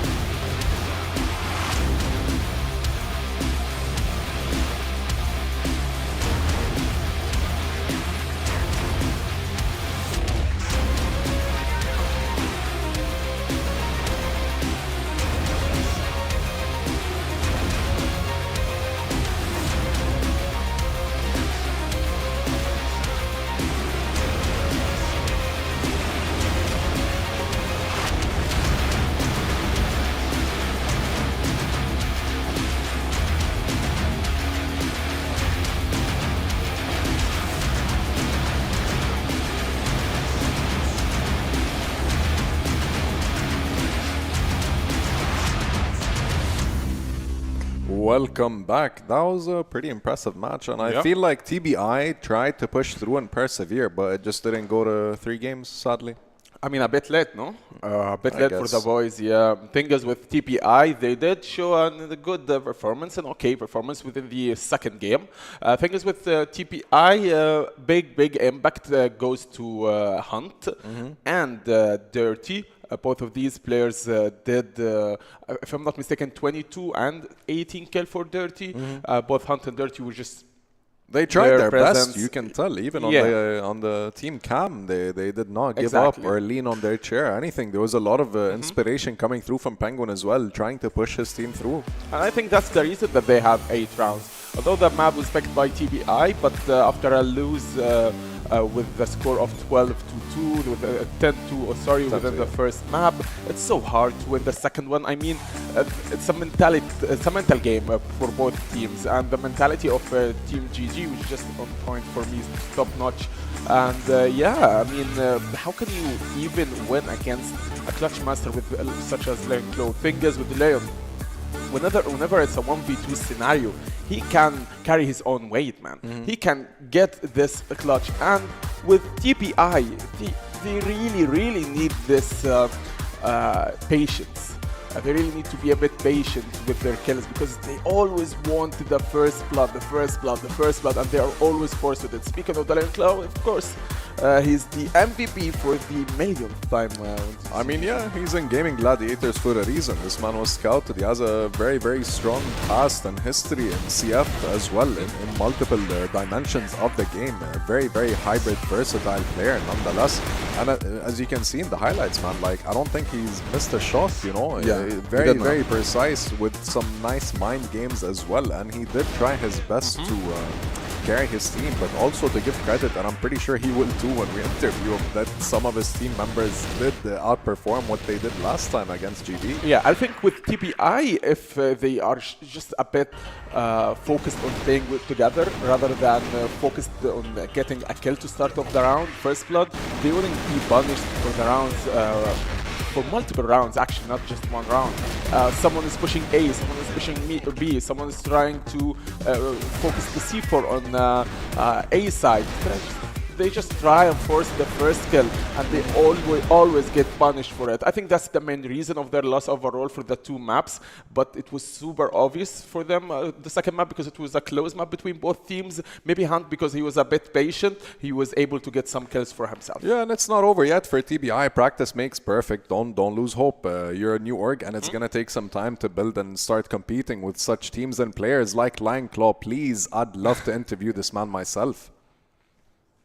Hello, Mr. Lion Claw. Hello. Obrigado for the amazing performance today. You and your team as well. Thank you. I think we did great. Yeah, I think too. I'm pretty sure the audience does as well. And a quick question. I just wanted to ask you: Do you see the difference when Spoxy isn't around? Is it like present on the field? Oh, of course. When you build a team, you are playing in a. You are playing a game that the sniper has such an important role, and when you build a team, sniper is one of the most important roles that you should take into consideration when building one. Yeah. Of course, we don't have a sub that can snipe. Yeah. So when you don't have Spox, especially with the players that we signed up, it becomes very difficult to play a normal game. I agree. I'll just send it over to Hazem. Is there anything you'd like to ask? Yeah, Leon Clow, what do you think is the main factor of you guys winning? Especially the first game was, man, super fast. In my humble opinion, I think you guys play more of as a team than TPI. I want to hear your opinion about both of the wins on the different maps. Well, first of all, there is always few stuff that you have to take into consideration when you look at this matchup. Our team was built almost a year and a half ago. TBI is a new team. Exactly. Then we are playing Eagle Eye, like it's the first time they are playing on client. They are playing against us, which historically we are a decent Eagle Eye team. We are doing well on that map. So like we expected a hard map for them, and it proved so.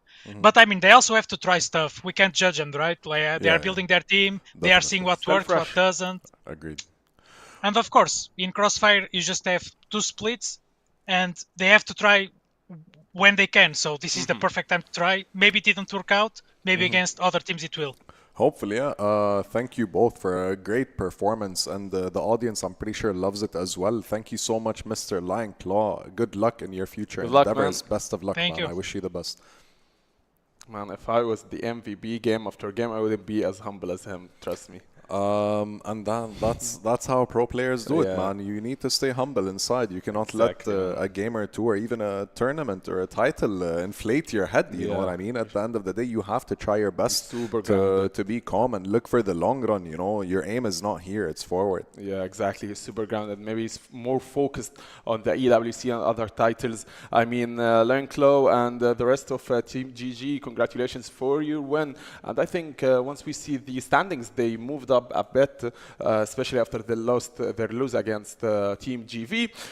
Moving on to our main event. Ooh, this is gonna be I can't even decide, man. If you ask me to predict, that's not gonna happen because I respect both teams dearly, and I don't think there is somewhat of a gap if you look at the numbers, but at the end of the day, like, I think both teams' rosters, coaches, all around are pretty decent. I mean, look, man, we have seen the biggest upset in the previous week from Team GV winning against GG, then winning again and again and again. A continuous win streak. And whenever we interview the guys, they be like, hey, forget about what happened in the previous weeks. It's a new clean sheet for all of us. And I'm super excited because tonight they are up for a challenge against the #1 on the standings. Not to ROC Esports, that was in the past. Now it's called unKnights. Yeah, at the end of the day, I would, if I'm looking at numbers, I'd say unKnights should take this as a 2-0. But when you go back to the past, the previous weeks, man, GVG, they put in the work. You can tell these guys are not here to play around. And keep in mind, they had NLS as a sub previously, and God, did he perform? He did exceptionally well. The triple sniper, the double sniper. Yeah, and we ended up interviewing him at least twice, you know what I mean? So that in itself, and he did highlight a few things that this is a new GV, and they're not just aiming for top 4. No, he was super happy. Yeah, they're here to make a statement, and they want to reach a conclusion in a sense that they want to prove to the audience and to the entire roster that they're playing against that they're here to compete. I mean, if the second and the third week did not happen, if they did not even exist, I'll tell you, this game is 2-0 quick for unKnights. Possibly. But man, we've seen GV playing at its finest. We've seen GV competing, getting 2-0, then playing against GG, winning against them. We've we already seen GG, how they did against TBI. Now it's a clean new GV.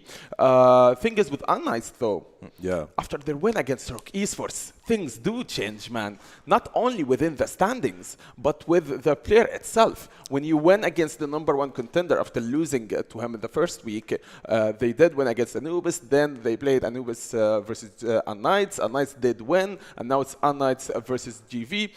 You have this mentality, okay, I won against the first place. Now I'm the first place, and I'm ready to demolish any upcoming challenge for me. But a challenge like GV, we will look at GV as he is the as they are the underdog, as Possibly. dark horse. Possibly. I mean, if you think about it, unKnights, they have suddenly are at top 1, and they're gonna want to maintain that. But we saw what happened with ROC. Is the pressure gonna build up and force them to possibly lose a round or lose a map or even lose a series? You know, same thing goes for, you know, now they have a full roster. You know, like this is one of the only teams who didn't actually have a sub, who've been playing together the whole time. Unlike GV as well, who had NLS, and clearly he's still here. But this is also a roster that if I looked at it and I'm a CrossFire player, my heart would tremble a little bit. This is true, and something to mention that GV, one of the teams that can play under pressure. They know how to play under pressure because all of the games that they played and competed there, for sure, they were pressure. They did play against GG 3 maps. against TBI 3 maps. It always goes to 3 maps for the teams from GV. So they do know how to just get their things together. NLS is just here again, locked in, ready to win. And we did interview NLS. He is smiling here and there, super happy for the win. And he promised us a new face for Team GV. But hey, man, GV did play against TBI, who's the 7th place. Yes. They did win against GV, 4th place. Now you're playing against the 1st place. If you ask me, a lot of things would change, especially Pietro, Kiko, and Beck are just ready, and Alucard, the Three Musketeers, man. The Three Musketeers. We have to highlight this, by the way, because these were people who joined they joined this team like as a sub, not as a sub, but 3 players. I think it was HDZ, HZZ, and H, man, it's confusing. It's like a tongue twister, right? But anyways, they managed to fill this slot, and they managed to perform and possibly outperform their previous partners and teammates, you know. And they haven't let us down so far, if you think about it. If I don't want to put my money on anything at this point. I would love to see 3 rounds between GV and unKnights and get some amusement, as the previous matches did, you know. Hopefully. One player to mention is Alucard. I'm waiting for the key players because I think he would be the player to mention. Alucard is just at the same tier as Snare and Spoxy for me, honestly. I agree. He's just always there, man, with his sniper shots and his connection and his early round. Think this, when you play with a sniper on the defense or attack, you have always the responsibility and the pressure to get the first blood, to get the first kill that enters the site or enter the site from the other team. Which gets you an advantage at the end of the day. Now you have Awesome and Alucard here. They're highlighted as key players. They seem pretty similar in numbers, but the headshots are slightly a bit more. But nonetheless, these are the players that I would love our camera to be highlighting, like their clutch moments and every single entry, every single sniper moment. And if you miss a shot, it can cost you the round. Yeah. But these are not the kind of players who hopefully don't miss shots. You know? They're extremely, they're extremely talented, and so is their team. You know, and I can't wait. I really can't wait to watch this game, and I hope. Well, predictions from you. What do you think? So. Yeah, taking into consideration, this game is super important for unKnights. They want to make sure and reassure themselves that they are the first place. Yes, maintain the first place, especially after ROC lose against the other teams. So they are super ready. They want the first place because their win is maintaining the first place. Consistency, to this week. My prediction is more focused on the map. Sport is being picked, and Compound is the decider map. What a roster, honestly. I can't wait to see, especially Port and Ankara, you know. Compound, who knows if we're even gonna get there, but having unKnights are the second pick, you know what I mean? So GV are gonna be playing Port, and we have seen them not really stomp, but they've done their homework. They've played with their coach. They've probably simulated a million different scenarios on how to succeed, even on attack and defense, you know? I love how GV banned Mexico because they knew that unKnights would instant pick Mexico. I've seen Mexico on the decider map a couple of times, and they did perform insanely well, speaking about unKnights. So we have Port as the first map, okay, making GV as the PL and unKnights as the GR. Another last and final peek about Awesome, Loons, FaZe, NLS and Snox. Do you think at the end of the day we would be interviewing NLS as the winner? I mean, I'd love to interview any of the players you just mentioned from both teams, you know, because I respect these people, because it's an investment to become an esports player. It's not just something you do overnight, you know. It takes a lot of sacrifice and commitment as well. So I wish them the best of luck, but if I had to put my money by force, I would say 2-1 for unKnights, but that's not undermining GV as well. They've had phenomenal performance playing against some of the top teams as well, and they did prove that they're worthwhile. You did ask me for my predictions and I didn't answer you, and you said 2-1 unKnights. I'm gonna say against you, I'm gonna be against you, man. It's 2-1 for GV. But I respect it. Yeah, we agree on something, that we're going map 3.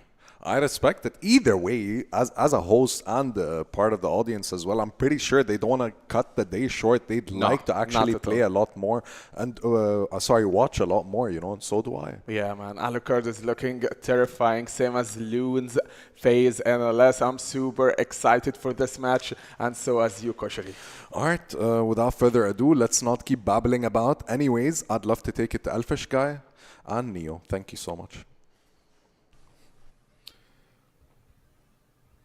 Cheers, guys. Thank you very much. Well, we're looking forward to the final game of the day. We've had two that on paper look like they should be one-sided. Of course, the first series wasn't the case. This one, it is a coin flip. I think the Death touching it quite nicely. It genuinely could go both ways. unKnights should come in as the sort of on-paper favourites, but generally with how GV been playing recently, it actually becomes considerably harder to make a confident call saying that unKnights should take this. GV have been putting up some decent series. Yeah, I think, you know, I don't know if you get the same vibe, but this is the way I think people look at me when I talk about GV, because I have been a staunch supporter of GV throughout probably the last 12 months. And frankly, they've let me down, to be honest. Sure. So do you look at me like I'm a bit of a moron when I say GV looks like a really good team? Like, I think they're great. I think they're sick, you know, and then they come in and they just play some really bad Crossfire. Like, or, you know, am I the truth or am I just capping? That's kind of what I'm trying to figure out, you know? Like, have I just mind gamed myself into thinking GV's actually a good team?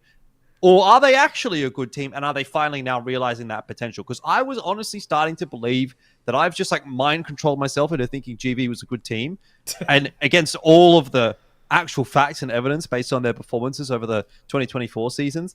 But now we're coming into 2025. They're not looking too bad. They're 4-3. Yeah, they've got a big test ahead of them, but you know, can they take this fight to unKnights? I want to believe. That's the thing. Like, I'm like Fox Mulder in the X-Files. Maybe that's an analogy that's a little bit too boomer for you, Neo. I don't know if you know about the X-Files, but no, I want to believe. Okay, I mean, I'll take your word for it. I have no idea of that reference, but I will take your word for it. But no, I get what you mean. You know, it is one of those where, you know, we're looking at this and we're talking about a GV side who I think continuously seem like they're ramping up and they've got good ideas, and I think they're right to sort of highlight Awesome as well. He for me has been somebody who genuinely can be a complete takeover. Yeah, exactly. So I'm really looking forward to this one. I'm looking forward to seeing what we get out of this game. It should be a spicy one, but, you know, without further ado, let's get this show on the road here. GV unKnights, our final series of the day, and you know, our previous one being a little quicker as well makes up for time heading in towards this one, which, you know, as the Death sort of touched on, we generally could be seeing 3 here. Yeah. Look, I've said it in the past about Awesome. I just think he's an incredible X-Factor player. In a similar vein as maybe Famous is for the North American region, I think Awesome could be for the European region.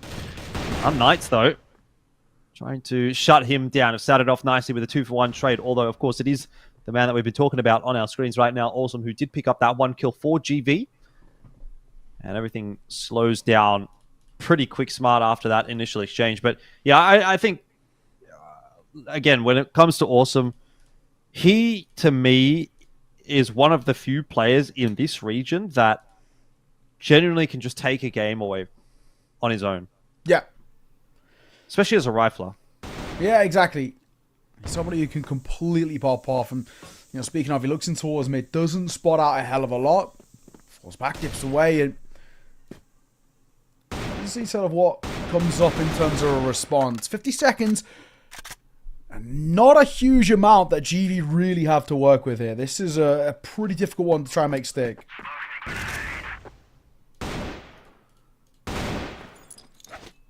Well, that's quite a slow round out from GV, all things considered. But with 35 seconds left on the clock now, they're going to have to start to move back.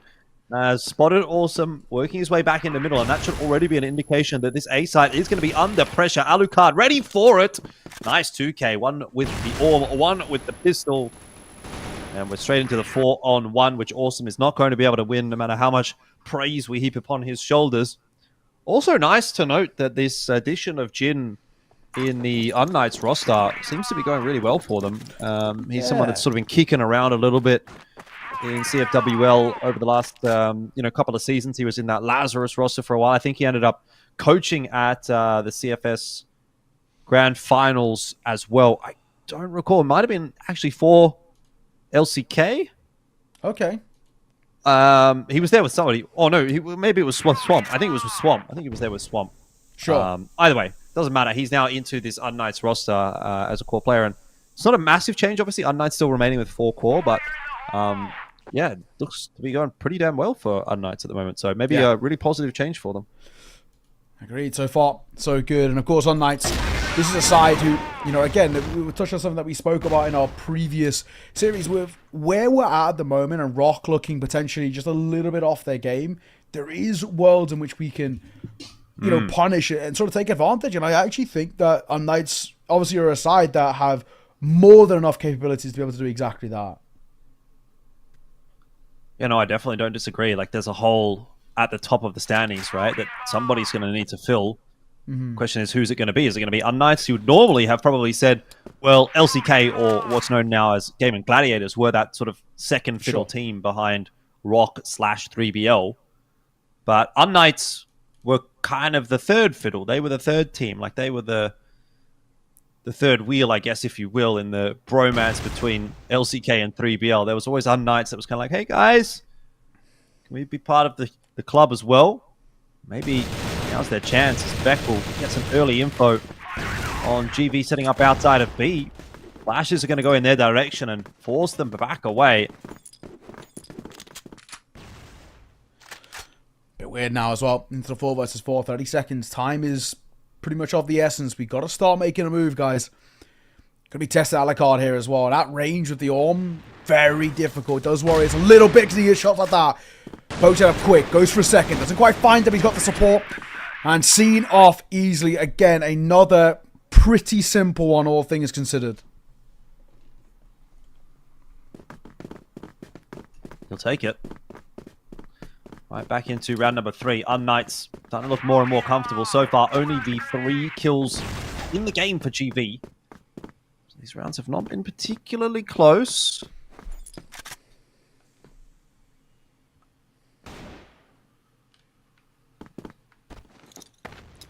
Still, opening kills have been very important for unKnights so far. So probably that's the first port of call for GV in terms of fixing, I guess, the issues in the early part of this. I mean, it's still very early in this series, so not too much to worry about sort of just yet, but that's obviously been an issue for them. They're playing a lot of these rounds at disadvantage, and they're just unable to rectify said situation. Again, trying to put pressure on, awesome. Going to try and join, and he is one of the more key members that we're looking at to really find a lot of consistent form. It's a good setup for this push. Pietro? Oh, it was a bit delayed. I don't know what he was seeing versus what we were seeing, but anyway, kills are coming through there either way. And that'll do it. He must be playing on multi-frag. Some kind of weird res, you know, that he didn't see them or something like that. We see it happen at times, you know, playing stretched or whatnot, but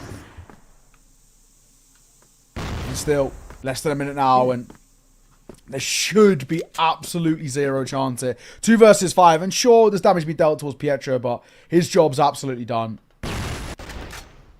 Yep, most definitely. 45 seconds left. Awesome. Going to try and give it a crack. There was some util getting tossed in there as well. Now it's gone through FaZe, who will fall. And so far, not a particularly enthusiastic day from GV. I know they're starting on the blacklist side of Port, which is a pretty rough start to a series, has to be said, but they've got only the 4 kills out of 3 rounds. So not really getting any of these rounds particularly close either. Alucard's looking fantastic on that A-bomb site with the AWP too, so that's a concern. Yeah, not what you want to be, right? They're being completely frank. I mean, obviously, the guys on the desk highlighted him too. I think Alucard is absolutely the perfect person to highlight when you look towards this team. And he is somebody who, for us, has been, obviously, you know, monumental for a long, long time. And even been able to sort of replicate these sort of performances internationally too, which is no mean feat. So, finally, GV, an opening kill for them and maybe something to work with. Beck going to try and support and force spamming, but nothing found behind it. Yeah, a lot of damage actually done. Obviously, Kiko going down, Beck low. This is the most threatened that unKnights have looked so far on the map. It's now the time, right? To finally get something to work with. Well, GV do love to make use of this time. Much slower approach in towards the series as well, comparatively to our previous two. Something that we spoke about at length, not only kind of in the breaks on broadcast. You know, we kind of spoke about this quite a lot when we we're out in China working the grand finals, you see a lot of the really top international teams. One of the things that they really utilize well is their pace and the ability to really play these quick styles of play. It's something that we don't see as much trickle down in towards the West League, but either way, numbers still kept. Over towards GV, and that C4 will go down. Just going to get in sort of almost in front of that smoke as it blooms, but not able to find himself the opener that was required. Alucard, however, 5-0 so far. Perfection from him. Maybe enough to get them back into this site. There's 23 seconds. They have a numbers advantage now on unKnights as well. It's just a case of trading down. Beck will fall. So too will Jin. So Alucard needs to get it done himself, but awesome. Last man standing behind the box. He knows where he is. Alucard looking for the shots. He'll get them, and 7-0 is where he will go.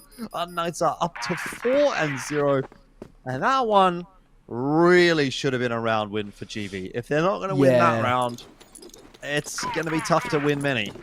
Yeah, it's true. A good sort of indication that head-to-head as well between those two was highlighted on the desk, and I think rightfully so. And you know, once again, proving the kind of level that we get out of both of these two, but obviously in particular, that man Alucard, he is such a stalwart player at the top end. One of the best we've got in the West League, and another fine indicator of sort of the level that he can play at, and just how much he can make a difference in this game.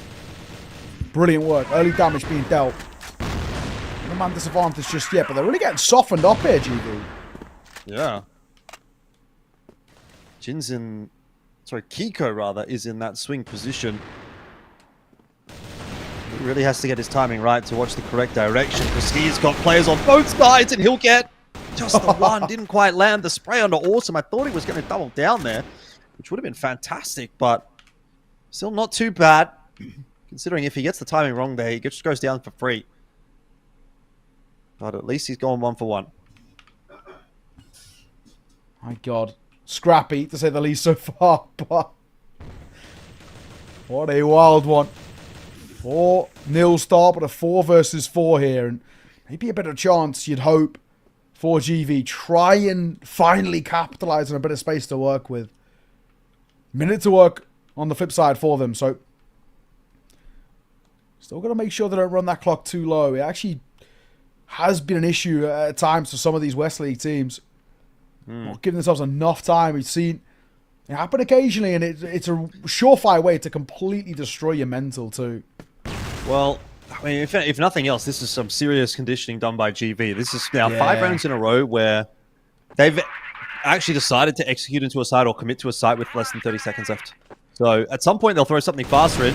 But unKnights starting to play around that time. That was a nice setup. It just didn't get executed correctly. Pietro, however, able to get himself 2, has stopped this offensive in its tracks. Jin now coming across. And, of course, Alucard there as well with the Orm in hand. And B, just too low. Get into that bomb site. But you can already start to see unKnights kind of playing with that timer. You've seen that flash that got tossed into warehouse with 30 seconds left to go. Like, unKnights know that that's going to be the time that GV is going to be making a push. So you're either going to push there and probably get a flash in someone's face and get a kill, or you're going to pop the flash through, not see anything, and you go, oh, okay, it's A, right? And so unKnights are now playing around that timer, and I want to see GV change things up, change the pace.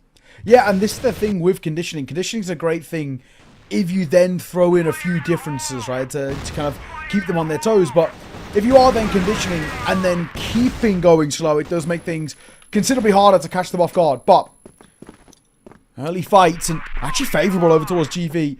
They've just about got the numbers advantage. Well, they do. But by a slim margin, of course, with that HP on Snox, as you're alluding to. Bit maybe over-eager from unKnights to clean that up in middle. They had the 1 for 1. Kiko wanted more.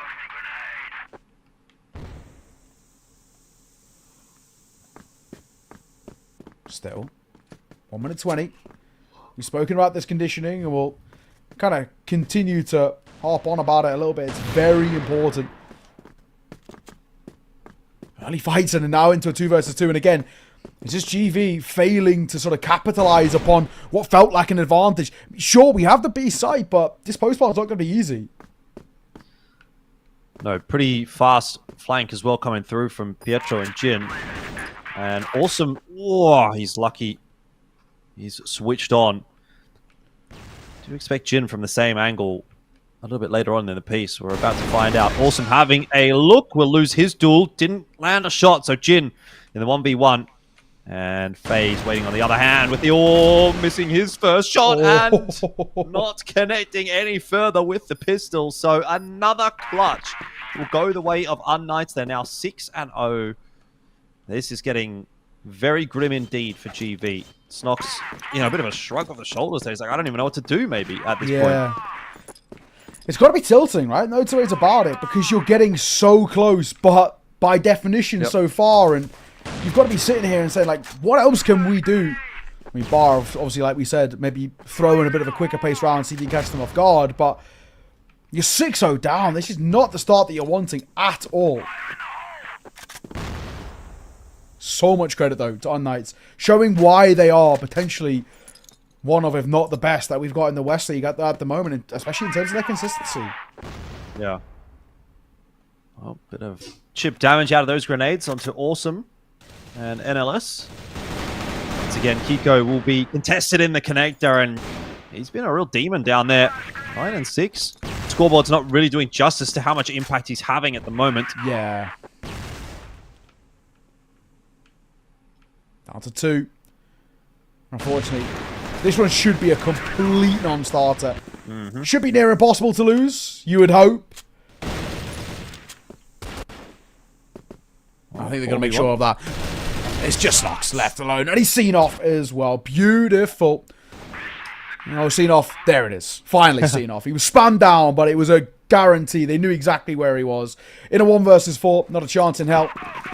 7-0, Jordan. There is really, quite worryingly, nothing on offer. That's never where you want to see for a side, actually, of GV's caliber. And it kind of goes back to what you were saying. Are you going crazy? Have you seen something that nobody else can? Maybe. I don't know. I had X-Files hope. Or something like that. I wanted to believe, but the thing is, the evidence is in front of my face, and it keeps saying they're not up to it. No. They're not up to the task. But I've seen, like, or am I gaslighting myself that I've seen before that GV could play better than this? Like, I think that GV could play better than this. But am I just gaslighting myself? I think they can as well, but I guess it maybe comes back to it and say, what evidence do we have to prove that they can? What do we have to show for it, unfortunately? Yeah. My own eyes. I've seen it. Unfortunately, we're not seeing it now. It is a brutally lackluster display from GV. Map number 1, 7-0 down. I really thought this would be, of all the series today, the real lengthy one, but apparently it doesn't seem to be the case right now. No, not so far. Well, it looks like it's going to be 8-0 as well, the way things have started. I mean, this is just a moral victory at this point now for unKnights. You're definitely gunning for the 10-0. I can't remember the last time I got to cover a 10-0. I don't think there was any last year. I don't think so, yeah. I don't think I've ever seen one, so... Brutal. Let's see. Loons, round that corner. Amounts to absolutely nothing as well, leaving all down 2-1 man. FaZe, nice shot. Give him that credit. Colt pulled out though, and the same result over and over again. Dominance from unKnights is the conclusion of this map so far. Well, the conversation goes from can unKnights win map 1 to now actually more so can unKnights 10-0 map 1. Yeah. I think they might be able to. You can't even, make those arguments that sometimes you like to make about, what side you are on the map and all the rest. Yeah. This is, there's nothing of that. It's been close moments for GV, but this is dire. Alec Card. Brilliant from him, as we always expect. Jinza, oh my god, bad time to be quick switching there, has to be said.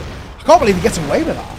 I think he was flashed. I think he was just trying to get to safety as quickly as he possibly could, and so he swapped out to the Axe and hide, and that's 9 for unKnights. So wow, pack it up. Like, this was not a map. It's an absolute no-show. We don't want to cast the curse things, but we have to say it. This has to be next to impossible for GV to get back into this. I've never seen a 9-0 recovered, and I don't see any chance here. unKnights, what a showing. Such a deserved result that they've put themselves in. Just sheer dominance. Okay, it starts in the second half the same way it's been going in the first. Kiko this time to open the account, but yeah, unKnights getting the opener has been the name of the game, really. It was a very bold push from NLS as well, isn't it? When you're down 0-9, you're just like, oh, I'm just going to solo push A long. It's probably tilt, honestly, more than anything. Like, the head's just gone, you know what I mean? Mental all over the spot, because it feels completely unwarranted to be going for a play like that at this sort of position, but it's maybe that thought process in your own mind of like, we've got nothing to lose here, you know what I mean? We're already 9-0 down. It feels like it can barely get any worse. However, quick response kills, and maybe there still is life left in them just yet. Hang on a moment, GV have finally come alive. Maybe, but they actually aren't holding on to A in any meaningful way. So there's definitely still a world where GV do lose this round if unKnights were able to push up to A. Starting to come across, though, is Loons. Nades over onto his head, not doing too much damage. Forward hold from Awesome on the B side of the map. Could definitely work out here. And it will be Snox to pick up Kiko in middle, but Pietro catching Awesome. This is just such a weird one. I mean, clutch on off, but Jin goes down to FaZe, and maybe GV will at least avoid the embarrassment of a 10-0. Yeah, rip the 10-0. Honestly, I mean, I guess you got to give them credit for actually not mentally checking out. I think a lot of teams would, but still, the road to recovery, incredibly long. A first on the board, sure, but you can maybe make the argument that anymore still potentially feels kind of unlikely. We'll see.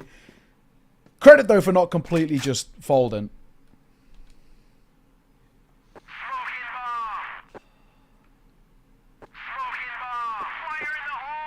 Well, the long road begins. Awesome. Missing that shot, however, is going to allow unKnights out onto the side, and that may be the straw that breaks the camel's back. GV have just not shown up in this map at all.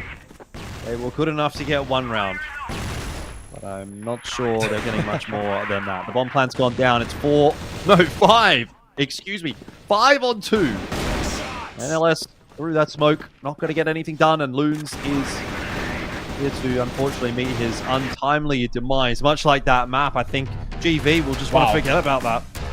Yeah, and honestly, it's quite tough to as well to kind of say to the team here, you know, you're anybody in the GV camp and you're trying to say, you know, move forward in this series. Say, right, guys, you know, just forget about it, we'll move again. It's actually quite a difficult thing to do.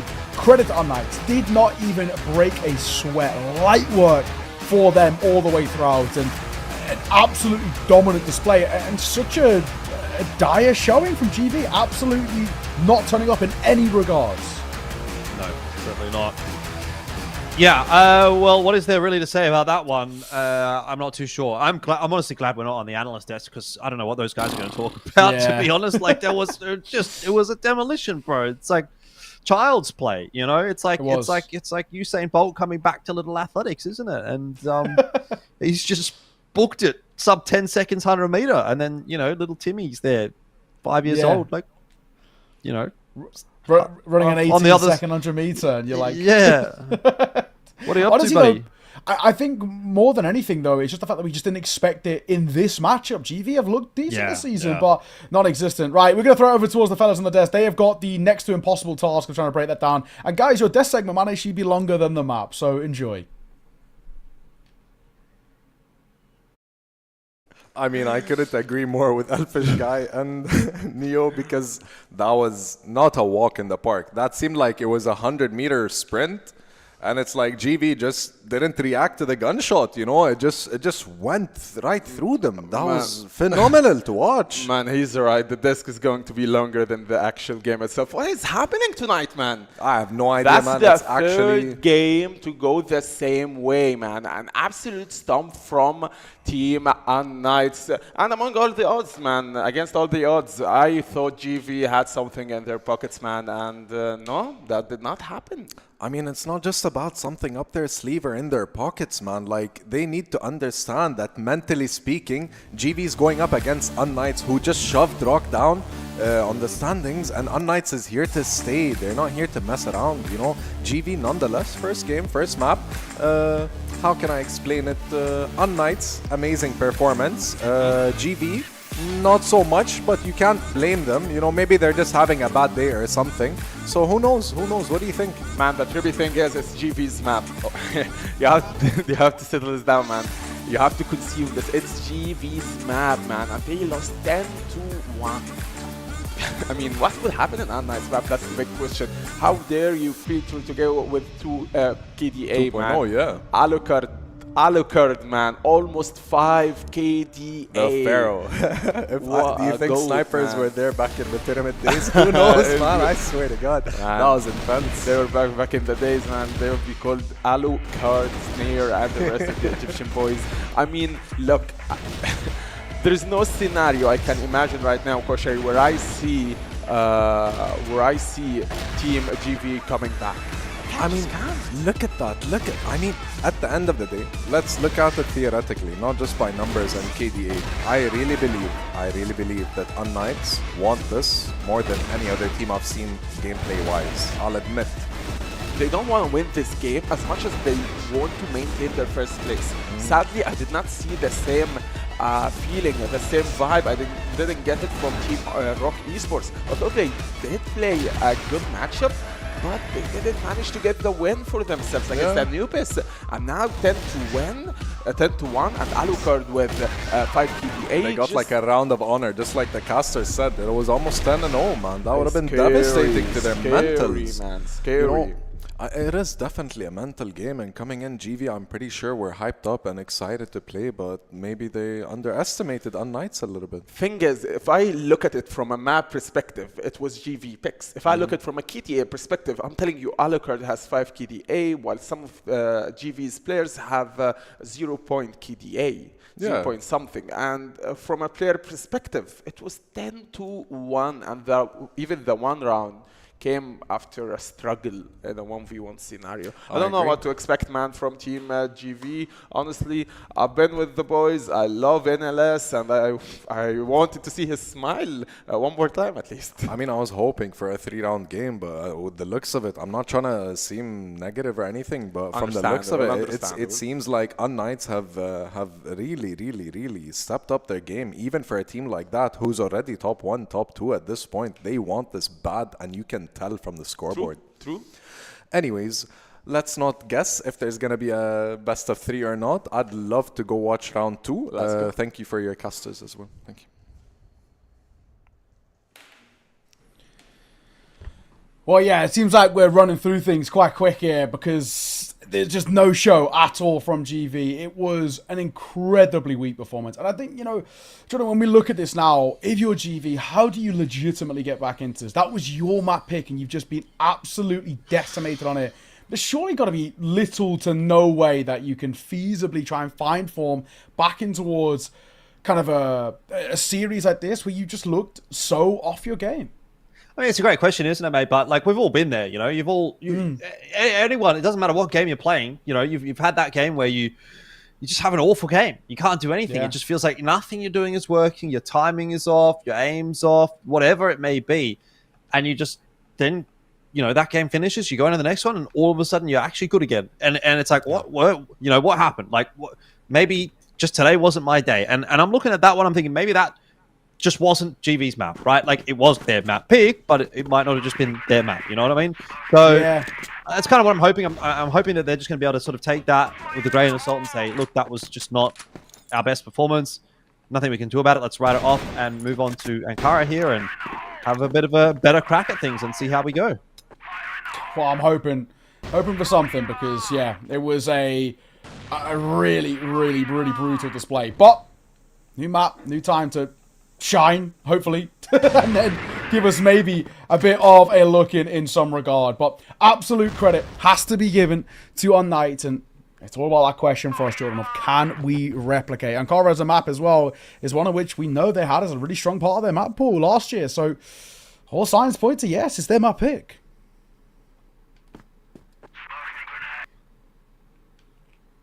Well, GV trying to work their way in through middle.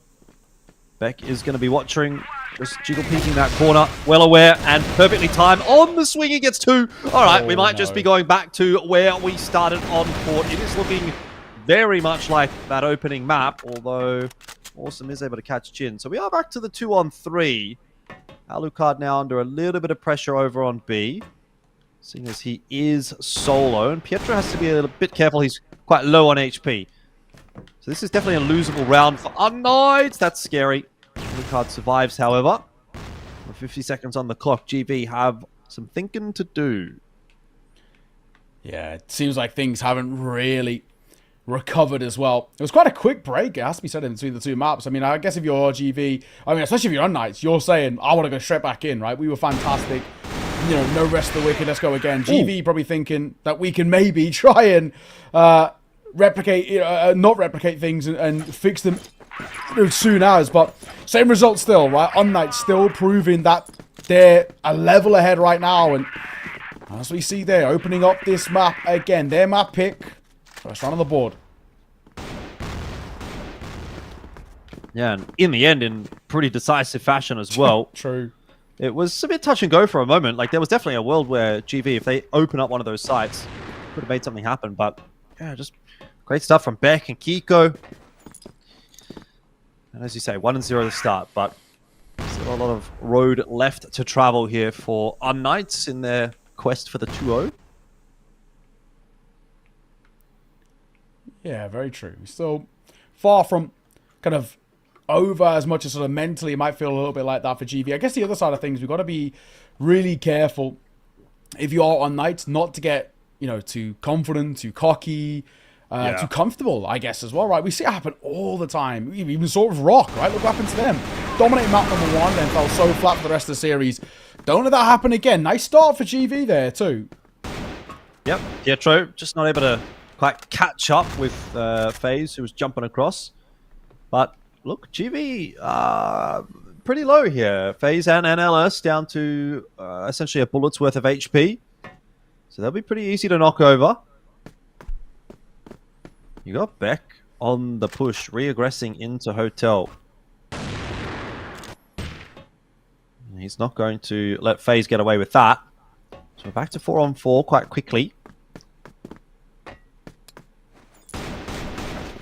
That's good information from Kiko. He spots out 2 or 3 players there. It costs him a lot of his HP. The nade over the top. Oh, it didn't quite go deep enough to catch Kiko, but it should at least prompt an early rotate here for unKnights. Kiko's going to try and get aggressive, try and get his 1, and leave it up to Jin. Try and hold that trigger down for more than 1. He doesn't quite get both.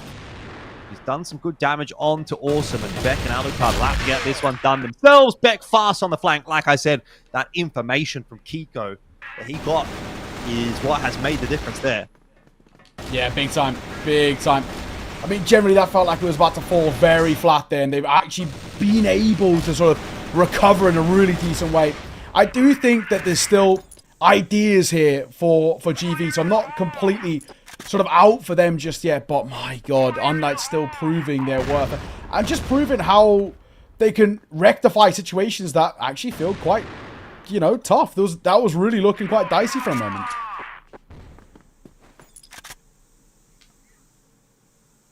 Three-2 split for unKnights this time around. They were expecting something toward A. Not going to get it. It's the mid approach from GV.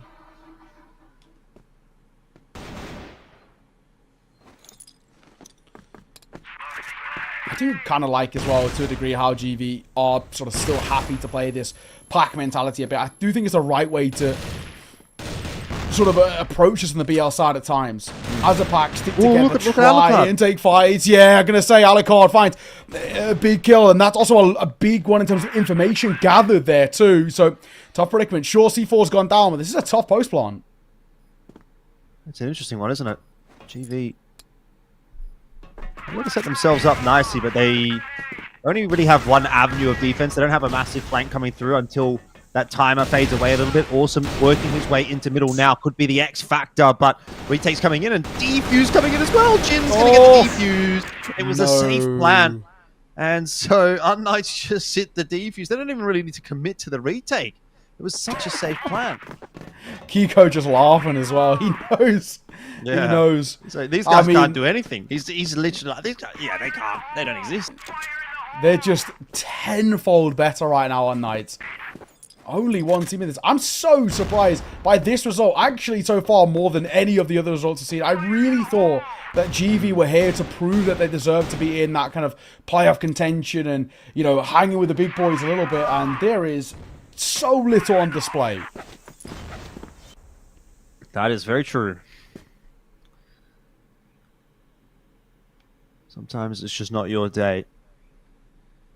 GV are going to keep trying to break this door down with their battering ram. But I don't know if it's really a battering ram. It's a couple of twigs. Smashing the door. Trying to hit the door with a couple of twigs. Were you one of those kids that was like obsessed with sticks? No. Oh. I grew up in a city though, I guess. Yeah, you're a bit of a zoomer too. You probably had one of them phones back in the day, you know. When I was growing up, we didn't have phones. We had to go play with sticks. Anyway, that might be GV right now. They're trying to play with sticks. They brought sticks to a gunfight. unKnights though, 1 for 1 here on this defense again. So rotation's going to have to come through from those A players. It's, again, doable, right? You know, we're in a position where plenty of time to work with and no worries just yet either. Got to kind of go now. 20 seconds and they're grouping up together, which I do actually think is the right call in this spot. 15 seconds, moving our way in. It doesn't help that Alicor's now gone down already. Numbers advantage, swing, and a fine. We're clearing the site quickly as Pietro's being sent into the thick of the spot. Another run towards Awesome. Yeah, they're trying to get on it as well, but this time not to be. Time run out. And short kills are coming through for Jinza, but it will not make a difference. C4 goes off. That's finally something, Jordan. It's something, yeah, definitely. We'll see if it turns into anything more than just one. It's really the main takeaway at the moment. There's a couple of shots in there from Jin. I wonder if that prompts any kind of change up as well from unKnights. They had the 3-2 split. This time, somewhat of a 3-2 split, but it ends up being a 3-1-1 as Beck will work back into middle.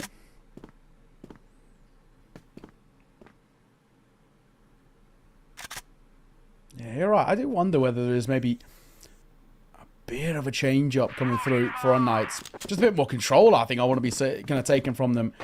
You know, I don't mind teams having reliance on their retakes and having sort of faith in themselves in that sense, but you do end up leaving things up to chance, which never instills a hell of a lot of confidence, I guess, in you.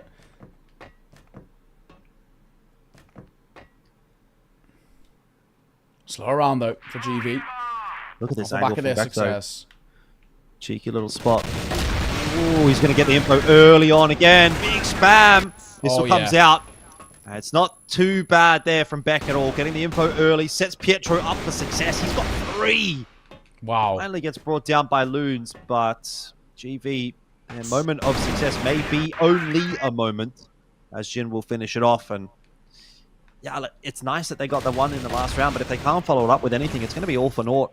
It's true. One of the worst things that can happen to you is when you're in a real rot of form and you're struggling to put rounds on the board, and the rest is getting a flash in the pan. One bit of success, a little bit of a taste of the success as well, and it immediately gets thrown back in your face. It's kind of a worst case scenario because it really overall makes you feel a little worse for where this is scrappy.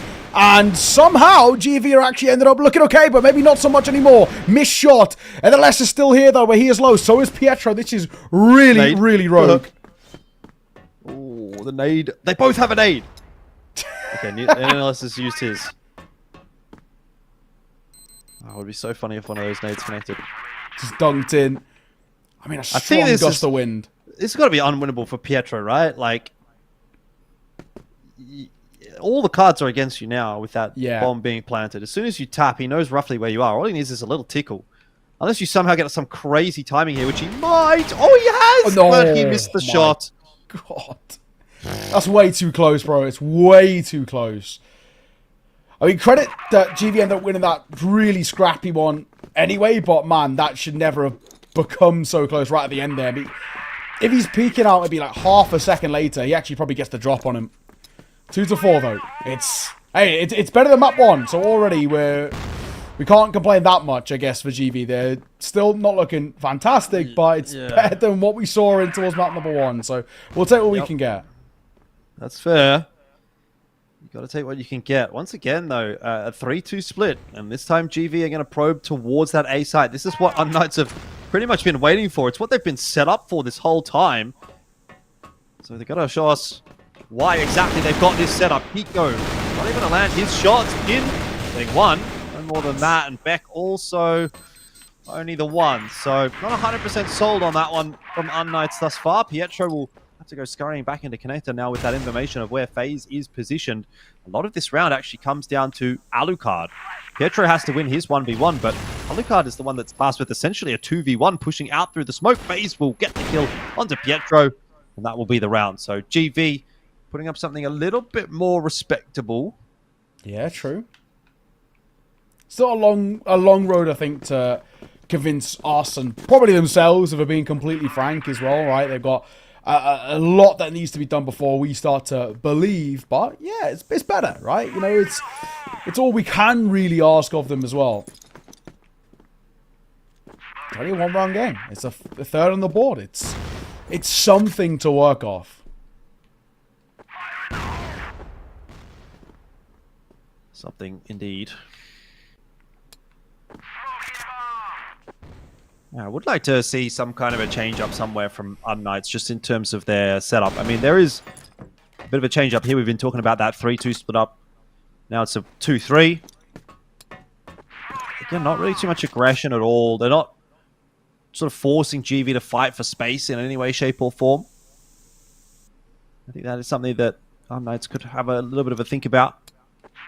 They're definitely winning their aim duels in most cases.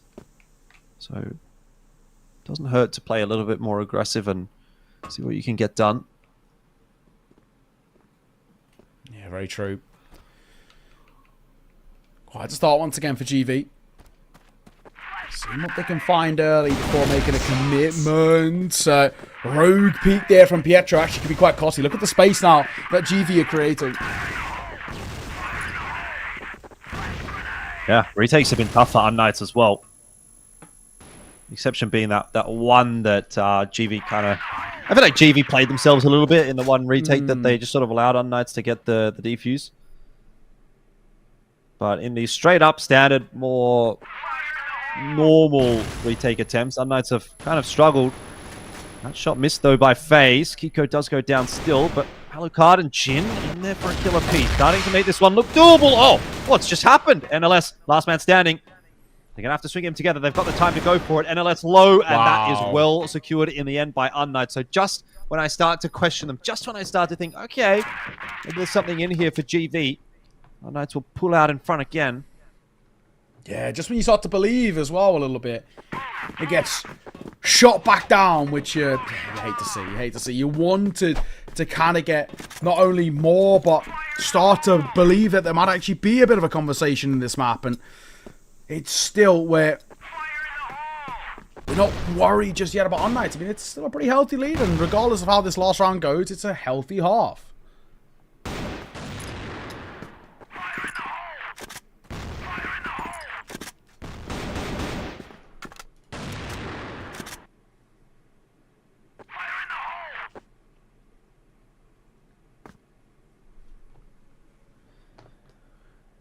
More forward hold. It's good. That's not just gone down as well like that. I think it really does make things a little easier. I mean, now with the numbers advantage, you can just play off each other and just play for trades.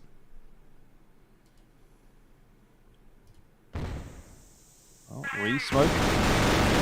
Yet, bro, it's not going to help him hold on to the B doors. See, I sort of agree with you in that is one of those situations where you probably could just back up there as Pietro, but maybe kind of waiting for that second smoke to come through and bloom before he backs off. And unfortunately, the timing just wasn't quite 100% perfect. GV found their opener. Looks like they might find an opener over towards A as well. It is Kiko alone. Full push out on B. Beck is getting so much information. The rotation's got to be coming across now. Jin's on his move. Player watching Con. Timing on that from FaZe. Doesn't look good. Jin will pick that kill up, but Kiko gets one. One is enough here from Kiko, but any more will be round winning. He's found now 2. Awesome alone. 1-on-3. Seems an unwinnable task, and unKnights, even though this has been a bit of an up and down kind of a half with a couple of speed bumps, are going to come up with a 6-3 lead. Yeah, it's true. Again, this is one of these kind of really brutal things for GV. While it's been better and there's been moments here, it's still not enough, right? And that's really got to hurt us. Tough predicament that we're in still, but 6-3. GV, sure it's been better, but they really need to win this first round of the half. If they don't, I think their mental's going to once again start to get shot, and it's quite a big deficit still to try and recover from.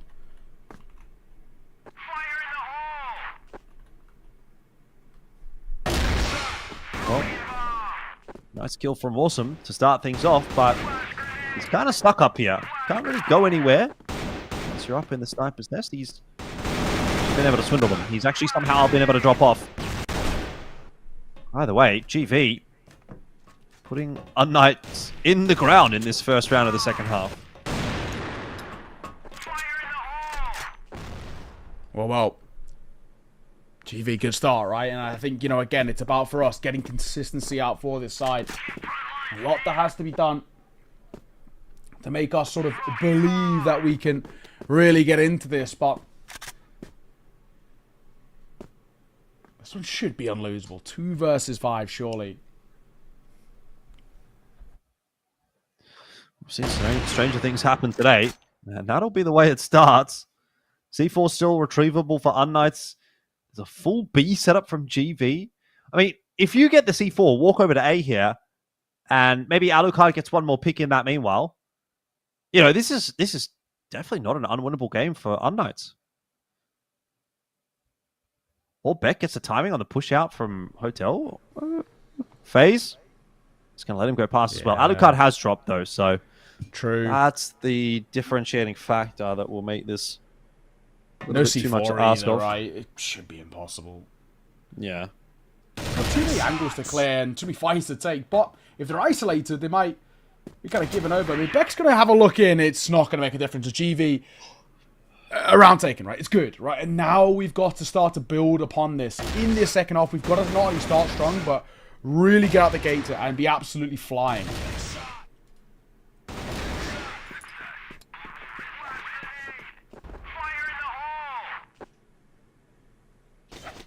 All right, unKnights will want to take 2 of that one.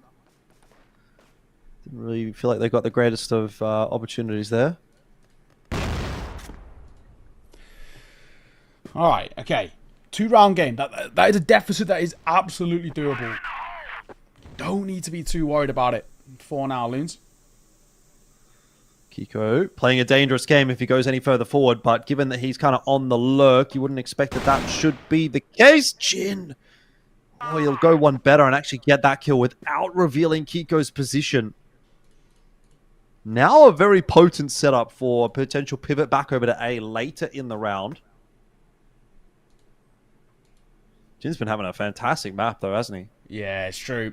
He really has felt like at times he's been sort of untouchable a little bit. NLS going to get caught as well. So now down to 3 for GV. But at the very least, an answer back by Shock. By Snox, may I say. Well, help things out. Just as we were speaking about Jin. Down he goes. Still, 4v3 with Snox half HP. Oh, nice, you're in a good spot. If you just stick together and play as a pack, you should have no issues. Yeah, leading from the front. We'll get the opening kill on the site.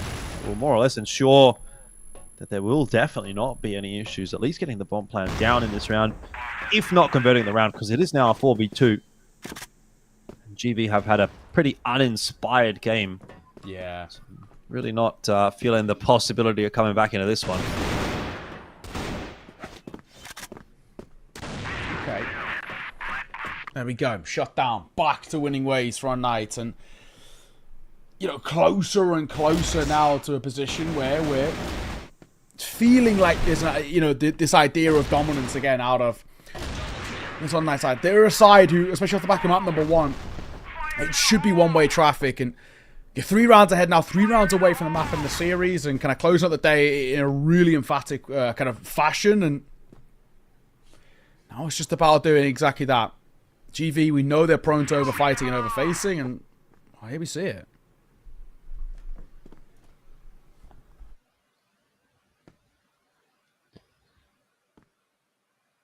NLS, dangerous game here. Timing on that push from Beck could be his undoing. Beck has not decided to push his way forward, though. Both teams employing a little bit of a slower BL side. Nice thumb, though, from NLS. Catches up with Beck. Jin looking for that trade. He'll go down as well. Hold on a minute. That's nice from NLS. Nico recognizing there's going to be an Orm waiting for him if he continues that push, but players from Hotel now getting out. Pietro pushing his way forward. FaZe needs to be dealt with on the side. He'll miss his shot. Starts to get low. Under pressure from a bit of util.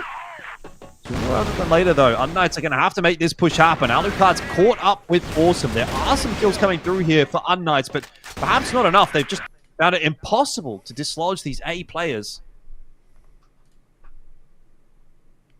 It's brutal, isn't it? Again, showing just sort of where we're at with unKnights. I think comparably to kind of map number 1, there's a lot more errors that they feel like they're kind of being prone to at the moment.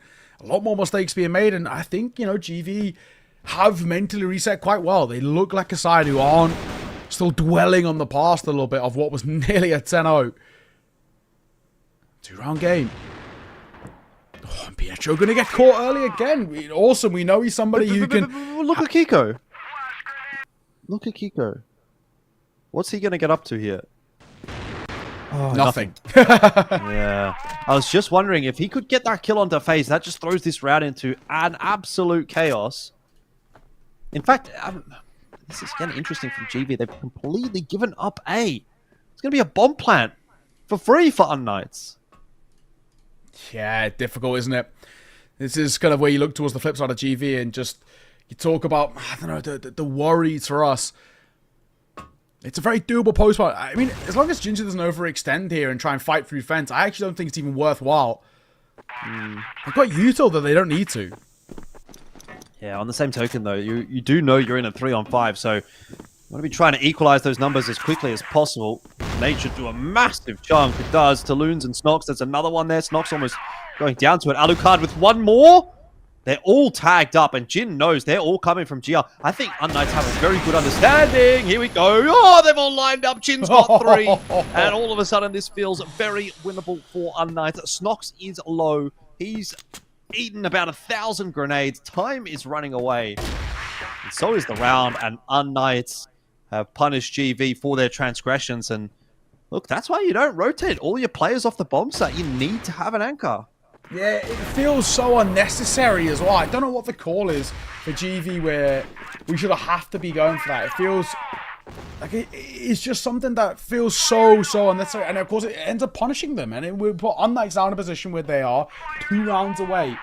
And again, 3 rounds ahead. GV, I spoke about it that unKnights, I feel like we've seen a few more errors that have plagued them compared to what we saw in map number 1, but it still doesn't mean that they're at a position where they're susceptible, right? They're still looking like a side with a lot of great ideas up their sleeves. And sure, I think this map is probably more indicative of what we expected in between these two, right? Being pretty close, but unKnights being the favorite. That was the narrative that we were building heading in towards this series. But GV, unfortunately for them, really running out of time, running out of chances. We've seen better performances. Awesome. Having a good couple of moments. Snox as well too, but nonetheless, unfortunately, same can't be said for him. He's going to get caught. FaZe is still here, but only going to be in a weird spot where he actually needs to multi-frag massively, and he's getting pressured by the Colt. Down he goes, 2 versus 3, and the C4 goes down too, and Snox might just be about to be naded. Snox, well, he's on his own, and now he's dead. So, unKnights go 1 round closer. All smiles. Looks like it's going to be an easy day at the office for unKnights here. 10-5 on the cards.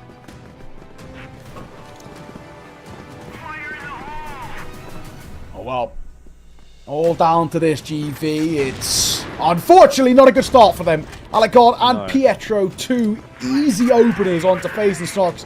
And, you know, 2 players who we have a lot of importance behind in this GV lineup. And them falling like that is not going to help. NLS also going to get caught. Awesome. Down he falls. And this is more like it. unKnights closing things here. It's a 1v5. There's no chance for Loons in this one. And it will be a 2-0 in this series. And sure, while it was a little bit better for GV, and there was definitely moments of things were feeling a little bit more up in the air, it's still a very one-sided series. GV getting 6 rounds across the series is not what you want to see. Loons goes down. What a showing from unKnights. Smells around for them as they've made light work out of GV in this series. Yeah, that was fantastic from unKnights.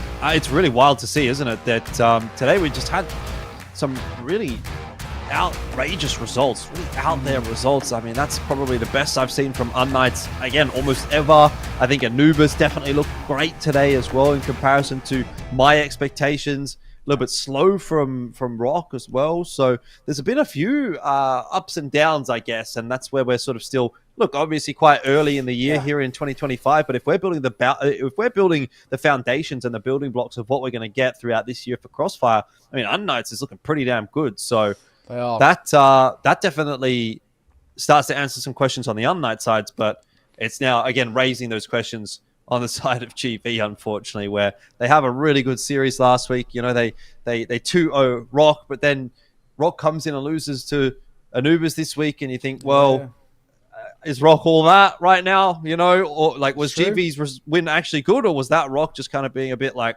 not so good?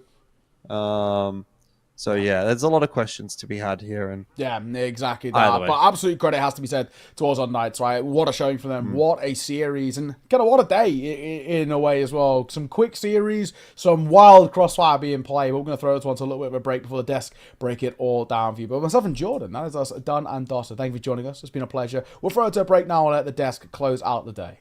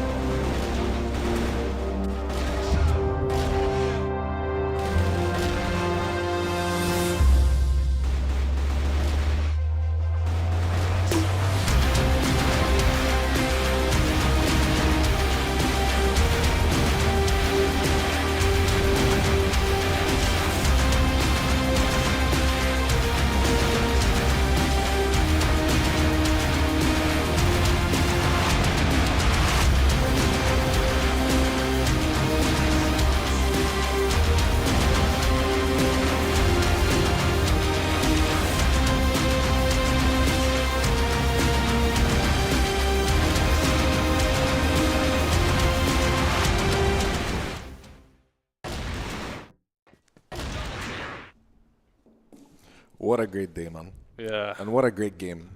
Lots of upsets, man. Lots of surprises, lots of details, storylines.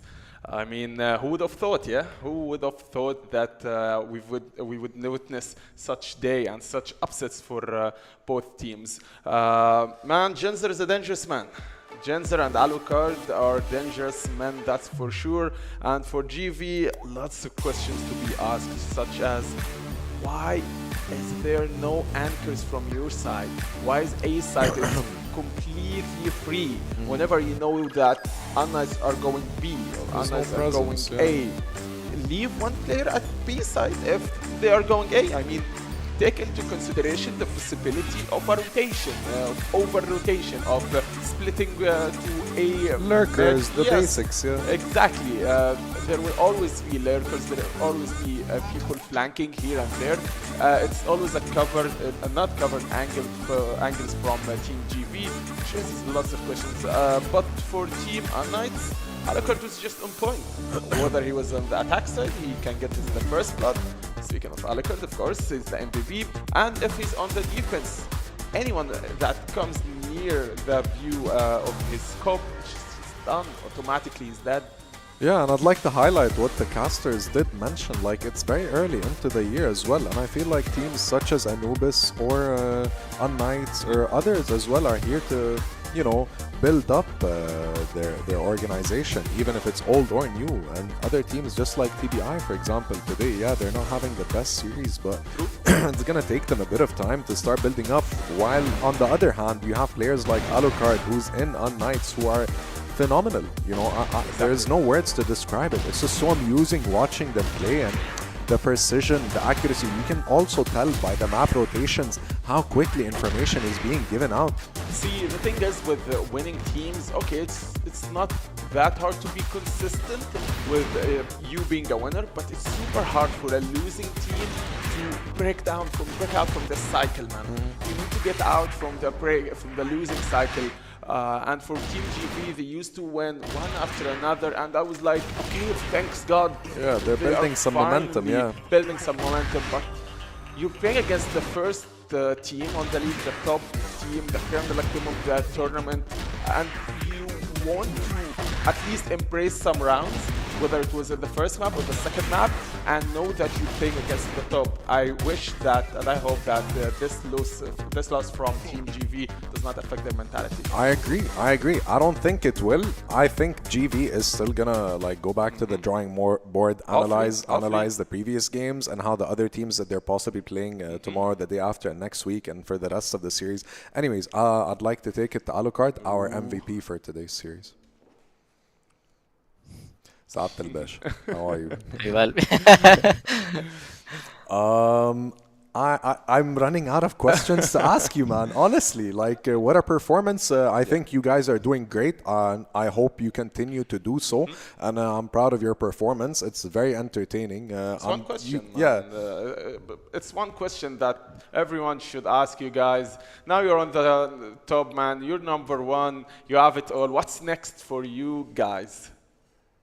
Our main focus right now is, of course, to wait for playoffs. I think we're not now, after the win today, we're not really worried about the league. I'm sure we already secured top 4. So our main focus now is just playoffs. Yeah, to be consistent, reaching top 4 and possibly becoming in first to make a statement for yourselves. I respect that. I really do. Yeah. Any other questions? Alucard, do you think something changed from the previous week and this week, like made you guys, okay, we're on top 1, we're maintaining top 1. Do you think there's a major thing that changed, or you're just being consistent with it and you're now top 1? I think last week we were top 1 already, so not really a lot changed. We're just keeping consistent, and yeah, I told you our main focus is just playoffs. The league matches right now is kind of easy for us. Makes sense, man. Makes sense. I'm happy to be interviewing you here and keep the smiles smiley. You know, I love it every time the camera's on one of you guys, you or Kiko or whoever is smiling. So I love it. I love it. It shows you how good the environment is in CrossFire West. Sure does. Well, the reason for the smile is actually we're just having fun in the match. So you will see us making a lot of jokes. Yeah. It reflects on your gameplay, man.